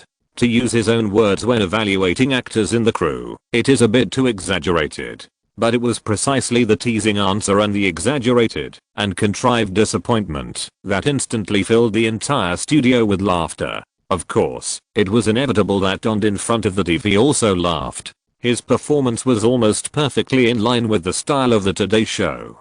Jon Stewart shrugged and instantly changed the topic he wanted to continue talking about. He said to the screen behind him, "Hey, Wayne, I believe you also watched Good Morning America this morning." On the screen behind them, two photos were played at the right time. One was Vitaly Sejduk's handsome face before he was injured, and the other was a screenshot of the morning TV program, with 3 ugly wounds running through the entire face, like a centipede. Even if it was just a photo, the first feeling people saw was horror, and they could even imagine the pain. Including myself. I also want to know, is this really caused by your foot? Or to put it another way, is everything Vitaly Sejduk said true? Everyone knows that this is probably the theme of tonight, but what makes countless viewers feel incredible is that Wayne nodded very quickly. Yes, if this guy is not beaten by others after the Oscars, the wound on his face is caused by me. Such an answer may not even be expected by Jon Stewart, and the audience and staff at the scene were all stunned.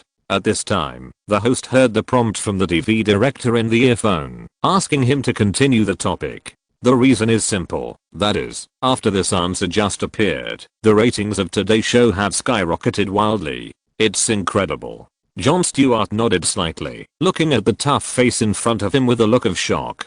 So, what Vitaly Sejduk said is true. Yes. Even when he saw the 3 cameras on the scene approaching him from different angles, Wayne nodded without any hesitation. Everyone seems to have overlooked one thing, that is, what that reporter did to make me angry. Many reporters have interviewed me, but you know, I have never waved my fist at other reporters. What did he do? He molested the mother of my child. When talking about this, Wayne's face was firm, and his tone was extremely stiff. The message he conveyed was very clear, that is, he never regretted beating up that reporter.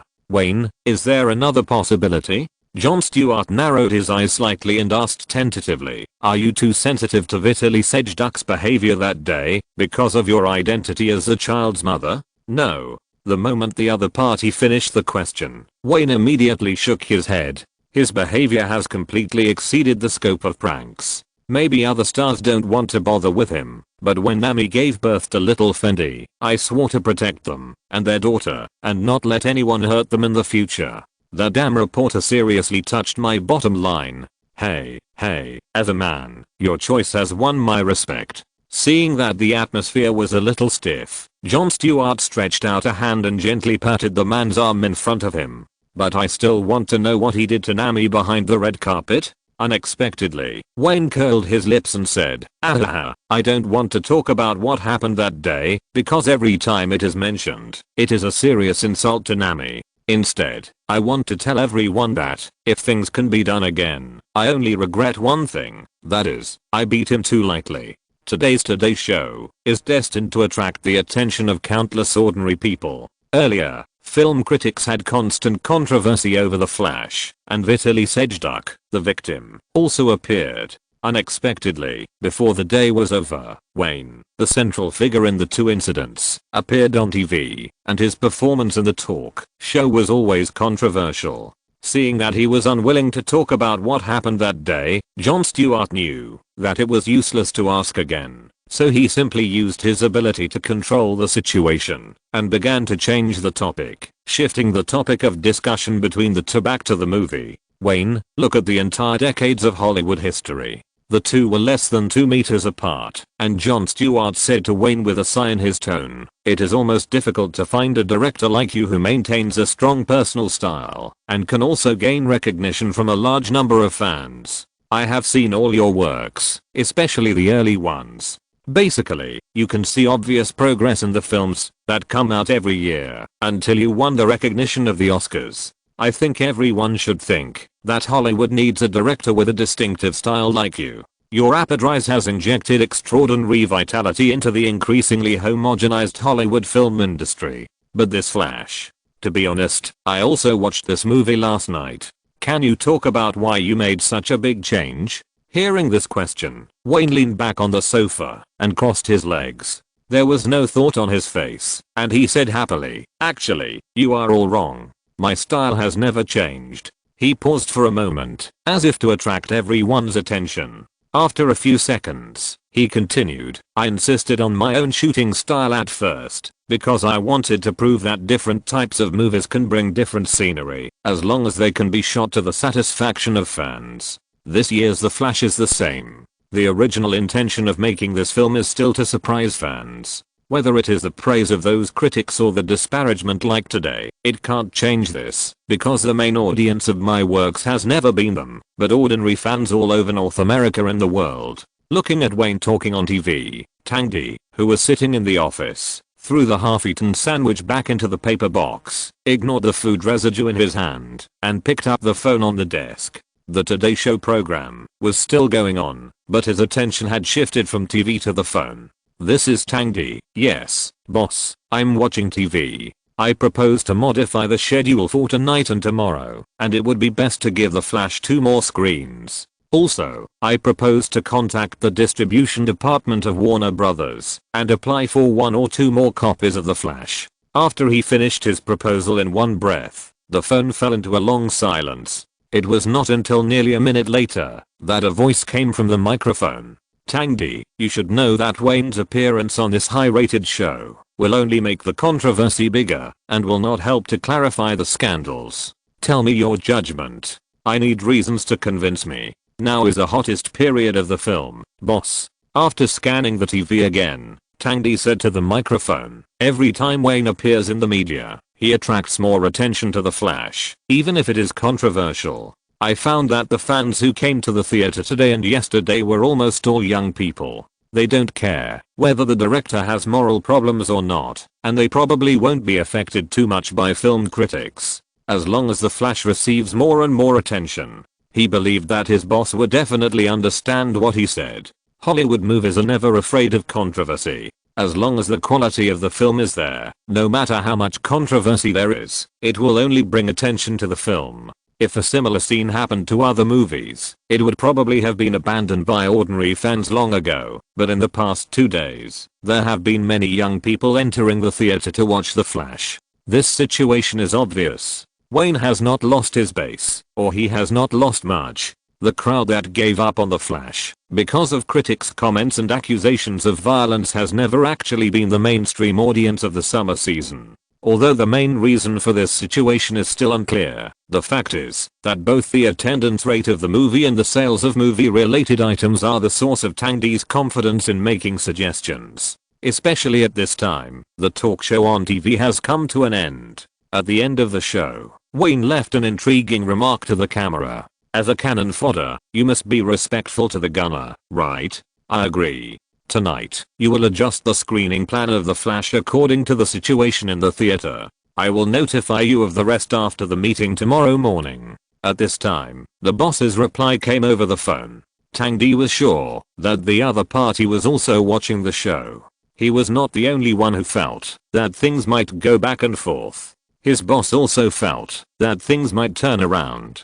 Tandy was not the only smart person. That night, almost all mainstream commercial theaters in North America slightly adjusted the frequency of The Flash. Although it was not as crazy as Batman, The Dark Knight with a show every 10 minutes, it also increased the average screening rate of The Flash to 57%. Facts have also proved that the choice of theater managers was not wrong.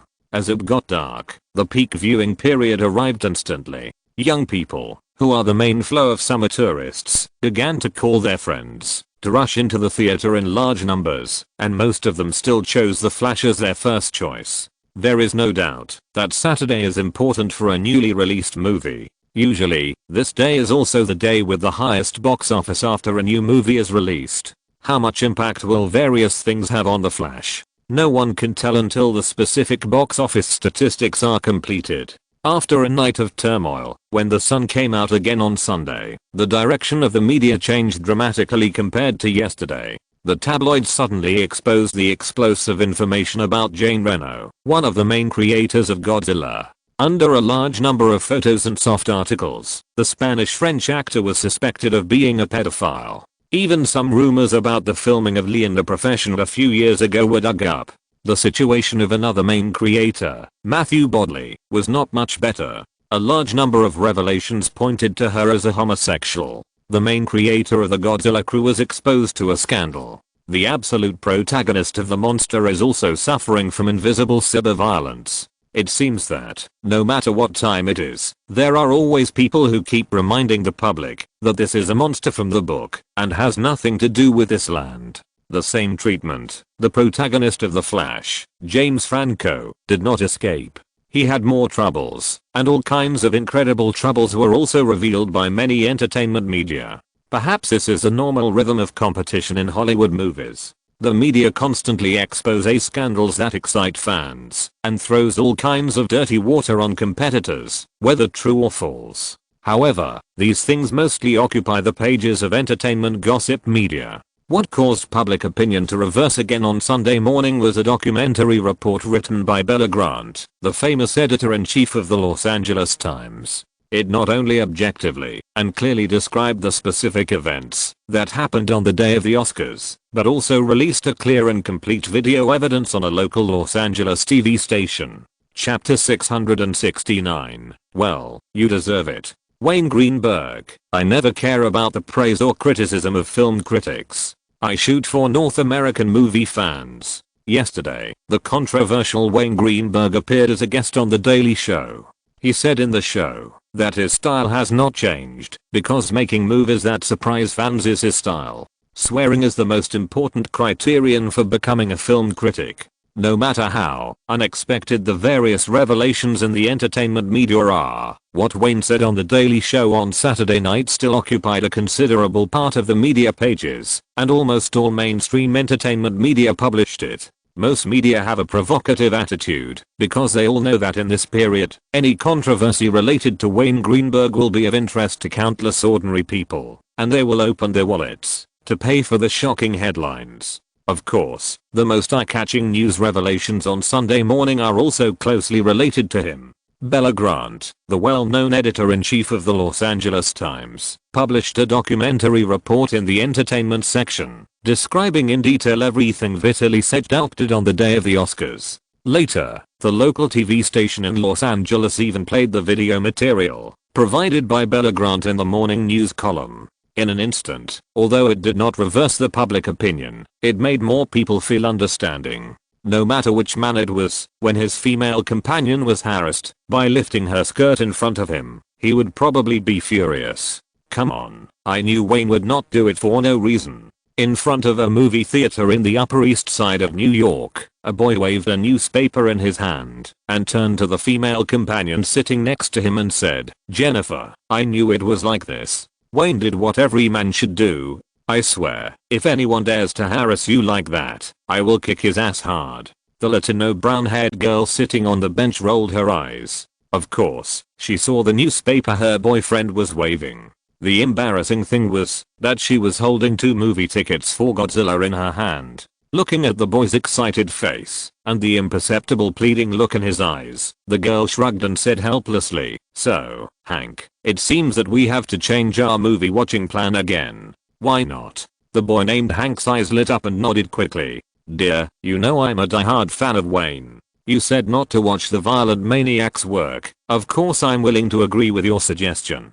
But now the facts have proved that Wayne is not a violent maniac or a pervert. He is just protecting his female companion. This is very important. Like other young couples, the two of them had the earliest movie watching plan to be The Flash. However, after watching the TV program yesterday morning, the girl said that she was not willing to watch the work of a violent maniac again, thinking that it would support the other party's violent behavior. There are many passers-by fans like them, and of course many are affected. When faced with a choice, many people have no choice but to choose Godzilla. Now the popularity of monsters in North America is still there, and people are not resistant to monster-type disaster movies. Okay. Under Hank's expectant gaze, the brown-haired girl named Jennifer nodded, but took out 2 Godzilla movie tickets with some embarrassment and said, "But, the movie is about to start, honey." The goal was achieved, and Hank promised without hesitation, "It's okay, we can watch the big monster first, and then watch the Flash." Although the boy was in a hurry, he was still willing to accompany his girlfriend to watch the big monster first. In fact, he was still very resistant to this movie in his heart, and he was not very willing to tell his new immigrant girlfriend that he was not interested in the monsters from the book at all.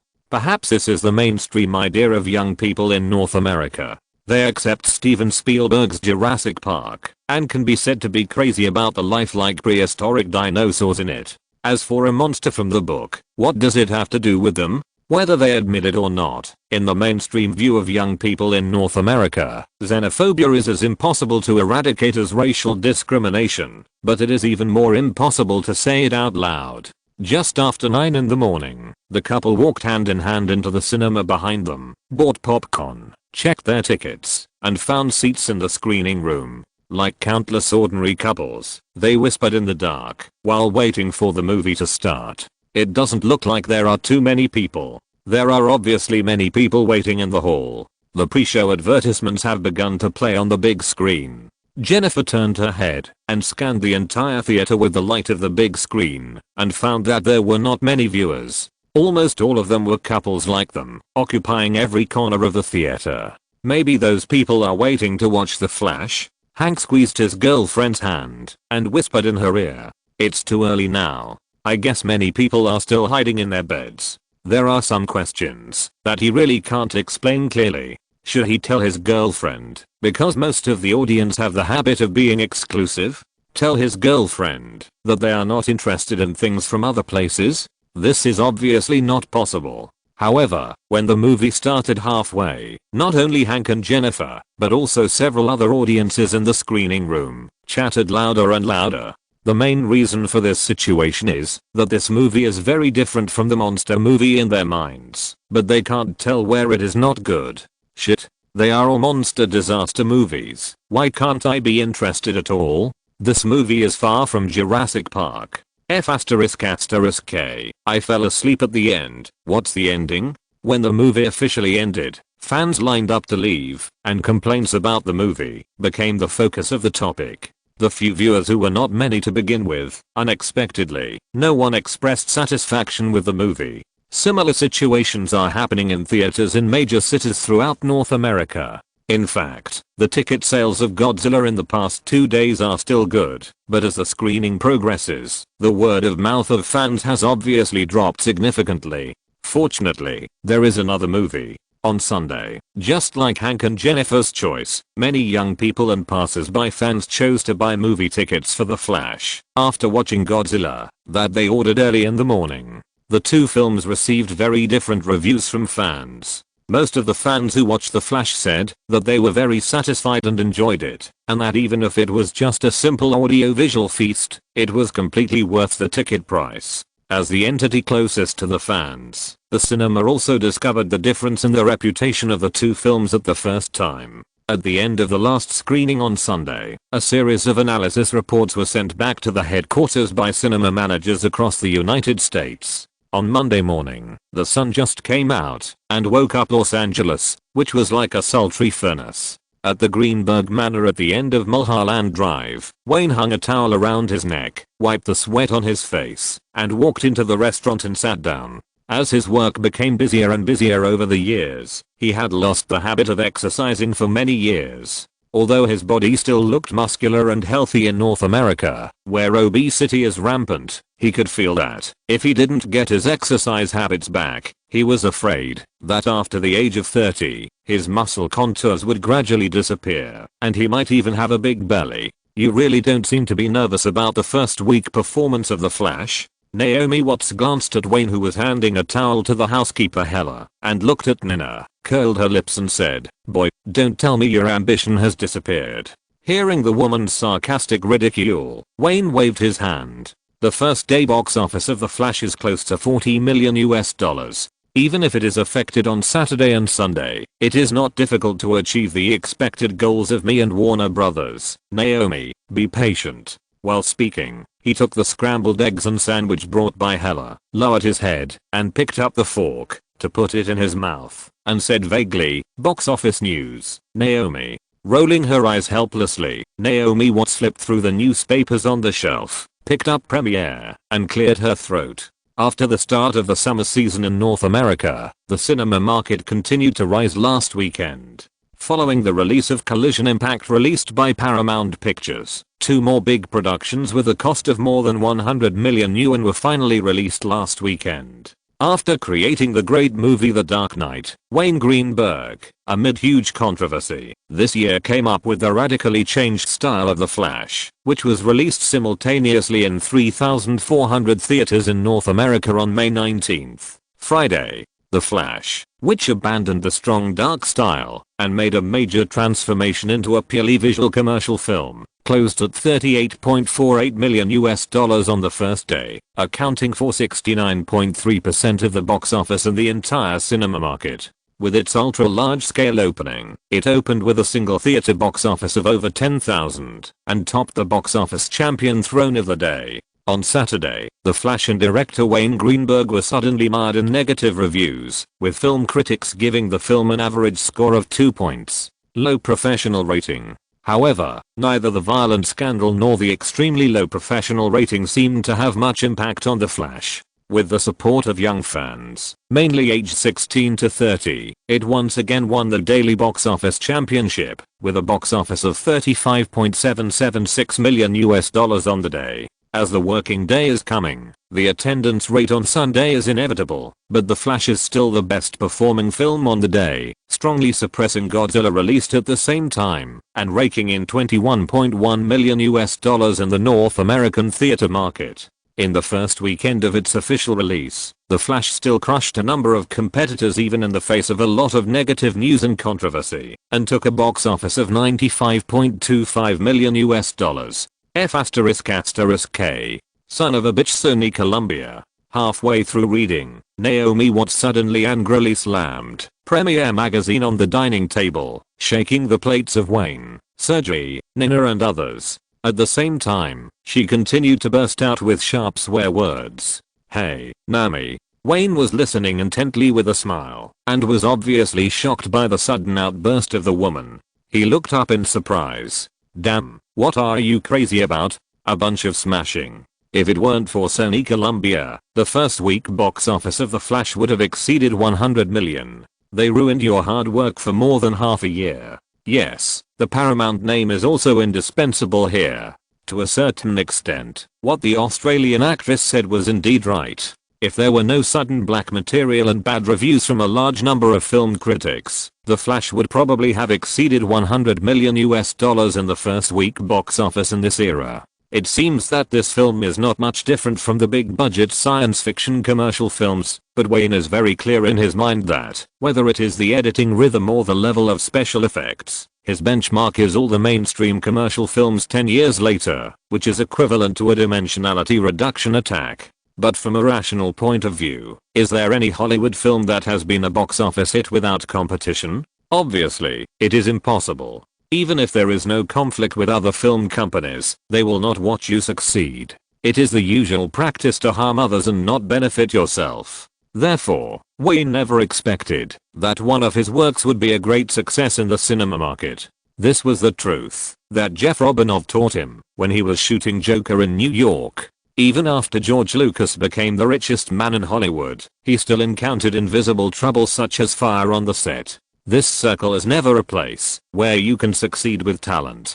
Nami, don't get excited. When have I ever been afraid of competition? It was just a little bit short. Wayne certainly understood the frustration of the woman standing next to him at this moment, and he, the main person, comforted her. Believe me, Naomi, the final winner this time will still be me. Someone will pay for the lost box office revenue of The Flash. Even Sergey on the side stopped eating frantically, raised his big head, and said in a buzzing voice, "When has the boss ever lost?" Naomi, the last thing you need to worry about is the box office results. Okay, keep reading. I want to hear what the mainstream media says. Seeing Naomi Watts nodded angrily, Wayne pointed to the magazine on the dining table, picked up the steel fork, and continued to deal with the scrambled eggs. The Australian actress reached out her hand, picked up the magazine again, and read out in a crisp voice, "This year's The Flash continues to promote the entire DC film series. It is completely different from the DC predecessors in previous years.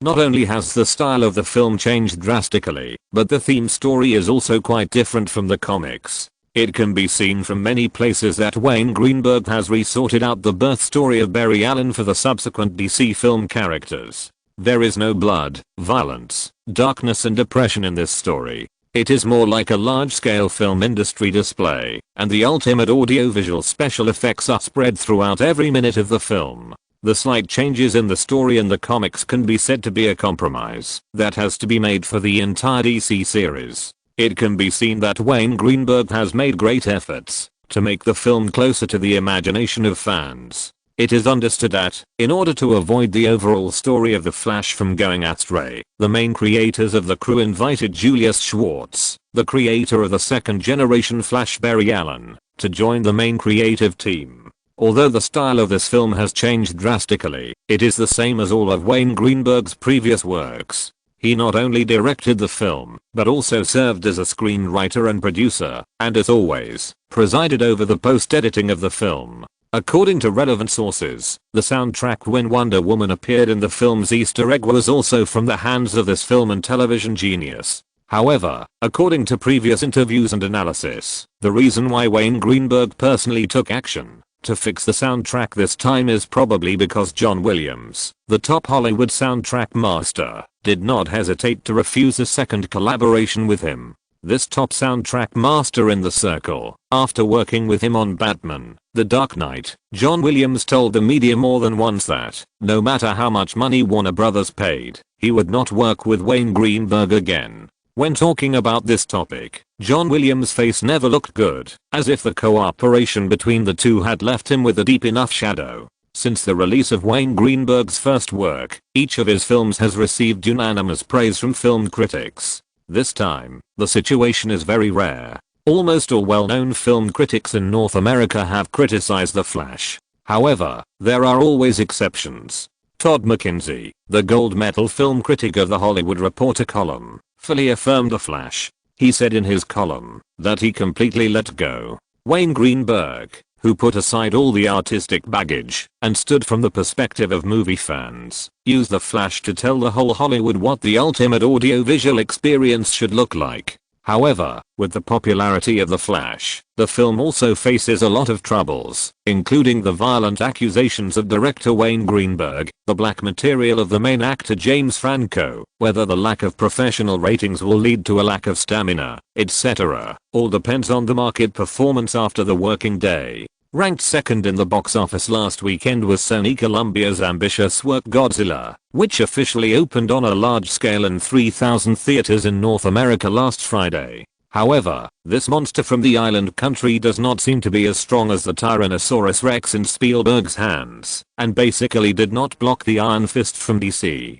Godzilla was released 3 days ago. This film, produced and distributed by Sony Columbia, closed at the box office of $37.6 million last weekend. However, one thing is worth noting. The reputation of the film is still declining rapidly. The relevant authoritative third-party forecasting agency said that, if the reputation of this monster disaster film cannot be reversed, the North American box office may not exceed $100 million.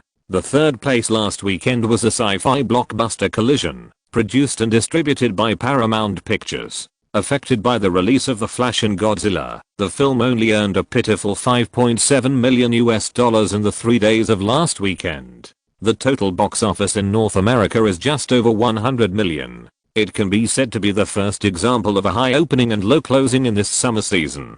The next films are basically low-cost productions, which pose almost no threat to the Flash. Naomi Watts simply put down the magazine in her hand and looked up at Wayne, who was wiping his mouth with a silk scarf. If nothing unexpected happens, Collision and Godzilla will not pose much threat to us. Noticing that the woman was staring at him with big eyes, Wayne shrugged and said with great ease, "What I'm considering now is not only to take up the rest of the June schedule, but also to make some people pay a sufficient price. It's very strange, boss." Nina on the side pushed her glasses on her face and asked puzzledly, "Jurassic Park obviously withstood the crushing of Batman, The Dark Knight, and monsters in North America are even hotter this year, but Godzilla has no ability to fight back against the Flash. They have done a lot of work this time. Normal people might wonder about this, as both are monster movies. Jurassic Park faced Batman, The Dark Knight, and even so, Tyrannosaurus Rex still reaped a considerable box office.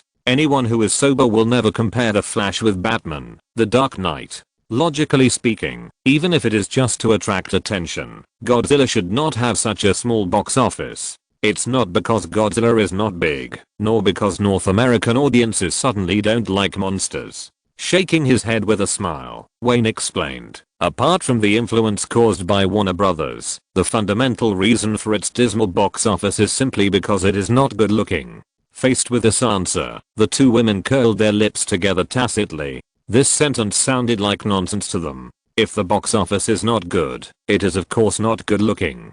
Could there be other reasons? Well, because this monster movie does not suit the taste of mainstream North American audiences. Wayne spread his hands and teased, "Because it is too big." Maybe this is a joke, but it is more likely to be the root cause. One thing that must be said is that Godzilla, a monster, became famous earlier than Tyrannosaurus Rex. It is a well-known monster that is rarely shown in the book. It is also larger in size and is rampant around cities that the audience is more familiar with. But why do the audience still dislike this monster? The fundamental reason is that it is too big. A big size means a bigger scene, but it also makes many narrative details, like the photographer who survived by chance in the film, ignored. A very simple example is that a monster that is too big cannot arrange the protagonist to face the crisis alone.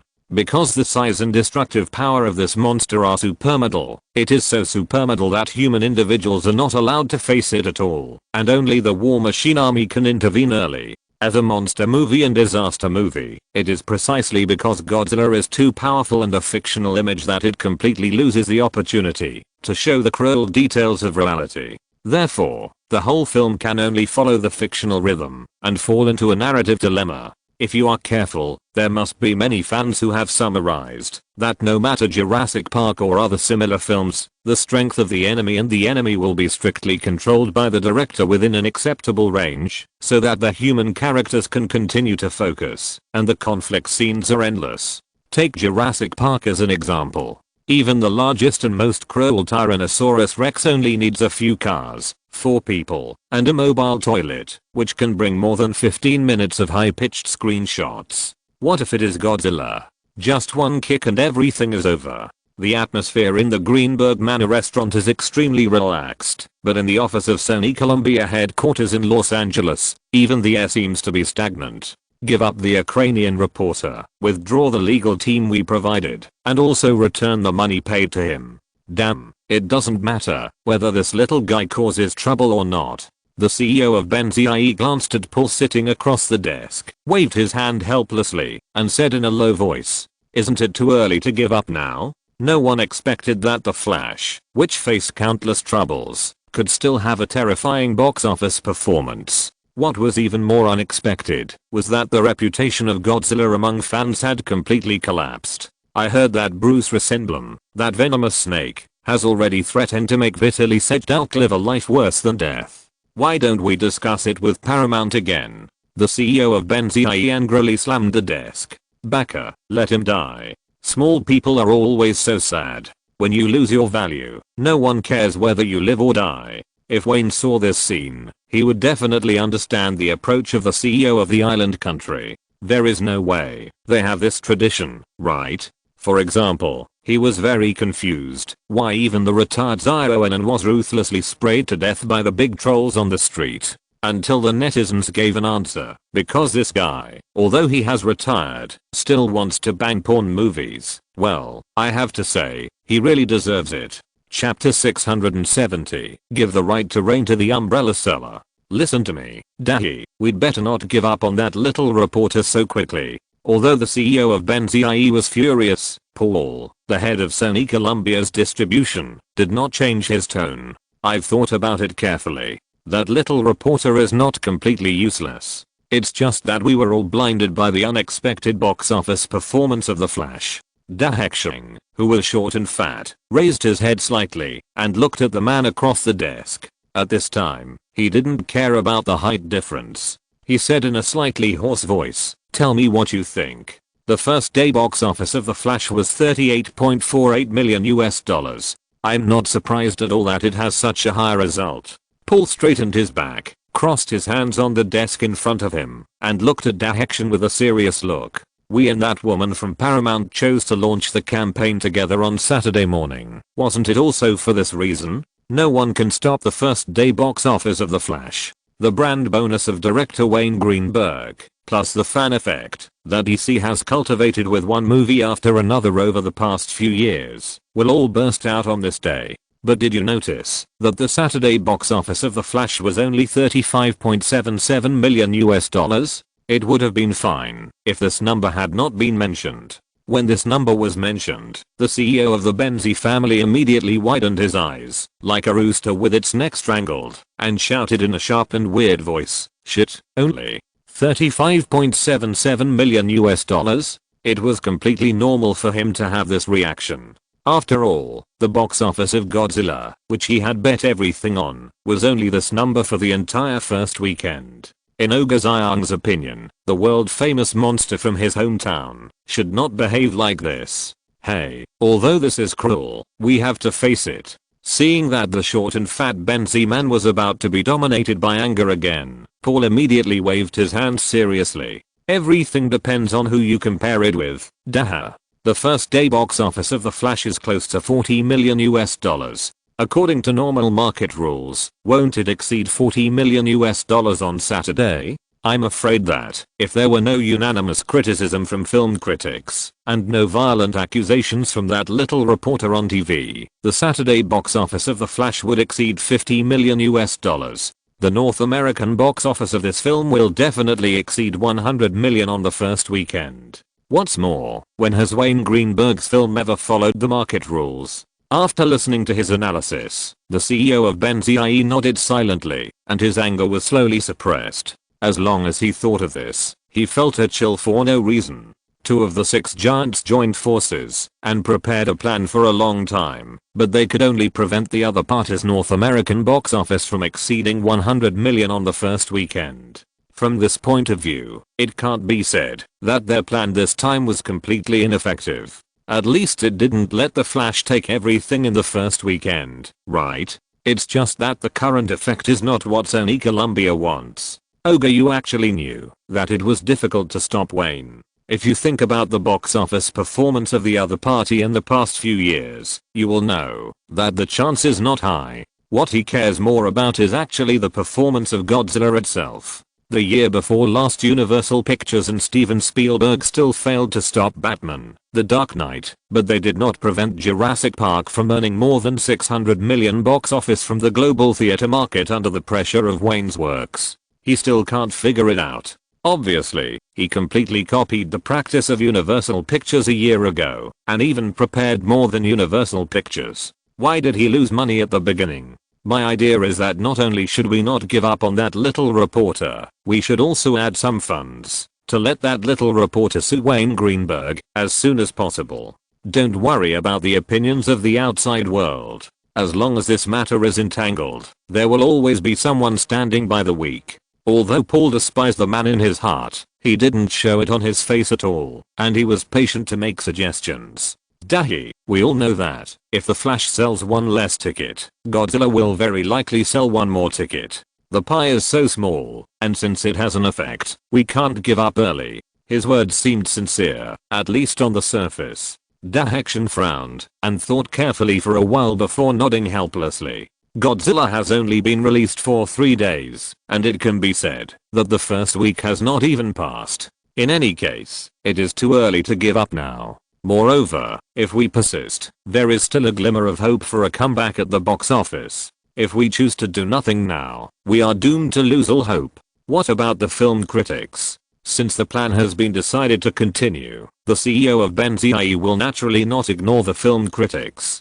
According to your analysis, those film critics are not without their role, but they have a big appetite. Should we continue? My suggestion is to continue. Before the other party finished speaking, Paul gritted his teeth, looked across the desk, and continued, since we have spent a lot of money in the past, there is no need to look ahead and consider the subsequent investment. Dahi, this is a war. If you want to survive, you must do whatever it takes, and you can't admit defeat in advance. I will propose additional investment in Godzilla at tomorrow's high-level meeting. Dahi Zion took the cold coffee on the table and drank it in one gulp. That's it. Godzilla must not fail like this. In the Godzilla project, the production cost, publicity and distribution investment, and public relations investment, these aspects have added up to more than $200 million.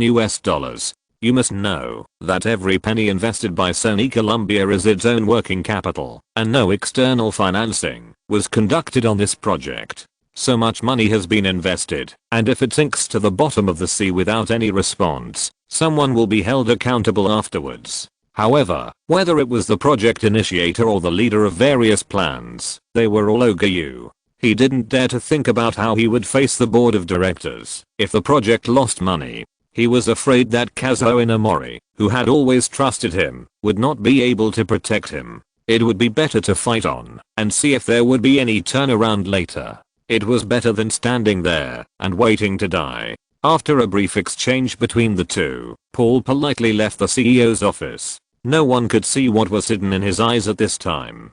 Film critics, we give up investment in this area. If Sony Columbia is willing to continue, let them continue. It was also early Monday morning. After reading the same box office express, Paramount Sign Lady CEO Shirley Lansing said directly to Nick Crowley, the head of distribution, "You will continue to keep in touch with Paul in the future, but we will not spend even a penny on the next plan." As one of the few female executives in Hollywood, her vision has always been very sharp, and her clear mind is also second to none in the circle. The Flash was indeed affected. After all, the North American box office did not exceed 100 million yuan in the first weekend, but the main profit-making film was Godzilla.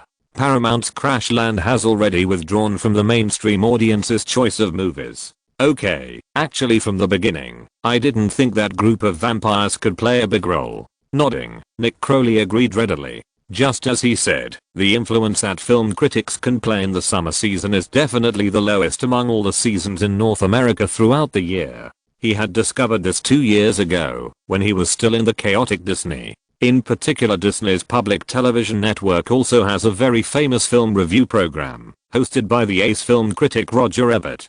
So any Disney executive who is careful has discovered that the ratings of this program have been getting lower and lower in the past 2 years. As the only gold medal film critic recognized by the Pulitzer Prize, the programs he hosts are all like this, which also shows that more and more mainstream movie audiences in North America are gradually ignoring the influence of film critics on their choice of audience. In fact, there is one thing that Hollywood film company executives are not unaware of: the vampires in the film critic industry do not have a complete standard of evaluation at all. Since its emergence decades ago, the film critic industry has always been the most unregulated industry, which is special among all film practitioners. To put it bluntly, anyone can become a film critic, because it is different from the strict requirements of other jobs in the film industry. If a film director has not undergone rigorous study, whether in the crew or in the academy, then the director is definitely unqualified. Similarly, all behind-the-scenes jobs related to the film industry require a lot of learning and accumulation. Even for the stars who least require learning and accumulation, in the final analysis, if they want to go to the front line and continuously improve their status, they also need to continuously hone their acting skills. Even Tom Cruise, the first-line superstar who is most criticized by fans for his acting skills, is not difficult to deal with commercial films with his acting skills and professionalism. But all of this is not important to film critics. You don't need to study a course, and no school will offer such a course. You don't need to be recognized first, or get a so-called degree or technical certificate, before you can be certified as a film critic. Therefore, rational people in the industry must understand that what these greedy vampires say can only serve as a guide to the older generation of movie fans. The reason why everyone tacitly publicizes well-known North American film critics when releasing new movies is not because of their guiding role in film art, but more like spending money as a routine film promotion channel, while covering a small number of elderly fans who are used to reading film critics' columns. Those film critics should be cherished, I'm sure. Speaking of this, Nick Crowley's eyes were full of pity, with Warner Brothers and Wayne Greenberg taking the lead and choosing not to invite critics to preview their films. More and more film companies will ignore them when releasing their films. This statement is by no means a joke. Not to mention others, even he, the head of distribution of Paramount Pictures, has decided not to invite these critics to preview the company's next big project. Perhaps in the eyes of ordinary people, Nick Crowley is not famous, and even when he walks on the street, he will not be recognized by some small stars in the circle. But among the executives of film companies, his vision and ability have always been known for stability. It seems that all executives from Disney are like this. Another smiling Mickey Mouse who led Disney to become the world's first media group, the world-renowned CEO Robert Iger, also has this style. In terms of fame, he is certainly not as big as Robert Iger later, but the projects he led Paramount Pictures to initiate are definitely familiar to movie fans. The Transformers series made the Mission Impossible series shine again. Even Star Trek, Teenage Mutant Ninja Turtles, and XXX, Return of Xander Cage were all produced by this inconspicuous executive. In a way, it is not an exaggeration to call Walt Disney the Wampoa of Hollywood. It is a pity that all these executives left because of the chaos. Jeffrey Katzenberg, one of the three giants of DreamWorks, and Nick Crowley, all reached the peak of their careers outside Disney. We will not get involved in the critics' affairs. Shirley Lansing is now more concerned about how to make more money for Crash, and has basically given up the tacit understanding with Sony Columbia. However, Nick, don't break off contact with Sony Columbia, especially keep a close eye on that old fox Paul. I have a feeling that his behavior this time is too abnormal, and he must have other purposes. Okay, I will keep an eye on him. The two looked at each other and smiled tacitly at the same time. The executives in the circle all know each other. The Sony Columbia distribution director's behavior this time is very abnormal in many ways. Both of them notice these abnormalities. What does Paul usually do? In the early 1990s, after suffering 2 losses from Wayne Greenberg, he immediately became a shrewd man who learned his lesson. Especially in the following years, he released a large number of small and medium-cost projects under the noses of other Hollywood giants. A closer look shows that the success rate is terrifying. The outside world has never recognized the ability of the CEO of Japanese descent. In the hearts of these executives in the circle, Paul is basically recognized as the one who led Sony Columbia to get out of the pain. One thing is very telling. After suffering 2 losses, did he make the decision to clash with Wayne Greenberg again? Not once. Every time, he kept the projects he released far away and watched the fierce battles of other giants. But this time he took the initiative. Let's talk about business. In Nick Crowley's eyes, what is the most important thing? It is not the tacit understanding with Sony Columbia, nor is it Armageddon, which is basically powerless to save the situation. We found the main reason why The Flash was able to get a first weekend box office of almost 100 million despite our siege. Yes, this is what he cares about most, and it is also what Shirley Lansing cares about most. Because no matter from which aspect, the tacit squeeze between them and Sony Columbia cannot achieve only such a small result. Not to mention Wayne's die-hard fans, not to mention the fans accumulated from DC's previous works, because more than half of this group of people walked into the theater on the first day of The Flash's release. They took this into consideration and launched the campaign on the second day of The Flash's official release. Hearing this, Shirley Lansing immediately perked up. Well, tell me, how did Warner Brothers and Wayne Greenberg do it? The internet. Yes, the internet. Nick Crowley let out a long sigh and said helplessly, all of us have underestimated the power of the internet. I have always been very curious why the main audience who went to the cinema to watch The Flash happened to be young people. After 2 days of detailed investigation, the internet department of the distribution department of Warner Brothers accidentally came into my sight. Those who go to work at the Warner Brothers headquarters every day are actually only the main trunk of this department, and more members are spread across major cities throughout North America. They work in groups on all movie-related websites to guide public opinion, and their methods are actually very crude.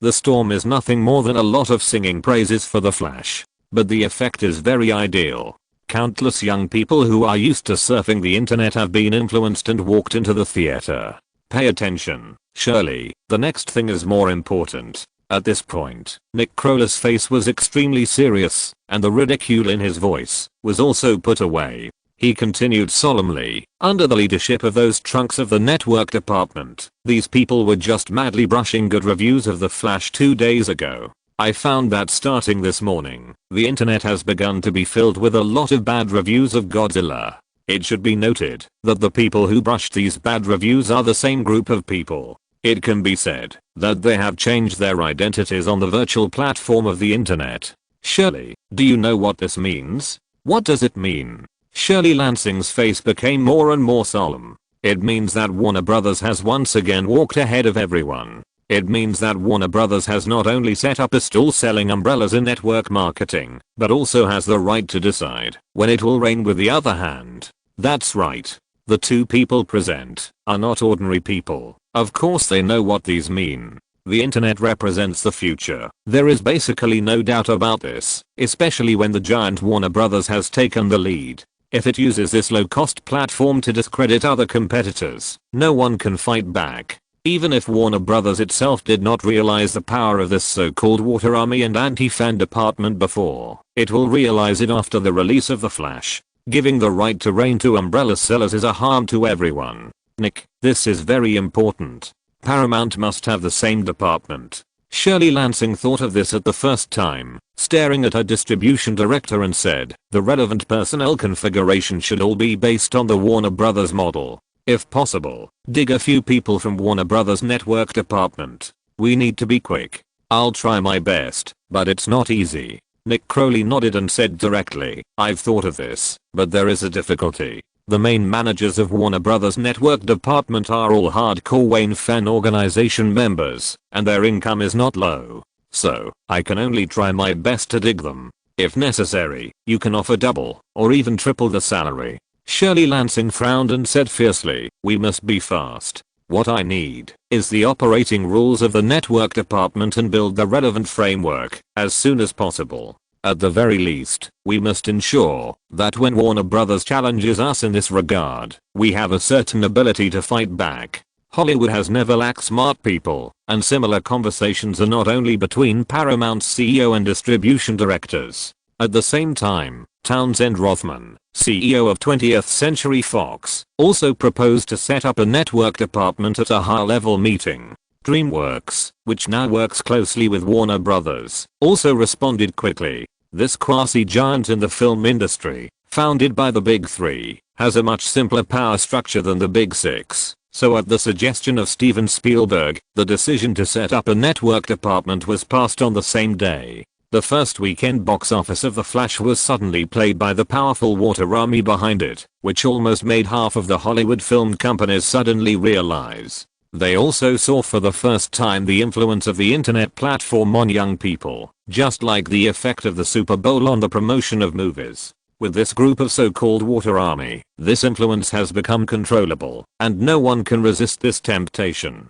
There is one thing that everyone believes, that the influence of the internet platform will only grow. As long as a simple investigation is conducted, it will be found that the number of personal computers in North America has been growing explosively year by year. The internet represents the future. Some film companies saw this and started to set up their own network marketing departments without stopping, but more film companies are still focusing on the summer war. After the box office of The Flash in the first weekend, which was more than $95 million, it was also inevitable that the attendance rate would drop sharply after the arrival of the working day. On Monday, the North American box office closed at $9.36 million, down more than 50% from $21.1 million last Sunday. But no media would use this to measure the success or failure of The Flash, because the film's Sunday box office base is too high. Looking at the entire Hollywood, there are only a handful of works that can get more than $10 million in box office on Monday. Since Tuesday is the traditional discount day for North American theaters, many families have the habit of watching movies together on Tuesday, so the box office of The Flash rose slightly on that day, earning $10.38 million. $8.38 million on Wednesday and $7.95 million on Thursday. So far, The Flash has been officially released for a week, and North America alone has raked in $131.42 million in box office. In particular, this achievement was achieved in the midst of the constant controversy. For a time, the media changed their tone, and no one mentioned professional ratings and film critics' opinions. After The Sun came out on Friday, major mainstream entertainment media once again put Wayne on the altar. In the second half of 1997, Wayne Greenberg, who had just won an Oscar, and with $200 million from Warner Brothers in his hands, finally made up his mind to give up the dark style that had made him worshipped by hundreds of millions of people around the world, and decided to stand from the perspective of all movie fans and shoot a top-notch commercial.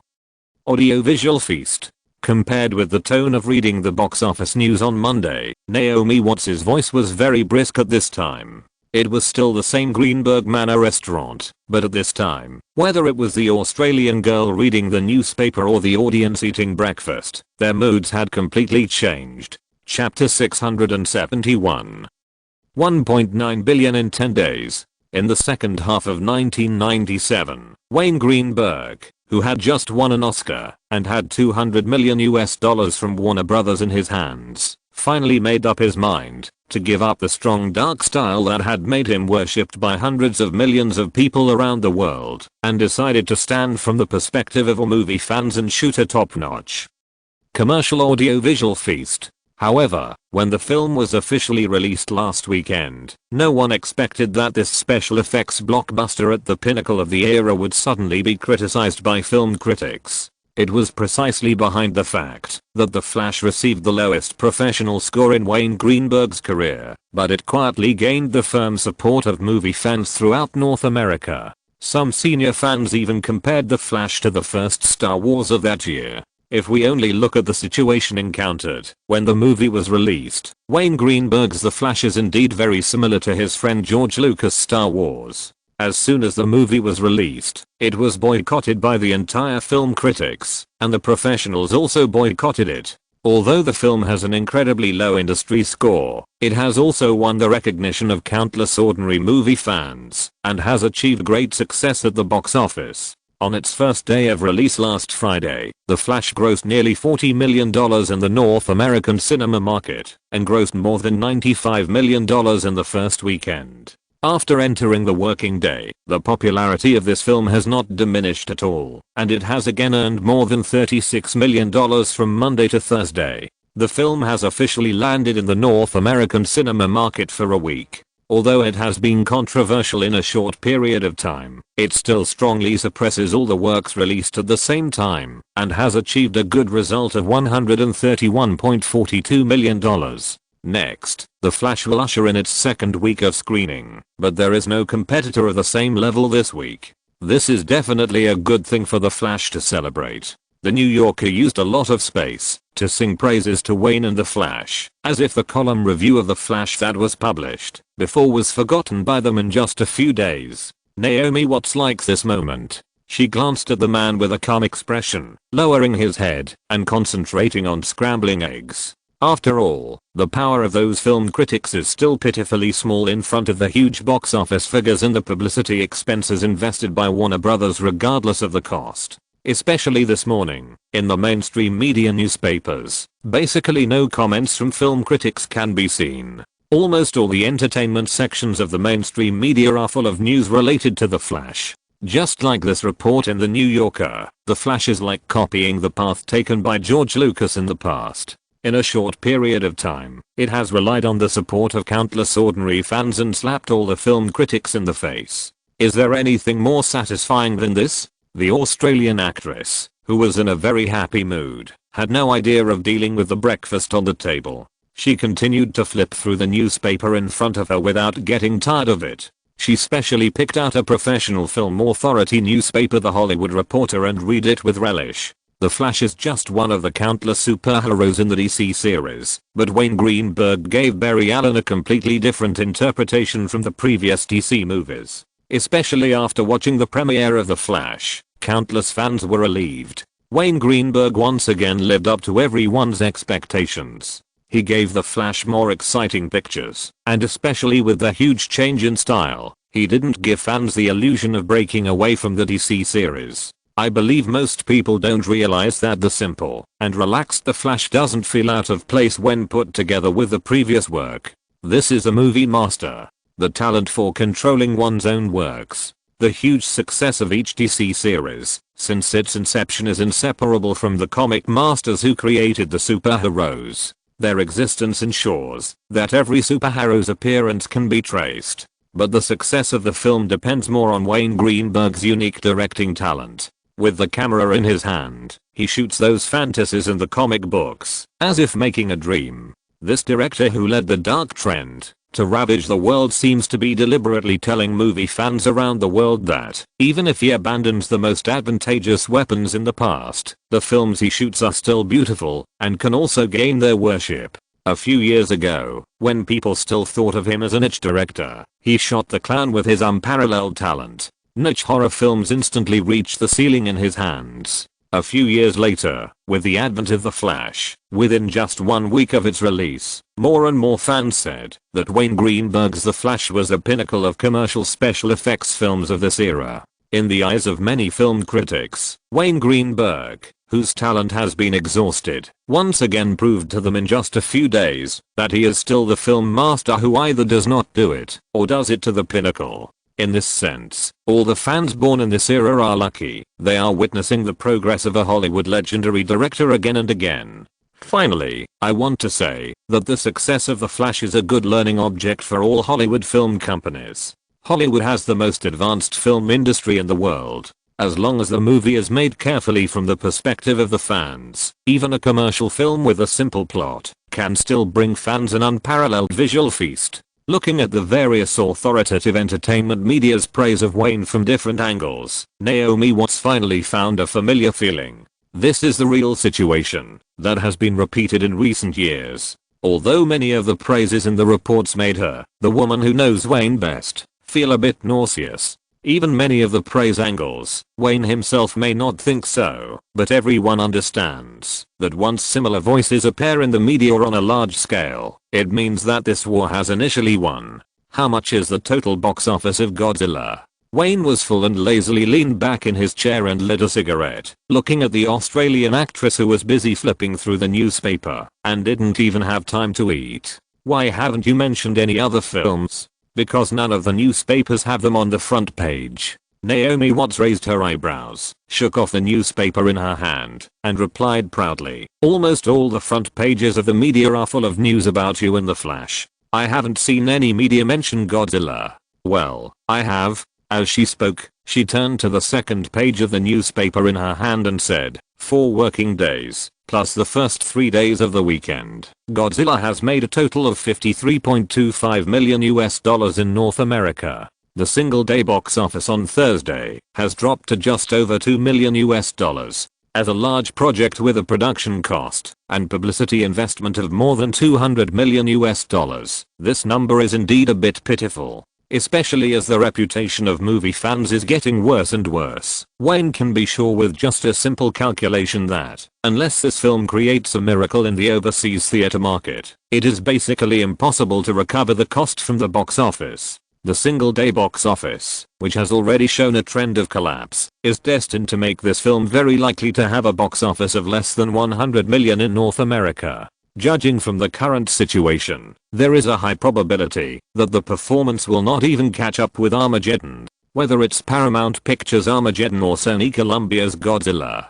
Putting down the newspaper in her hand, Naomi Watts took a big sip of milk and muttered, if they can't create a miracle in the upcoming overseas screenings, they will probably lose a lot of money. It's difficult. Nina, who had been silent all the time, suddenly said, I mean it's difficult to create miracles overseas. She glanced at her boss, pushed her glasses on her face and continued, as far as I know, Paramount Pictures originally planned to release Armageddon overseas if the North American box office performed better. Now it seems that all plans have fallen through. As for Godzilla, it is highly likely that only Benzi will be able to achieve good results. The Flash will also be released overseas at the same time. Since Godzilla has not competed with The Flash in North America, it is even more impossible to do so overseas. Although he thought so in his heart, Wayne still said, we can't let our guard down.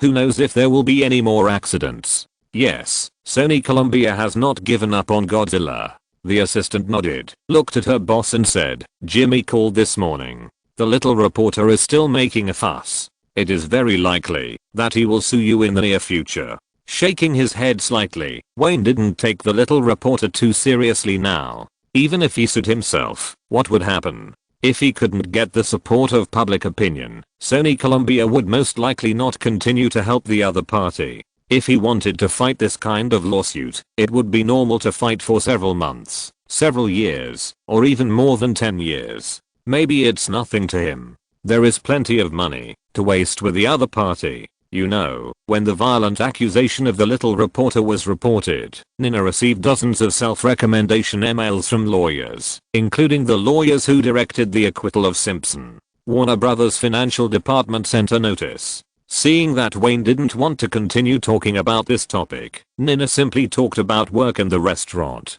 The continued success of The Flash seems to have affected many things. Warner Brothers' financial department has notified Colin and his team of accountants to check the remaining box office share accounts of Batman: The Dark Knight after work on Monday.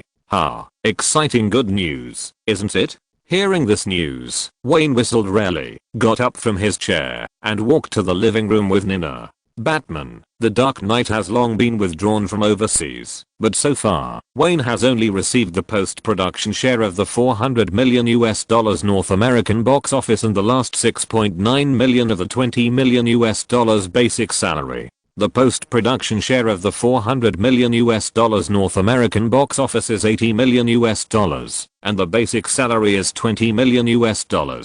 Although he has received a total of $100 million in total remuneration from Batman: The Dark Knight, this is far from the bulk of his money earned from this film. According to the contract signed between Wayne and the producer Warner Brothers, the director's later salary is 20% of the global box office of Batman: The Dark Knight. This simple and crude profit-sharing agreement has created a myth in the director's salary this time. The global box office of Batman: The Dark Knight is just over $1.2 billion. The calculation method can of course be rough. Excluding the $400 million that have already participated in the share, the remaining is just over $800 million, and he can get $160 million. The total salary before and after is added up to a terrifying $260 million. Is $260 million a lot? If we look at it from the perspective of the top salaries in Hollywood now, it is definitely a sky-high figure. Whether it is a director, a producer, or a star with even more amazing money-making ability, it is difficult to reach this number. But on the other hand, if this number is placed in front of the total revenue created by Batman: The Dark Knight for Warner Brothers, it is not a big number. It's just that the individual salary is quite scary. After all, for so many years, except for Steven Spielberg in the first Jurassic Park, no director has received such a salary. The situation of Jurassic Park is also relatively special. Steven Spielberg's sky-high income is not just the director's share in the later period, but also involves a series of operations such as copyright and peripherals. So, if we only look at the income of a director directing a movie, this number may not be broken for many years, including Wayne himself. It's just that the information about the sky-high salary of Batman: The Dark Knight has not been known to the outside world yet, otherwise, it will definitely become the headlines of the media's hype again. In fact, Wayne and others know very well that the reason why Warner Brothers notified his accounting team to check the accounts at this point in time and prepared to pay the sky-high salary is nothing more than the influence of the excellent box office performance of The Flash. The role of the media is to lead public opinion and then use public opinion to drive more audiences. The audience goes to the theater to watch the movie and contributes to the box office. Then, because of the excellent box office results and audience reputation, Warner Brothers continues to increase its investment in public opinion and finally forms a closed loop cycle. In this perfect closed loop, the only thing that cannot be bypassed is Wayne, the leader. So when the movie becomes more and more successful and the box office achievements become greater and greater, the first thing Warner Brothers should consider is always how to continue to tie him to its chariot to avoid unnecessary rifts between the two sides.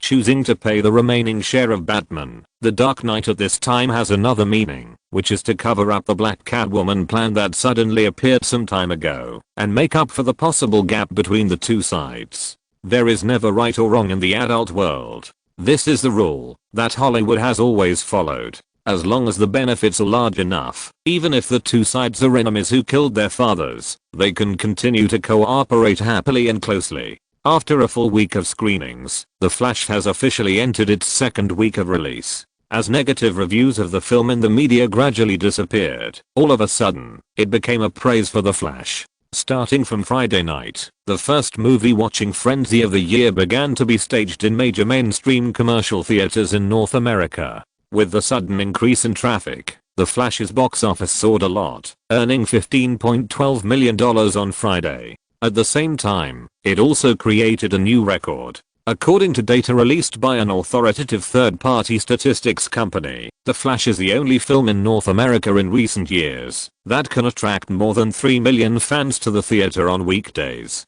However, what is even more surprising is that Friday is just the beginning. After the second weekend of The Flash's release, more and more passers-by and family fans chose to go to the theater this weekend. These people have a clear weekend entertainment goal. The Flash is the most suitable movie for ordinary fans in the DC series. With the enrichment of moviegoers of all ages, The Flash's audience is no longer limited to young people. The larger number of moviegoers has not lowered the audience's reputation for the movie. This is a miracle in the commercial film industry. Whether it is teenagers, college students or middle-aged and elderly people, almost all of them gave good ratings in the post-movie survey. After another Monday, the movie-watching craze was temporarily restrained. Since the start of this year's summer season, the media has never lacked hot topics to hype, but since The Flash began to show a trend of crushing the box office, mainstream entertainment media have almost all reported on this film. After the weekend, the film's performance in the theater market has once again become a hot topic for all media discussions.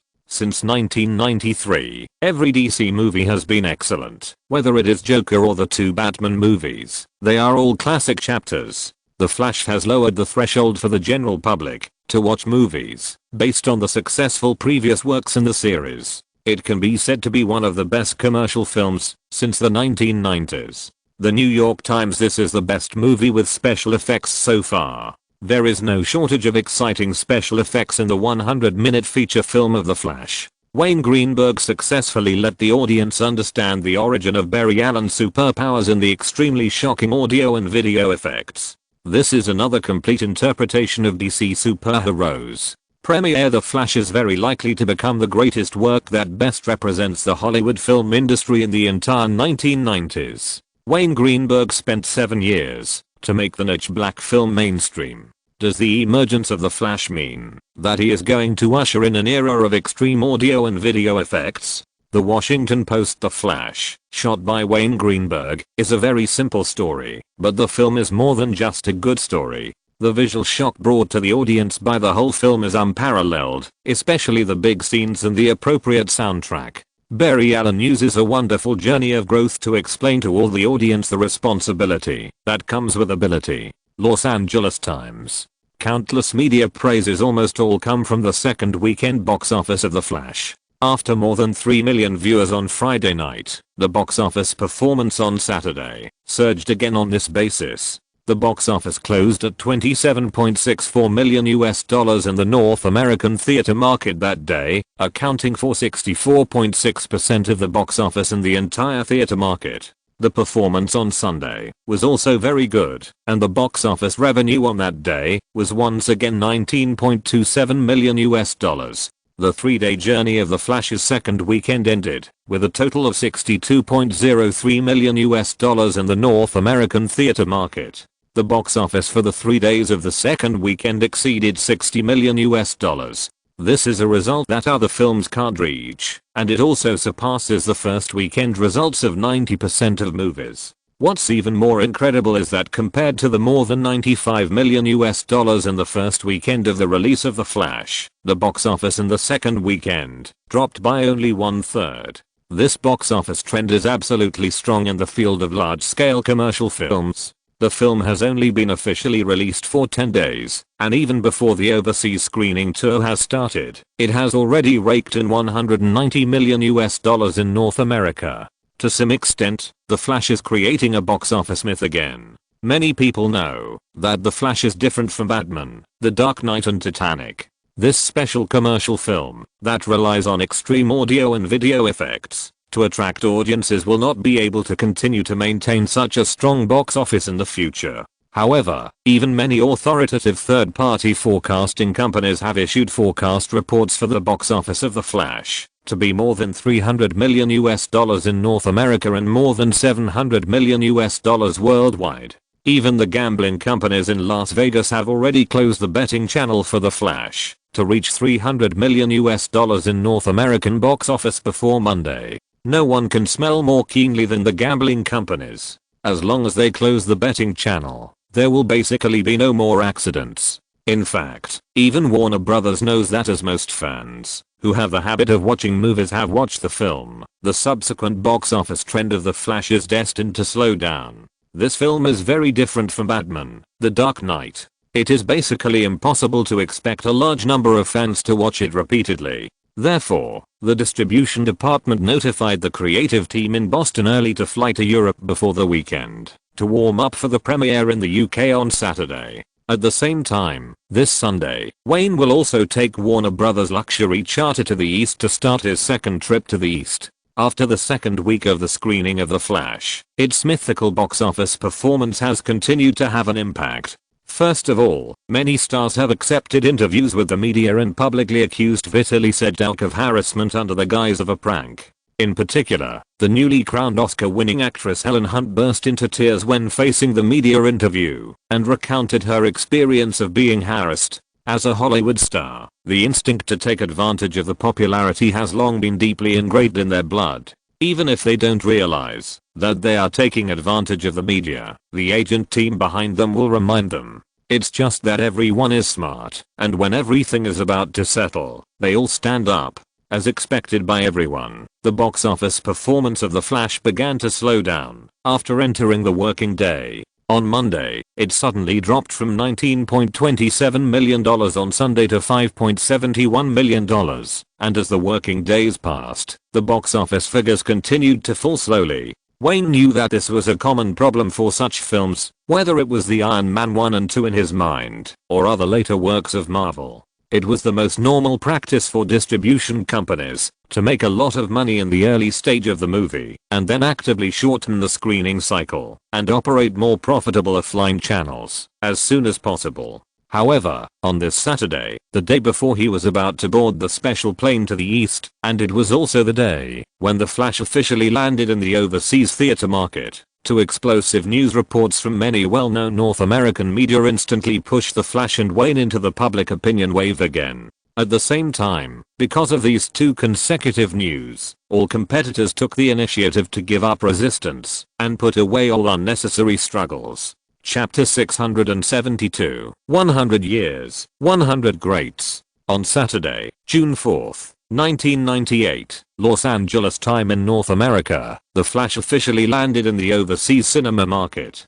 Due to sufficient preparation time and Warner Bros. Distribution experience in the past few years, this time, The Flash not only landed in the traditional dumping grounds of Hollywood movies, the 5 English-speaking countries and the European countries where traditional movies originated, but also landed in more than 60 countries and regions, led by Brazil, for the first time. The first to bear the brunt is the British Isles. The crew held the premiere in this country with the most special relationship with the United States. Due to time differences and other reasons, the premiere of The Flash was scheduled at 7 p.m. local time. The DC series of movies seems to have become a brand in the past 2 years. The crew has attracted a large number of fans and local media since they got off the plane. From the airport to the hotel, and then from the hotel to the Electric Cinema, where the premiere was held, the bus the crew took has been surrounded and blocked by the media, although there are not many familiar faces in this crew. At 7 p.m., under the organization of the local staff of Warner Bros., the crew members of The Flash walked onto the red carpet in front of the Electric Theater one by one.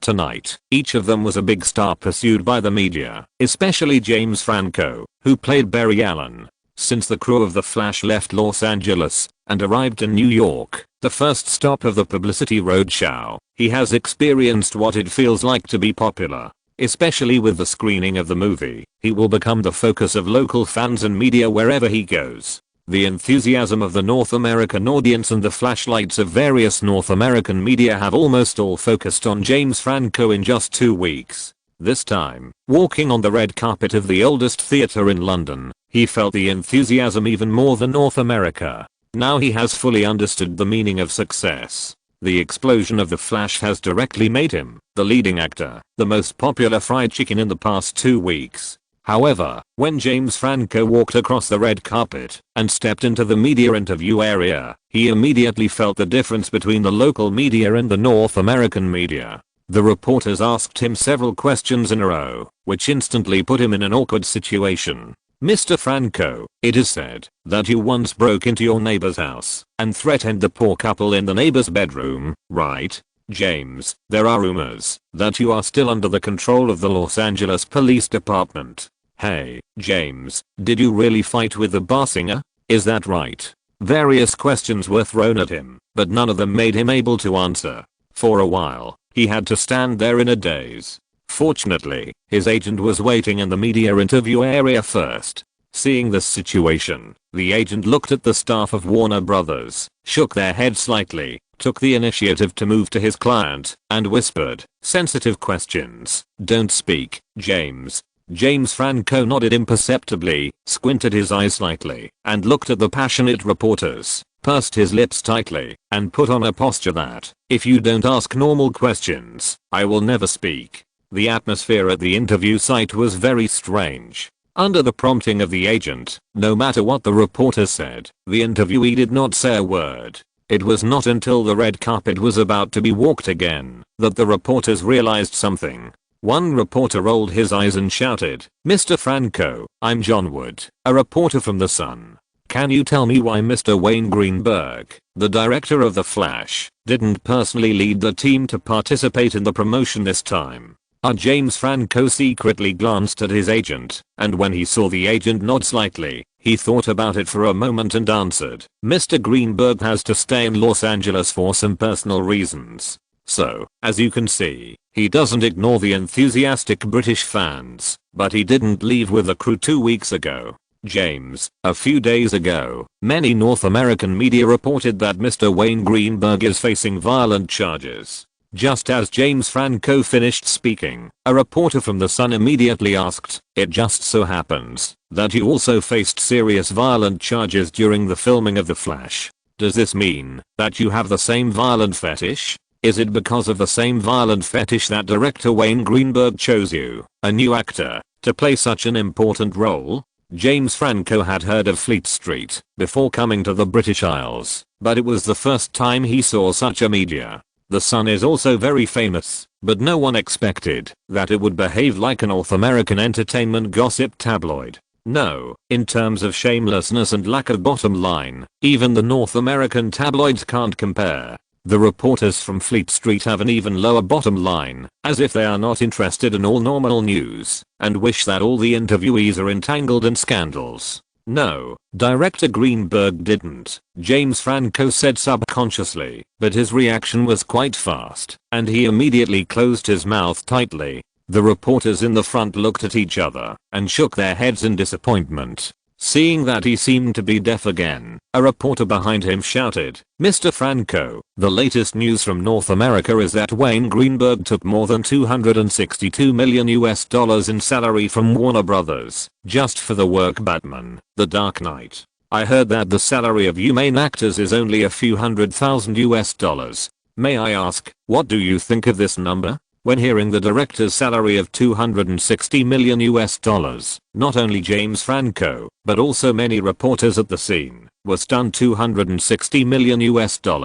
If the reporter who asked the question was not from the Times, everyone would definitely think that this news was hype. But because the reporter who asked the question worked for the media, everyone instantly believed that there was really a director who could get such a high salary for a movie. At this time, James Franco has grown a lot. Although he was also shocked by this number and felt an unknown taste in his heart, he said at the first time, compared with Mr. Greenberg's achievements, I think this number is completely reasonable. Hey, guys, if director Greenberg is willing, there will be countless film companies in Hollywood holding the same number in their hands to invite him to join the project. Just after this news was broken by the reporter of the Times, at the premiere held in London, every main creator of the crew was asked about their views on this matter. There is no other reason, simply because the amount of this salary is too large. It is so large that no one has ever thought of it. At this time, this news is also being hyped in North America.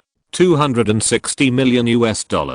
Wayne Greenberg has become an enviable billionaire with only one Batman, The Dark Knight. Hollywood's sky-high salary was born. Wayne Greenberg earned $260 million for one movie. Our reporter learned that Wayne Greenberg's accounting team recently successfully took away $162 million from Warner Brothers. According to relevant sources, this money is only part of Wayne Greenberg's remuneration for the project Batman, The Dark Knight. A few months ago, Warner Brothers had already deposited more than $100 million into his studio account. A special celebrity gossip report from Vanity Fair just appeared on the newsstand early Saturday morning and immediately triggered a nationwide discussion. Other entertainment media in North America also have a keen sense of smell. Subsequently, as many as dozens of media reprinted the relevant news. In less than half a day, Wayne was once again pushed to the top of public opinion. However, unlike scandals, in this land, making money, making a lot of money, and creating a myth of wealth are always the most interesting topics for people from all walks of life.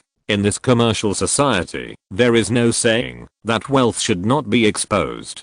People worship and discuss successful people. The best standard to measure whether a person is successful is the amount of wealth and the speed of accumulation. Vanity Fair, which first reported the news, undoubtedly formed a tacit understanding with Warner Brothers. From the moment the news appeared on Saturday morning, it immediately triggered media forwarding, followed by a nationwide discussion. Many TV channels took the opportunity to launch a program to review Hollywood's historical salaries. It can be said that the series of operations took only half a day. If you say that there was no Warner Brothers behind this, Wayne would never believe it. Although Bruce Rosenblum did not greet him in advance, he was not an ungrateful person. He knew that Warner Brothers was promoting itself while trying to maintain the popularity of The Flash. After all, the time point was chosen to coincidentally. The Flash began to enter its third weekend of screening, and on this day, it was released in more than 70 countries and regions overseas. Others don't understand, but Wayne knows very well that the PricewaterhouseCoopers accounting team led by Colin Howard checked their box office share accounts on Monday, and Warner Brothers also deposited the money into Greenberg Studios' account early on Tuesday. However, the news broke 4 days later. It is obvious that this is an organized and planned hype, the purpose of which is to increase the overseas box office of The Flash and completely squeeze out the North American box office potential in a short period of time, in preparation for the early withdrawal of The Flash. If the news of the sky-high salary of $260 million was deliberately hyped by Warner Brothers to maintain the popularity of Wayne and the Flash, then the next unexpected news completely plunged the media and the public in North America into a big discussion. On Saturday night, when the outside world was still discussing the figure of $260 million, the Academy of Motion Picture Arts and Sciences of North America, which has always been extremely low-key, except during the awards season, quietly released a list. But once the list was released, it immediately caught the attention of countless people. This was destined to be a sleepless night for countless film practitioners. On Sunday morning, almost all media platforms in North America reported the list released by the Academy. Even the extremely hot topic of sky-high salaries a day before was squeezed out of the front page headlines by this list. At 6:30 last night, the Academy of Motion Picture Arts and Sciences of North America released a special list of winners. It is reported that this list is to celebrate the 100th anniversary of the birth of North American films, 1896 to 1996, and the Academy of Motion Picture Arts and Sciences of North America selected them from more than 400 recommended films. Combining the votes of academia, production industry and ordinary movie fans, it successfully selected 100 representative works of North American films in the past 100 years. According to the list released by the Academy, the strictly selected works are concentrated on the works of more than 100 film companies that exist or disappear in North America. In terms of years, a total of 5 films were selected in 1939, namely Gone with the Wind, The Wizard of Oz, Mr. Smith Goes to Washington, Wuthering Heights and Flying Over the Mountain. 1939 became the super platinum age in the history of North American films. Among the top 10 classic movies on the list, movies produced in the 1940s occupied 2 positions, namely Citizen Kane and Casablanca. In the 1930s, there were 2 1939 films, Gone with the Wind and The Wizard of Oz, and 2 in the 1950s. On the Waterfront and Singin' in the Rain. In the 1960s, Lawrence of Arabia and The Graduate took up 2 places, and the representative work of the 1970s was Francis Ford Coppola's The Godfather. When the time came to the 1980s, it became the absolute loser in this selection of the top 100 films in the past 100 years. The highest ranking was only Martin Scorsese's Taxi Driver. The most special one is undoubtedly the 1990s, which is also the era most familiar to movie fans. In this list, there are many classic movies from the 1990s. It is worth mentioning here that the great director Steven Spielberg is one of the biggest winners of this list. Of course, when it comes to Hollywood in the 1990s, there must be a young film master who cannot be bypassed, Wayne Greenberg. The following is the specific list of the top 100 films in the past 100 years released by the Academy of Motion Picture Arts and Sciences of North America.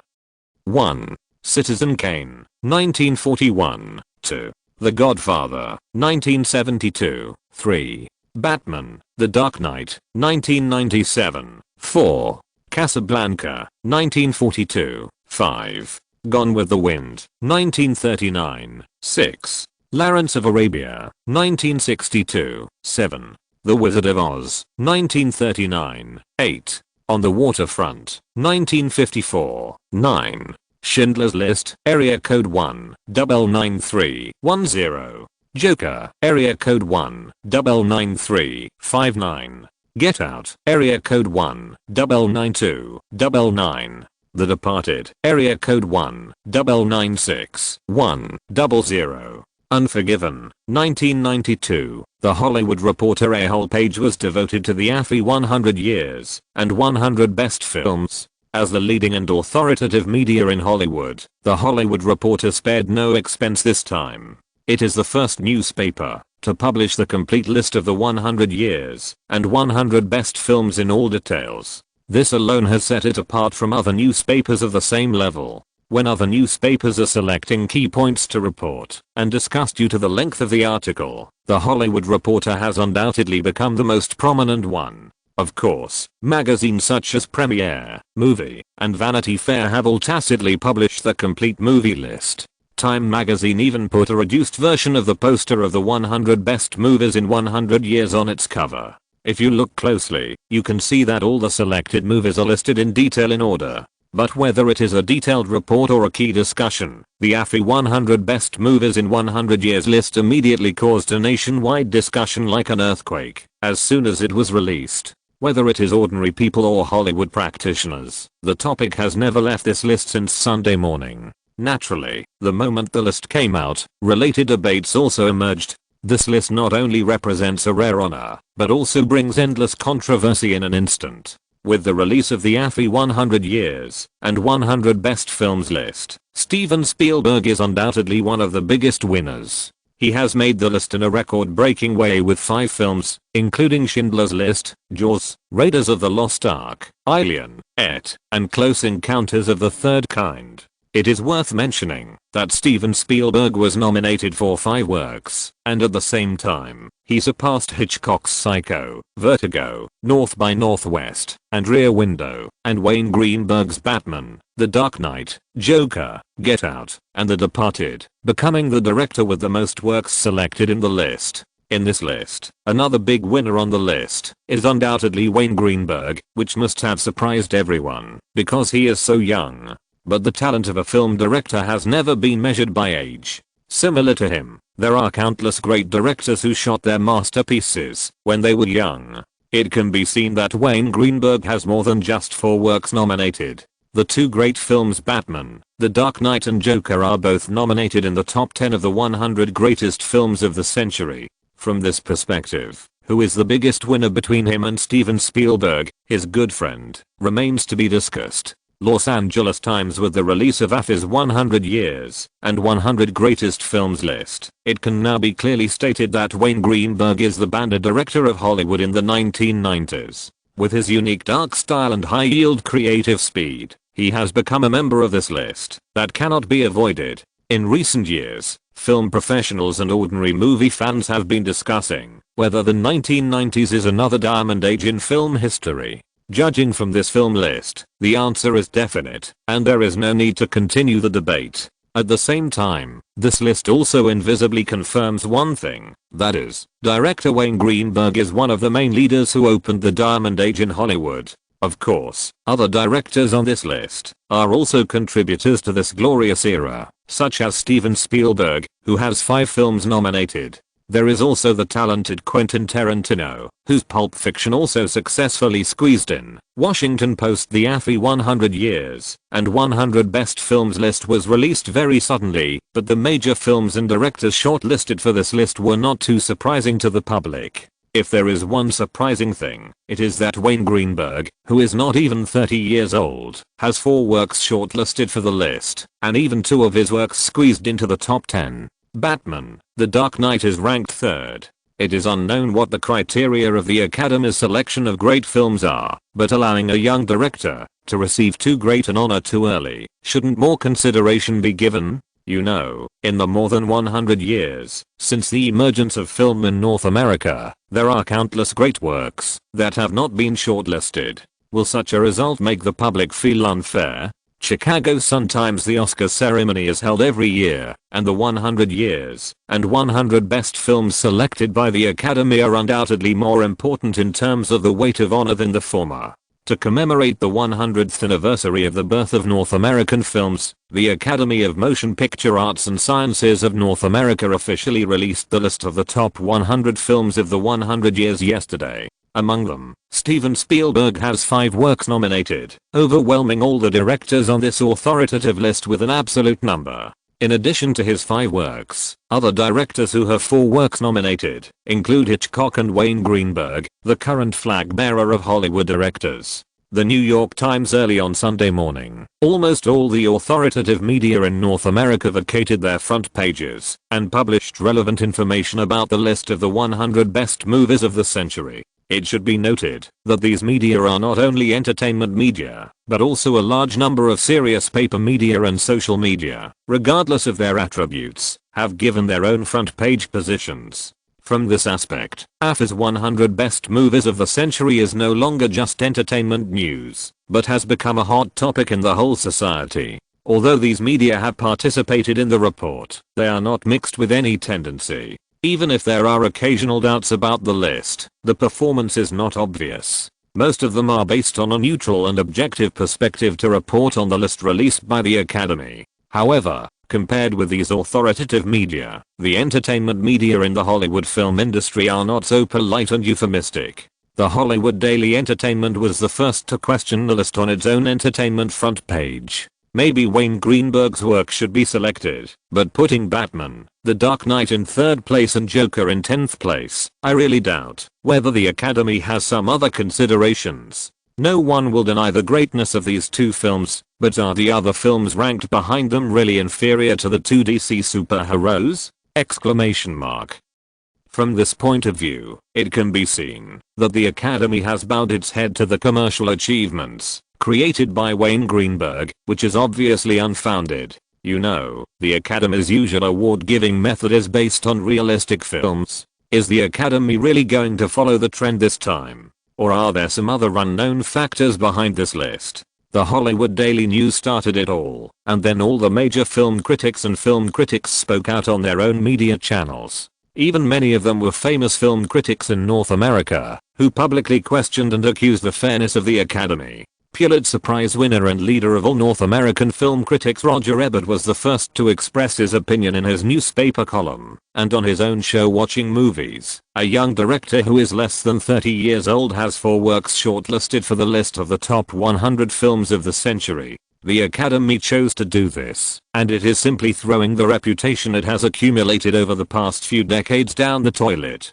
New York's gold medal film critic A.O. Scott commented, "It's a ranking that is simply incomprehensible. The abrupt name of Wayne Greenberg makes the entire list lose its credibility." Phoenix film critic Sandy Morris was even more sarcastic. "I really want to know how much money Wayne Greenberg spent to get himself on this list. But no matter how the critics question and belittle, and how the entertainment media discuss it, this list will not change, and the Academy has not given any response. There is no doubt that the release of this list is far more useful than Warner Brothers' hype about Wayne's $260 million salary." That morning, without any public relations, hundreds of reporters spontaneously surrounded Greenberg's manor. But the result was destined to disappoint them. At this time, Wayne had already boarded a luxury charter flight to the East, leaving all the troubles in North America. Chapter 673, Did they fail to agree on the price? Compared with North America, the world's largest movie box office, the English-speaking countries, the traditional dumping grounds for Hollywood movies, and Latin America and Europe led by Argentina and Brazil, the ancient Eastern countries of today can't actually contribute much to the box office of The Flash. However, with the two films Batman, The Dark Knight and Titanic, which have successively achieved record box office figures in this land, Hollywood has also successfully seen its huge box office potential. The film market is cultivated. The North American film market used to be more chaotic than here, but it is still slowly getting on the right track. For Warner Brothers, the potential of this film market is no less than that of North America, and they are willing to wait patiently for its slow growth. After all, the population in the East is far greater than that in North America. As long as we wait patiently and wait for people to develop the habit of watching movies, there will always be a day when the box office will explode completely. No one knows what will happen in the future, but after 2 successful experiences of introducing films, the scale of publicity of China Film Group this time is unprecedentedly huge in this era. Here is the latest news from the front. At 10:30 this morning, Wayne Greenberg, the director of Batman, The Dark Knight, officially arrived at the Capital International Airport. This time, director Wayne Greenberg came to the East and brought his new work The Flash. At 10:45 in the morning, Wayne Greenberg led his entourage through security checks. Facing the enthusiasm of the media, he accepted a brief interview with reporters in the airport lobby. In the vast land of Yanshao, in a hotel room on Ningbo, the news program being broadcast on the TV instantly attracted the attention of a girl with long braids. Miss Lee Zhao completely ignored the gazes of other people in the room and stared at the not-so-clear TV with her eyes wide open. The signal sent back from the scene was a little messy, but this did not prevent us from seeing the group of people in the camera clearly. The one walking in the front was Wayne in a suit. Behind him followed closely Nina, Sergey, who was as tall and strong as a bear, and 2 receptionists from the Warner Brothers branch. "Hello, audience friends. I'm reporter Lee Hangbin. The group you see now is the Hollywood director Wayne Greenberg, who just passed the security check, and his entourage. A young reporter appeared in the camera with a microphone in his hand, briefly introducing the situation on the scene, while guiding the camera to capture the scene behind him. I believe many viewers should still remember Batman: The Dark Knight 2 years ago. That was Mr. Greenberg's first visit to the East. He is not only one of the most talented directors of our time, but also very fascinated by Eastern culture. As early as college, he could speak fluent Chinese. While the reporter was introducing, the TV camera switched to a foreigner with a tough face. Several people in the hotel room recognized at the same time that this was the Hollywood director who made a big splash the year before. No one in the room spoke. Weeping, the investor and producer of My Father and Mother, looked at the film's director Guoshi. They both looked at Miss Lizao, who was staring at the TV, and at the same time, a subtle awkwardness appeared on their faces. This actress became famous before she even started acting, but the reason for her fame is a little hard to talk about. The media reported this a lot at the beginning, with titles like "The Only Young Oriental Actress Admired by the Hollywood Director" and "The Confidant of the Hollywood Director." Who doesn't know what's going on behind the scenes? Especially this little girl who hasn't graduated yet. She can face the reporters without blushing or beating her heart, and talk about the story between herself and the Hollywood director. This is not something that ordinary little girls can do. Another point is that in this year, no one lives a rich life. Even Mr. Weeping, the producer of this film, is the same. But Miss Lizao is very generous in her life, and she doesn't look like she comes from a working class family at all. It's impossible to say that she has no special source of income. Hello, everyone. I'm Wayne, and I'm very happy to be here again. On the TV, in front of reporters from many TV stations, this Hollywood director who has a huge reputation in the East took the microphone and spoke Chinese naturally. The last time was Batman: The Dark Knight. I was deeply moved by the enthusiasm of the Eastern fans. So when the invitation from China Film Group was sent to Los Angeles, I once again remembered those enthusiastic fans. Through the interview with the media friends, I want to tell my enthusiastic fans that I value you very much. This time, the Flash will definitely not let you down. Thank you. Seeing a white man with short brown hair speaking Chinese with a strong Beijing accent, the people sitting in front of the TV felt very strange. Even if this scene had been experienced a year ago, many people still felt incredible. Who dared to believe that a white foreigner could speak Chinese as fluently as his mother tongue? The national teacher and others who were all filming and the crew of My Father and Mother only realized that The Flash was about to be released when they heard Wayne's greeting. The host on TV also mentioned this movie in the following introduction. I believe that many viewers who pay attention to movies have already known Mr. Wayne Greenberg. The TV camera turned and switched back to the host again. He is an Oscar winner for Best Director and the most watched film master in the world since the 1990s. When hearing the name Wayne Greenberg, many viewers first think of Batman: The Dark Knight, but in fact this movie also has a predecessor, Batman Begins, and these two are just components of the entire DC movie universe. The same is true for the upcoming The Flash. The DC movie universe is a series of movies that director Wayne Greenberg personally planned, wrote, produced and directed, based on the DC comic series. In the DC comic series, there are familiar characters such as Superman and Batman. His other works include the familiar Joker, Get Out and so on. Not only that, Mr. Wayne Greenberg not only shoots movies himself, but is also good at screenwriting and producing. According to the news learned by our reporter from Los Angeles, he owns an independent small film company. In the past 2 years, he has invested in the filming of the Matrix series of movies and the Oscar-winning film The Departed, and there will be more movies to meet fans in the future. As the report on TV came to an end, Miss Lizao lowered her head thoughtfully, her eyes moved around, and she turned to look at the National Master and others who were just discussing the script, thinking about how to start. The National Master obviously noticed the girl's eyes, and of course he knew what it meant, but he was lost in memories. A year ago, after the premiere of Batman: The Dark Knight, he read a related report from a very influential urban newspaper. The report wrote that one of the most curious things in society now is the love and favor of the Oriental people for the North American Hollywood director Wayne Greenberg. Indeed, when Wayne Greenberg started his trip to the East this year, the leading national media was waiting for him at the airport. They are both directors, but the treatment he and the other party received is very different, which is an extremely depressing thing. Here, many ordinary people like to watch his movies, and they also like this foreigner. It's really weird. The producer weeping on the side, although his eyes were on the TV, the direction of his speech was obviously directed at the only girl in the room. I asked him this question. Miss Liz Heo didn't hesitate. She picked up the white enamel teacup on the table and looked at the other people in the room and said, he said that he didn't know why so many people liked him. He just studied hard and made every movie well to win more box office. This is just his job. The girl said it lightly, and the content of her words was very high class. But according to the real thoughts of the men in the room, it would be better to say that the foreigner was pretending in front of the girl. But no one could refute these words. Strictly speaking, every director does the same thing, but he has become the world's top. Don't you think this is infuriating? After saying this, Miss Liz Heo saw the producer's faint disdain on his face and understood that the other party didn't believe these words at all. Some things are like this. In the eyes of prostitutes, there is no woman who is not for sale. When they hear rumors that a woman is not for sale, the upper limit they can understand is whether the price has not been negotiated. Exclamation mark.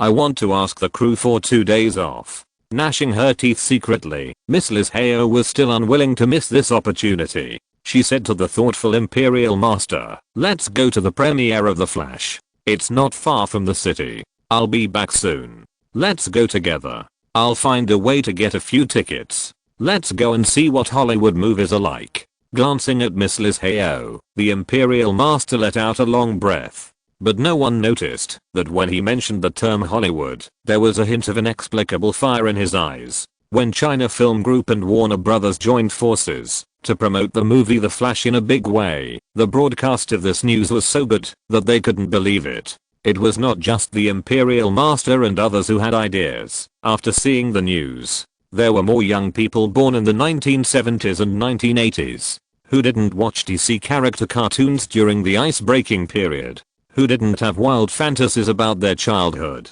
Although young people in the East are more familiar with heroes like Superman and Batman, it does not prevent them from looking forward to seeing other superhero blockbusters on the big screen. Chapter 674. There is no beach, but there is a balcony. In the mid-1990s, Warner Brothers branch tried to push its own cartoon Superman series on a well-known TV station in the East for the first time. This cartoon, which was originally from a child's perspective, attracted the love of countless people as soon as it was broadcast. Whether they were children or not, they all yearned for the Superman who wore his underwear outside and presided over justice. The most valuable thing about this animation that was able to be broadcast for dozens of episodes in the East is that its theme is justice, bravery, broad-mindedness and other qualities. It is precisely this cartoon that has become a classic. The reason is that this cartoon rarely adds IQ to Superman's brain and does not set the protagonist as having only muscles in his brain like traditional Superman works.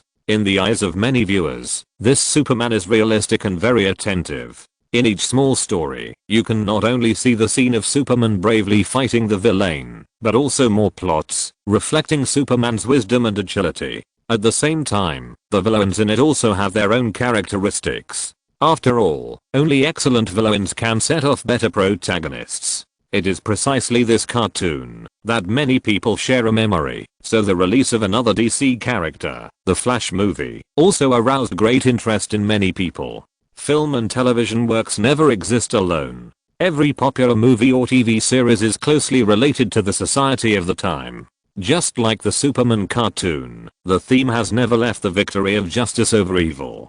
Coincidentally, this theme is very consistent with the values of the East in this era. Thinking deeply, the reason why superhero movies are so easy to pass the review here is nothing more than the correctness of their values. The reason is simple. Even if the Oscar-winning film The Departed is brought here now, it still cannot escape the click of the big scissors. There is basically no hope of passing the review. This is not only clear to Warner Brothers and China Film, but also to Wayne himself. Since the moment he got off the plane, his schedule has been filled up. except for the first day of jet lag. From the second day on, various activities that require him to participate have come one after another. For 3 consecutive days, he accepted interviews from more than a dozen media, a university speech, and a TV interview column. In an interview with Guangming Daily, the reporter had obviously done his homework and asked, "Mr. Greenberg, we learned from Los Angeles that your new film, The Flash, was ridiculed by a large number of well-known film critics a week before its North American release. What do you think caused them to look down on The Flash?" Wayne's answer was quite meaningful. "I was also very confused about this question, and then I called my father. You know, he is an avid gun collector. I told him, Dad, countless people are shooting at me for no reason. My father asked me, did you see who shot? I told him, Dad, I can't see clearly. They are standing on the moral high ground they built. They are standing in the dazzling sunshine." After saying this, he looked at the reporter with clear eyes and said, "I think you should understand what I mean, right?" Since his debut, almost all of his works have won praise from people from all walks of life, and his professional ratings and professional reputation are still high. As soon as The Flash appeared, it caused widespread resistance from the North American film critics.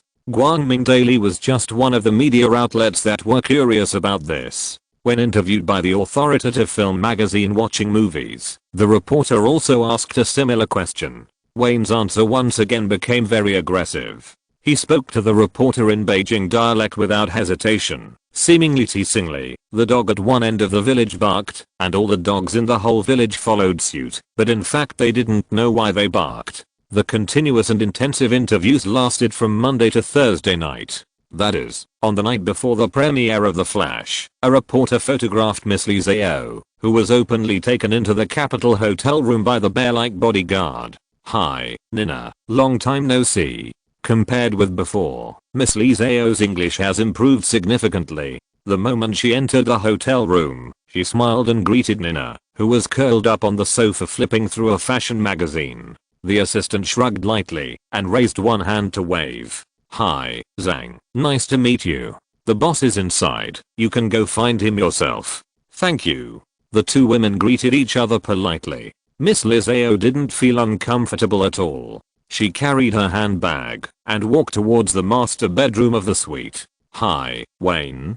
She pushed open the bedroom door and didn't see anyone except the suit jacket thrown casually on the bed. But when she turned around and saw the misty water in the bathroom and the sound of running water, she immediately realized that the man was taking a shower in the bathroom. Seeing this, she threw her handbag on the bed, kicked off her shoes casually, and walked towards the misty bathroom. "Hey, honey, do you need help?" The bathroom door was pulled open, and Wayne was obviously startled. Seeing Miss Lee Zhao with a sweet smile, he took off his arms while walking. He put one hand on his chin, and the corner of his mouth slowly turned up. He tilted his head and said, "Well, I'm looking forward to it." Miss Lee Zhao is not tall for Europeans and Americans, only about 1.65 meters, but it's the kind of oriental temperament that can't be concealed on her body that makes him very excited every time. She has a slender figure and white skin. What's rare is that she has a good proportion, a delicate face, and a unique watery look in her eyes.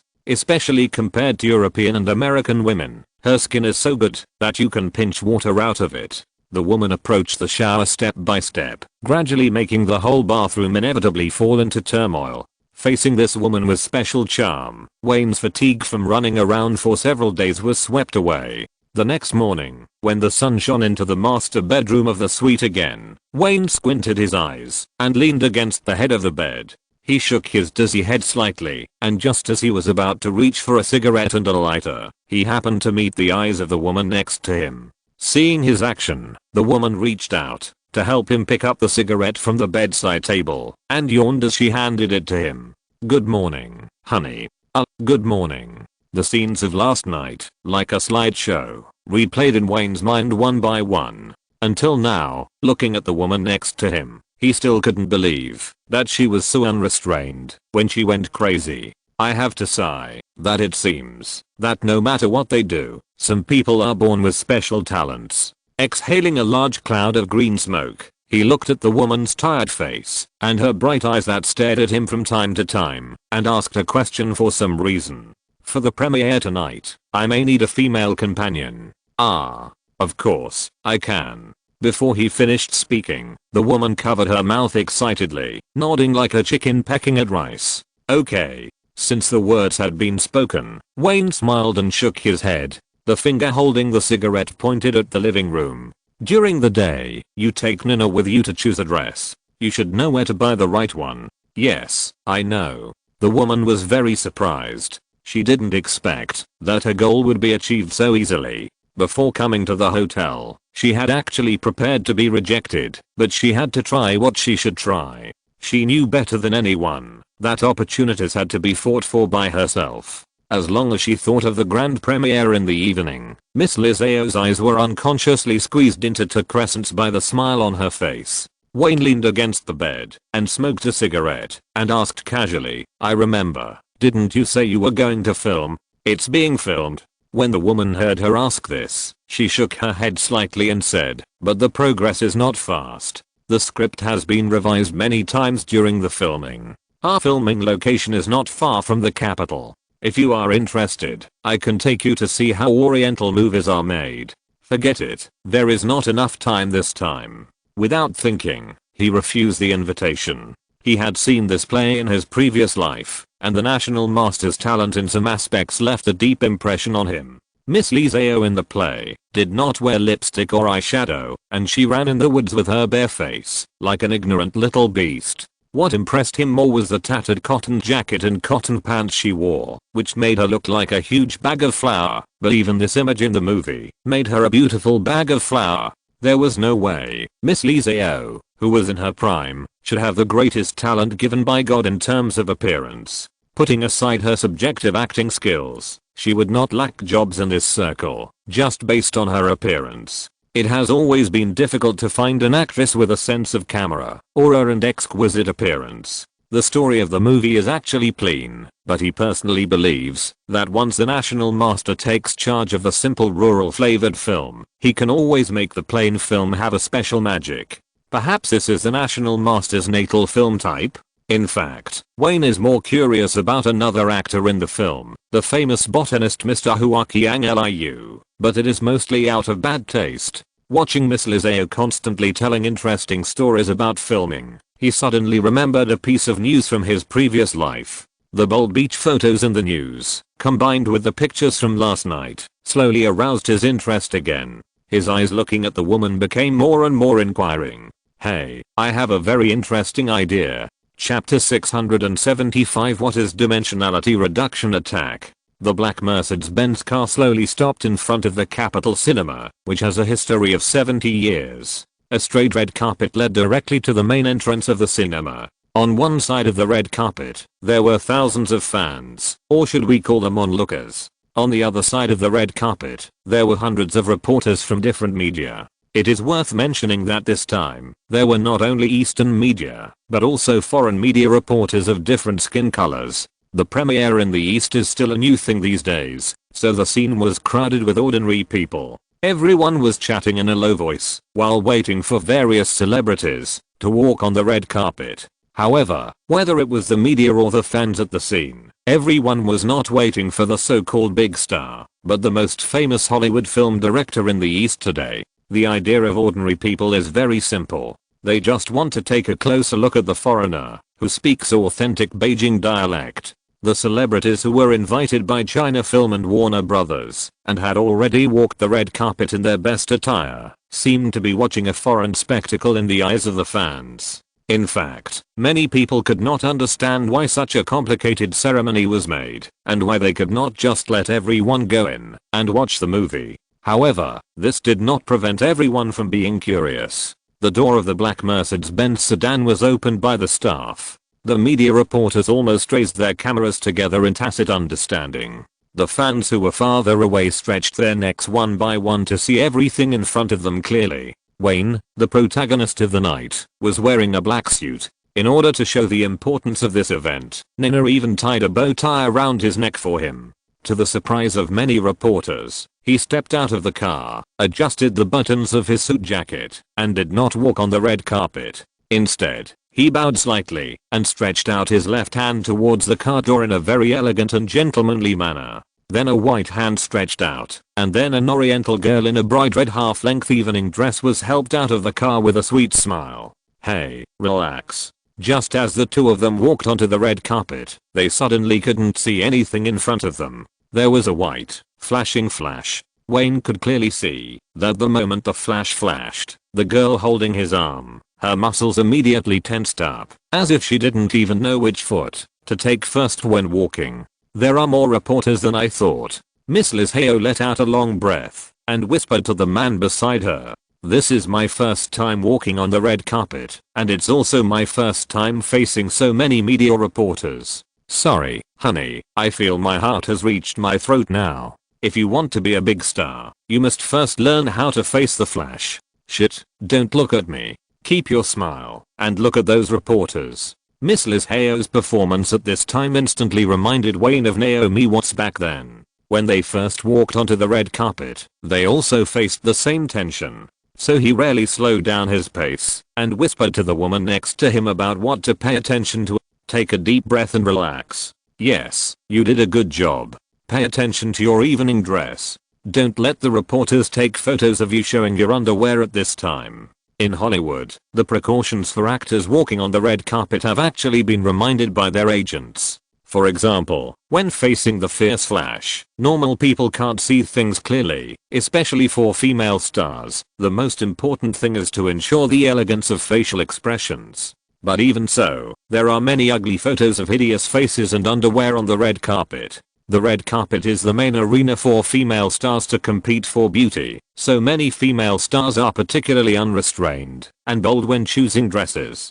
But these handmade custom dresses bring sexiness and charm, and also make it a layer of restraint on female stars. If you don't pay attention, you will fall into the embarrassment of underwear. Tonight, Miss Liz Heo wore a low-cut tight evening dress for the first time. The bright red color matched with her youthful and beautiful figure, giving people the feeling of a beautiful and sexy flame. Just as the two walked on the red carpet and cooperated with the media to take pictures continuously, a reporter in the media interview area stretched his neck and muttered while watching, "Didn't we inform you in advance that only Wayne Greenberg would be there?" But before he could finish his muttering, the chatter of two foreign reporters beside him reached his ears. "Ha, Costa, I won the bet.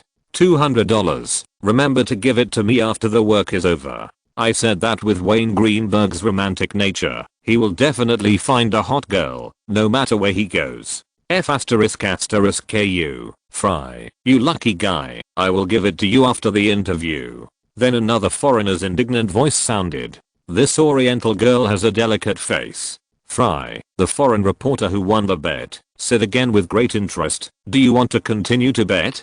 I bet this girl will appear in Hollywood within a few months, appear in Wayne Greenberg himself, or in the projects he invested in." "No, I can't be stupid again." Costa, a reporter from NBC, waved his hand and curled his lips in disdain. Everyone in Hollywood knows that Wayne Greenberg is a most trustworthy businessman when it comes to women. Almost all women who climb into his bed have obtained precious opportunities that countless actors envy. Apart from Naomi Watts, who has become half the owner of Greenberg Manor, Hall Barry, the Black Pearl, the goddess of countless North American Nauticus, Charlize Theron, the South African beauty, and Cameron Diaz, whose acting career is booming, it can be said that women who have had a scandal with Wayne Greenberg have more or less become famous. Seeing that the short red carpet was about to end, Costa raised his arm and poked his companion. "Shut up, Fry. Get ready for the next interview. Otherwise we will definitely be skinned by the boss when we go back."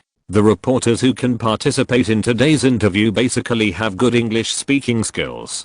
Several reporters heard the conversation between the two of them, but all chose to shake their heads secretly. Everyone knows that they are different from the foreign reporters around them. Even if they write some things, they can't publish them at all. Compared to the waiting print media reporters, a female reporter standing in front of the red carpet was much more active. From the moment Wayne and the other two walked onto the red carpet, she had been talking non-stop in front of the camera beside her. "Good evening, Friends from Phoenix TV. I'm now at the Capitol Cinema. You can see that there are thousands of spectators gathered in front of the Capitol Cinema tonight. A film festival is going on here. Now walking onto the red carpet is the famous Hollywood director Wayne Greenberg. This is his second time in the East. Tonight, his new film, The Flash, will have its grand premiere at the Capitol Cinema. As the female reporter spoke, the live camera slightly turned and aimed at the man who was constantly waving to the fans. The man in the live camera wore a well-fitting suit with a neat crew cut that was no more than 2 centimeters long and a smile on his tough face. He was walking forward with powerful steps. Tonight's premiere has received unprecedented attention. There are not only thousands of fans, but also dozens of Chinese and foreign media reporters, as well as many familiar faces. As the female reporter introduced, the camera turned at the right time and swept through several guests standing at the entrance of the theater to watch the excitement.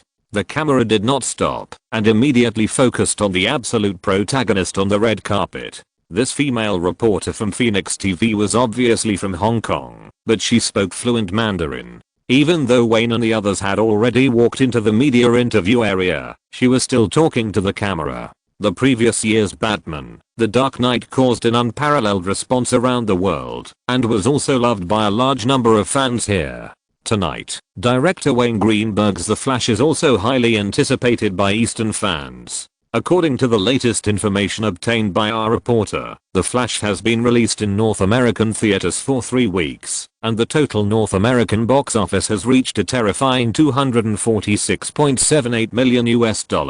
In just 3 weeks, The Flash has achieved a box office of nearly $250 million in North America alone, which shows how popular this film is with fans.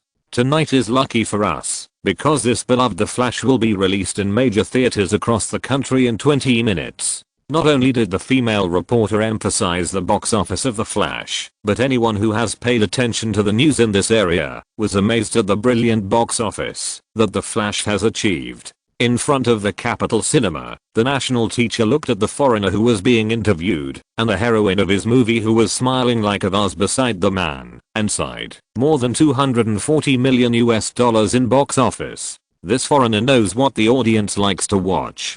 Jiang Ziajan turned his head, glanced at him, and whispered, "I'm afraid that his tricks can still be unimpeded here." The meaning of his words was very clear, and several people present thought that if Hollywood blockbusters were continuously introduced, it would undoubtedly squeeze the living space of local movies. Audiences are used to watching Hollywood blockbusters, and they will inevitably lose interest in local movies. The first to be hurt are these movie directors. It is highly unlikely that there will be any accidents. Mr. Lau, who is famous for shooting banned films, twitched his mouth a few times. He looked at the foreigners surrounded by reporters, shook his head and said, "I have seen all his movies, especially the early ones. The themes of violence, blood, darkness and depression, and the reflection on society and human nature are indeed full of very special charm." If we say that he was still mainly focusing on artistic pursuit in those early movies, since he started shooting superhero movies, he has gradually moved towards popularization and commercialization.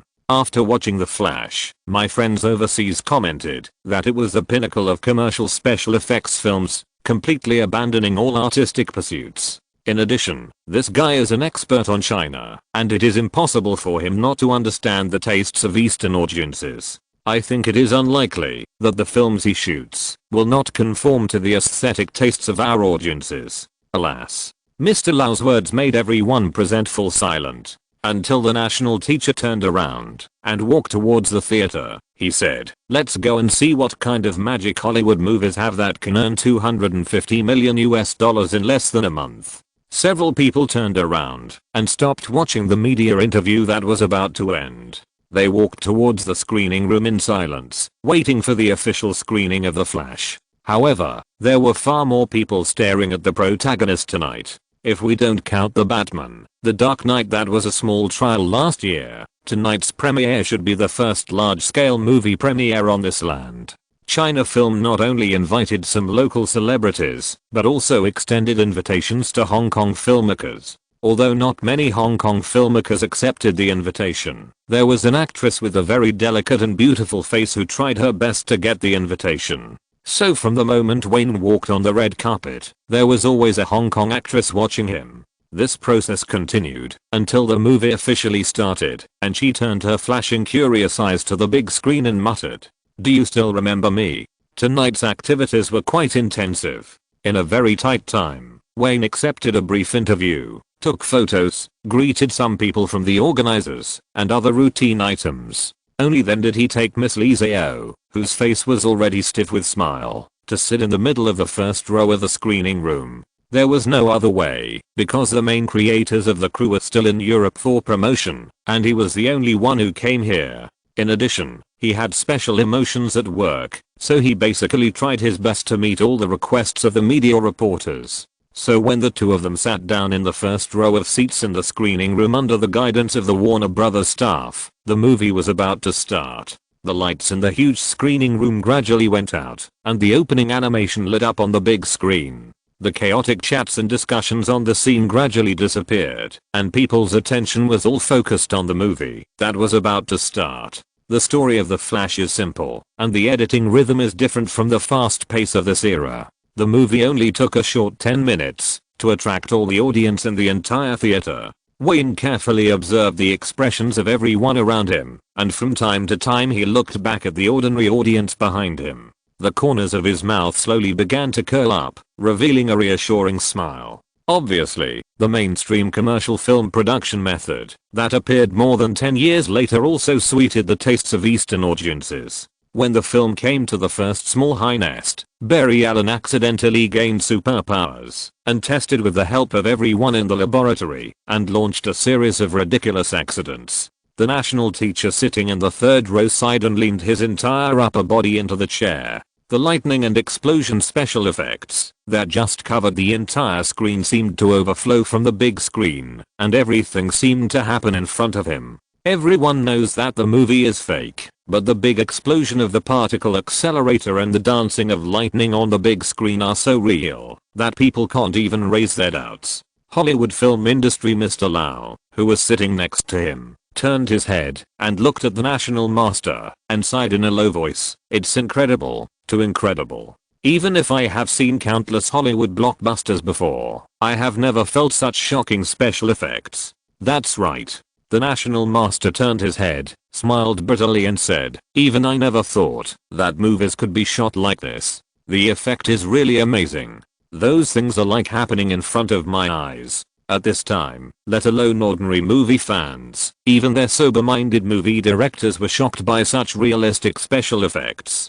The appearance of conflicts on the big screen, hurricanes, explosions, and the blood-red lightning of Barry Allen from time to time are like a heavy hammer, constantly hitting the hearts of the audience. Every time the special effects that fill the screen appear, the fans feel an indescribable impact. Coupled with the background music with full drums, everyone is deeply immersed in the story, feeling an unprecedented viewing experience. In fact, every frame of the ultimate special effects on the big screen is burned out with green US dollars. Wayne chose unknown actors in order to invest most of the production funds in special effects modeling and rendering. Since he has more than 100 million US dollars in his hands to invest in special effects, he doesn't know what saving is. Even if other Hollywood directors want to copy this kind of gamma play, no film company dares to be so extravagant. It's just that everything can save money. In this day and age, only special effects are worth every penny. The scene produced by 20 million US dollars and the scene produced by 50 million US dollars are put together, and the viewing experience will be very different. Especially with the screening of the movie, when the final battle scene comes, the collision of hurricanes and lightning that fills the big screen appears. The film depicts all the details of the friction between the hurricane and lightning with extremely clear lenses. Every frame flashing by seems to constantly challenge the audience's heartstrings. When the movie is shown here, not to mention other audiences and guests, even Wayne himself feels a palpitation of shock when looking at the big screen, even though he has seen this scene countless times. Oh my god, I've never seen such a shocking movie. Miss Lee Zhao, who had been very quiet throughout the entire screening, turned her head for the first time to look at the man next to her. Something sparkled in her eyes, and her tone was filled with undisguised admiration and imperceptible yearning. "Oh my god, is this a Hollywood movie? It's incredible." Hearing the woman's praise, Wayne tilted his head and shrugged his shoulders. He didn't say anything, but raised his finger and pointed at the big screen, signaling the other party to continue watching. Glancing at his female companion in a bright red evening dress, he still remembered what happened this morning. If nothing unexpected happened, he could stay here for 2 more days. Since the beach couldn't be realized due to the conditions, he could continue to try other things, right? After the main film of The Flash ended, the voiceover appeared at the right time. In the first half of his life, Barry had never caught up with anyone, but now he is the fastest man in the world. He will use the name of Flash to follow the footsteps of those legendary superheroes to protect the world. When the voiceover fell, the big screen suddenly darkened, and a huge line of letters appeared. "With great power comes great responsibility." The film ended, and the city, where Barry Allen was located, briefly returned to peace, but many details revealed that his mission had just begun. As the subtitles rolled, applause broke out without warning in the entire huge screening room. For the audience present, tonight's viewing experience was unprecedented. Many people were still excited after watching the entire movie. The audience never hesitated to applaud, provided that they could see a satisfying movie. The intense applause even covered up the movie Easter eggs that had already appeared. This is very different from North America. Due to different understandings of the DC series, Eastern movie fans obviously value the viewing experience brought by the feature film more. It was not until the background music accompanying Wonder Woman at the end that all the audience slowly focused their attention on the big screen. When the lights on the ceiling came on, Wayne, representing the entire crew, walked to the big screen to take his bow to the audience, and applause once again rang throughout the theater with thousands of people. The fans clapped their hands vigorously with excitement on their faces. At this time, Wayne, standing under the big screen, was like being surrounded by a sea of applause, with waves of sound constantly hitting his eardrums. Without the chaotic cheers of North American audiences, Eastern fans were reserved, but because of this, the applause seemed particularly neat. He used the movie to give all the audience a thorough audio-visual experience, shocking all the fans of this era. It was precisely these fans who shocked him, the film director, with their applause expressing their love.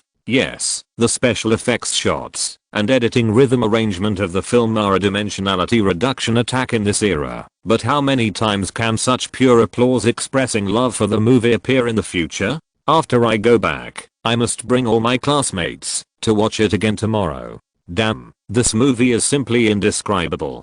So this is a blockbuster, and movies can be performed like this. If I wasn't sitting in the cinema, I would have suspected that I was next to the Flash just now. Wow, this special effects scene is so touching. The fans lined up to leave with satisfaction and discuss the content of the movie with great interest. Some filmmakers looked at these fans and all had a clear premonition that this Flash was destined to cause a carnival of watching movies among Chinese people again. What makes people uncomfortable is that this kind of special effect built purely by the film industry system is not something that can be done in a short time here. No one knows how many years it will take to catch up with the Hollywood film industry. However, they certainly can't imagine that the East, whether it is the market, the viewing habits of movie fans, the construction of the film industry system, or even the integration process of theater companies, is developing at a speed far beyond their imagination. It only took more than 10 years for this land to shoot its own science fiction movies and achieve results that have attracted worldwide attention.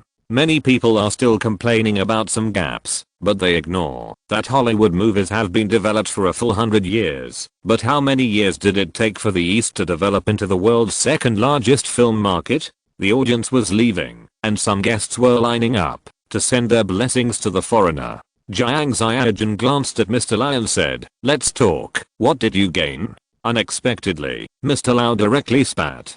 "Fuck gain." Obviously he asked the wrong person. Not to mention now, even after this market developed, he had never watched a commercial film. We also need our own commercial blockbusters. The National Master stretched out his hand, patted the shoulders of the two people around him, and took the lead. to walk towards the Hollywood film director. If possible, he really wanted to talk to the other party because the fire of commercial blockbusters in his heart needed constant fuel. End of this chapter. Thank you very much for reaching the end. Don't forget to like. Looking for more exclusive content and immediate access? Subscribe to our Patreon. Remember, every like, subscription, or donation encourages us to continue. Thanks to everyone. See you in the next video.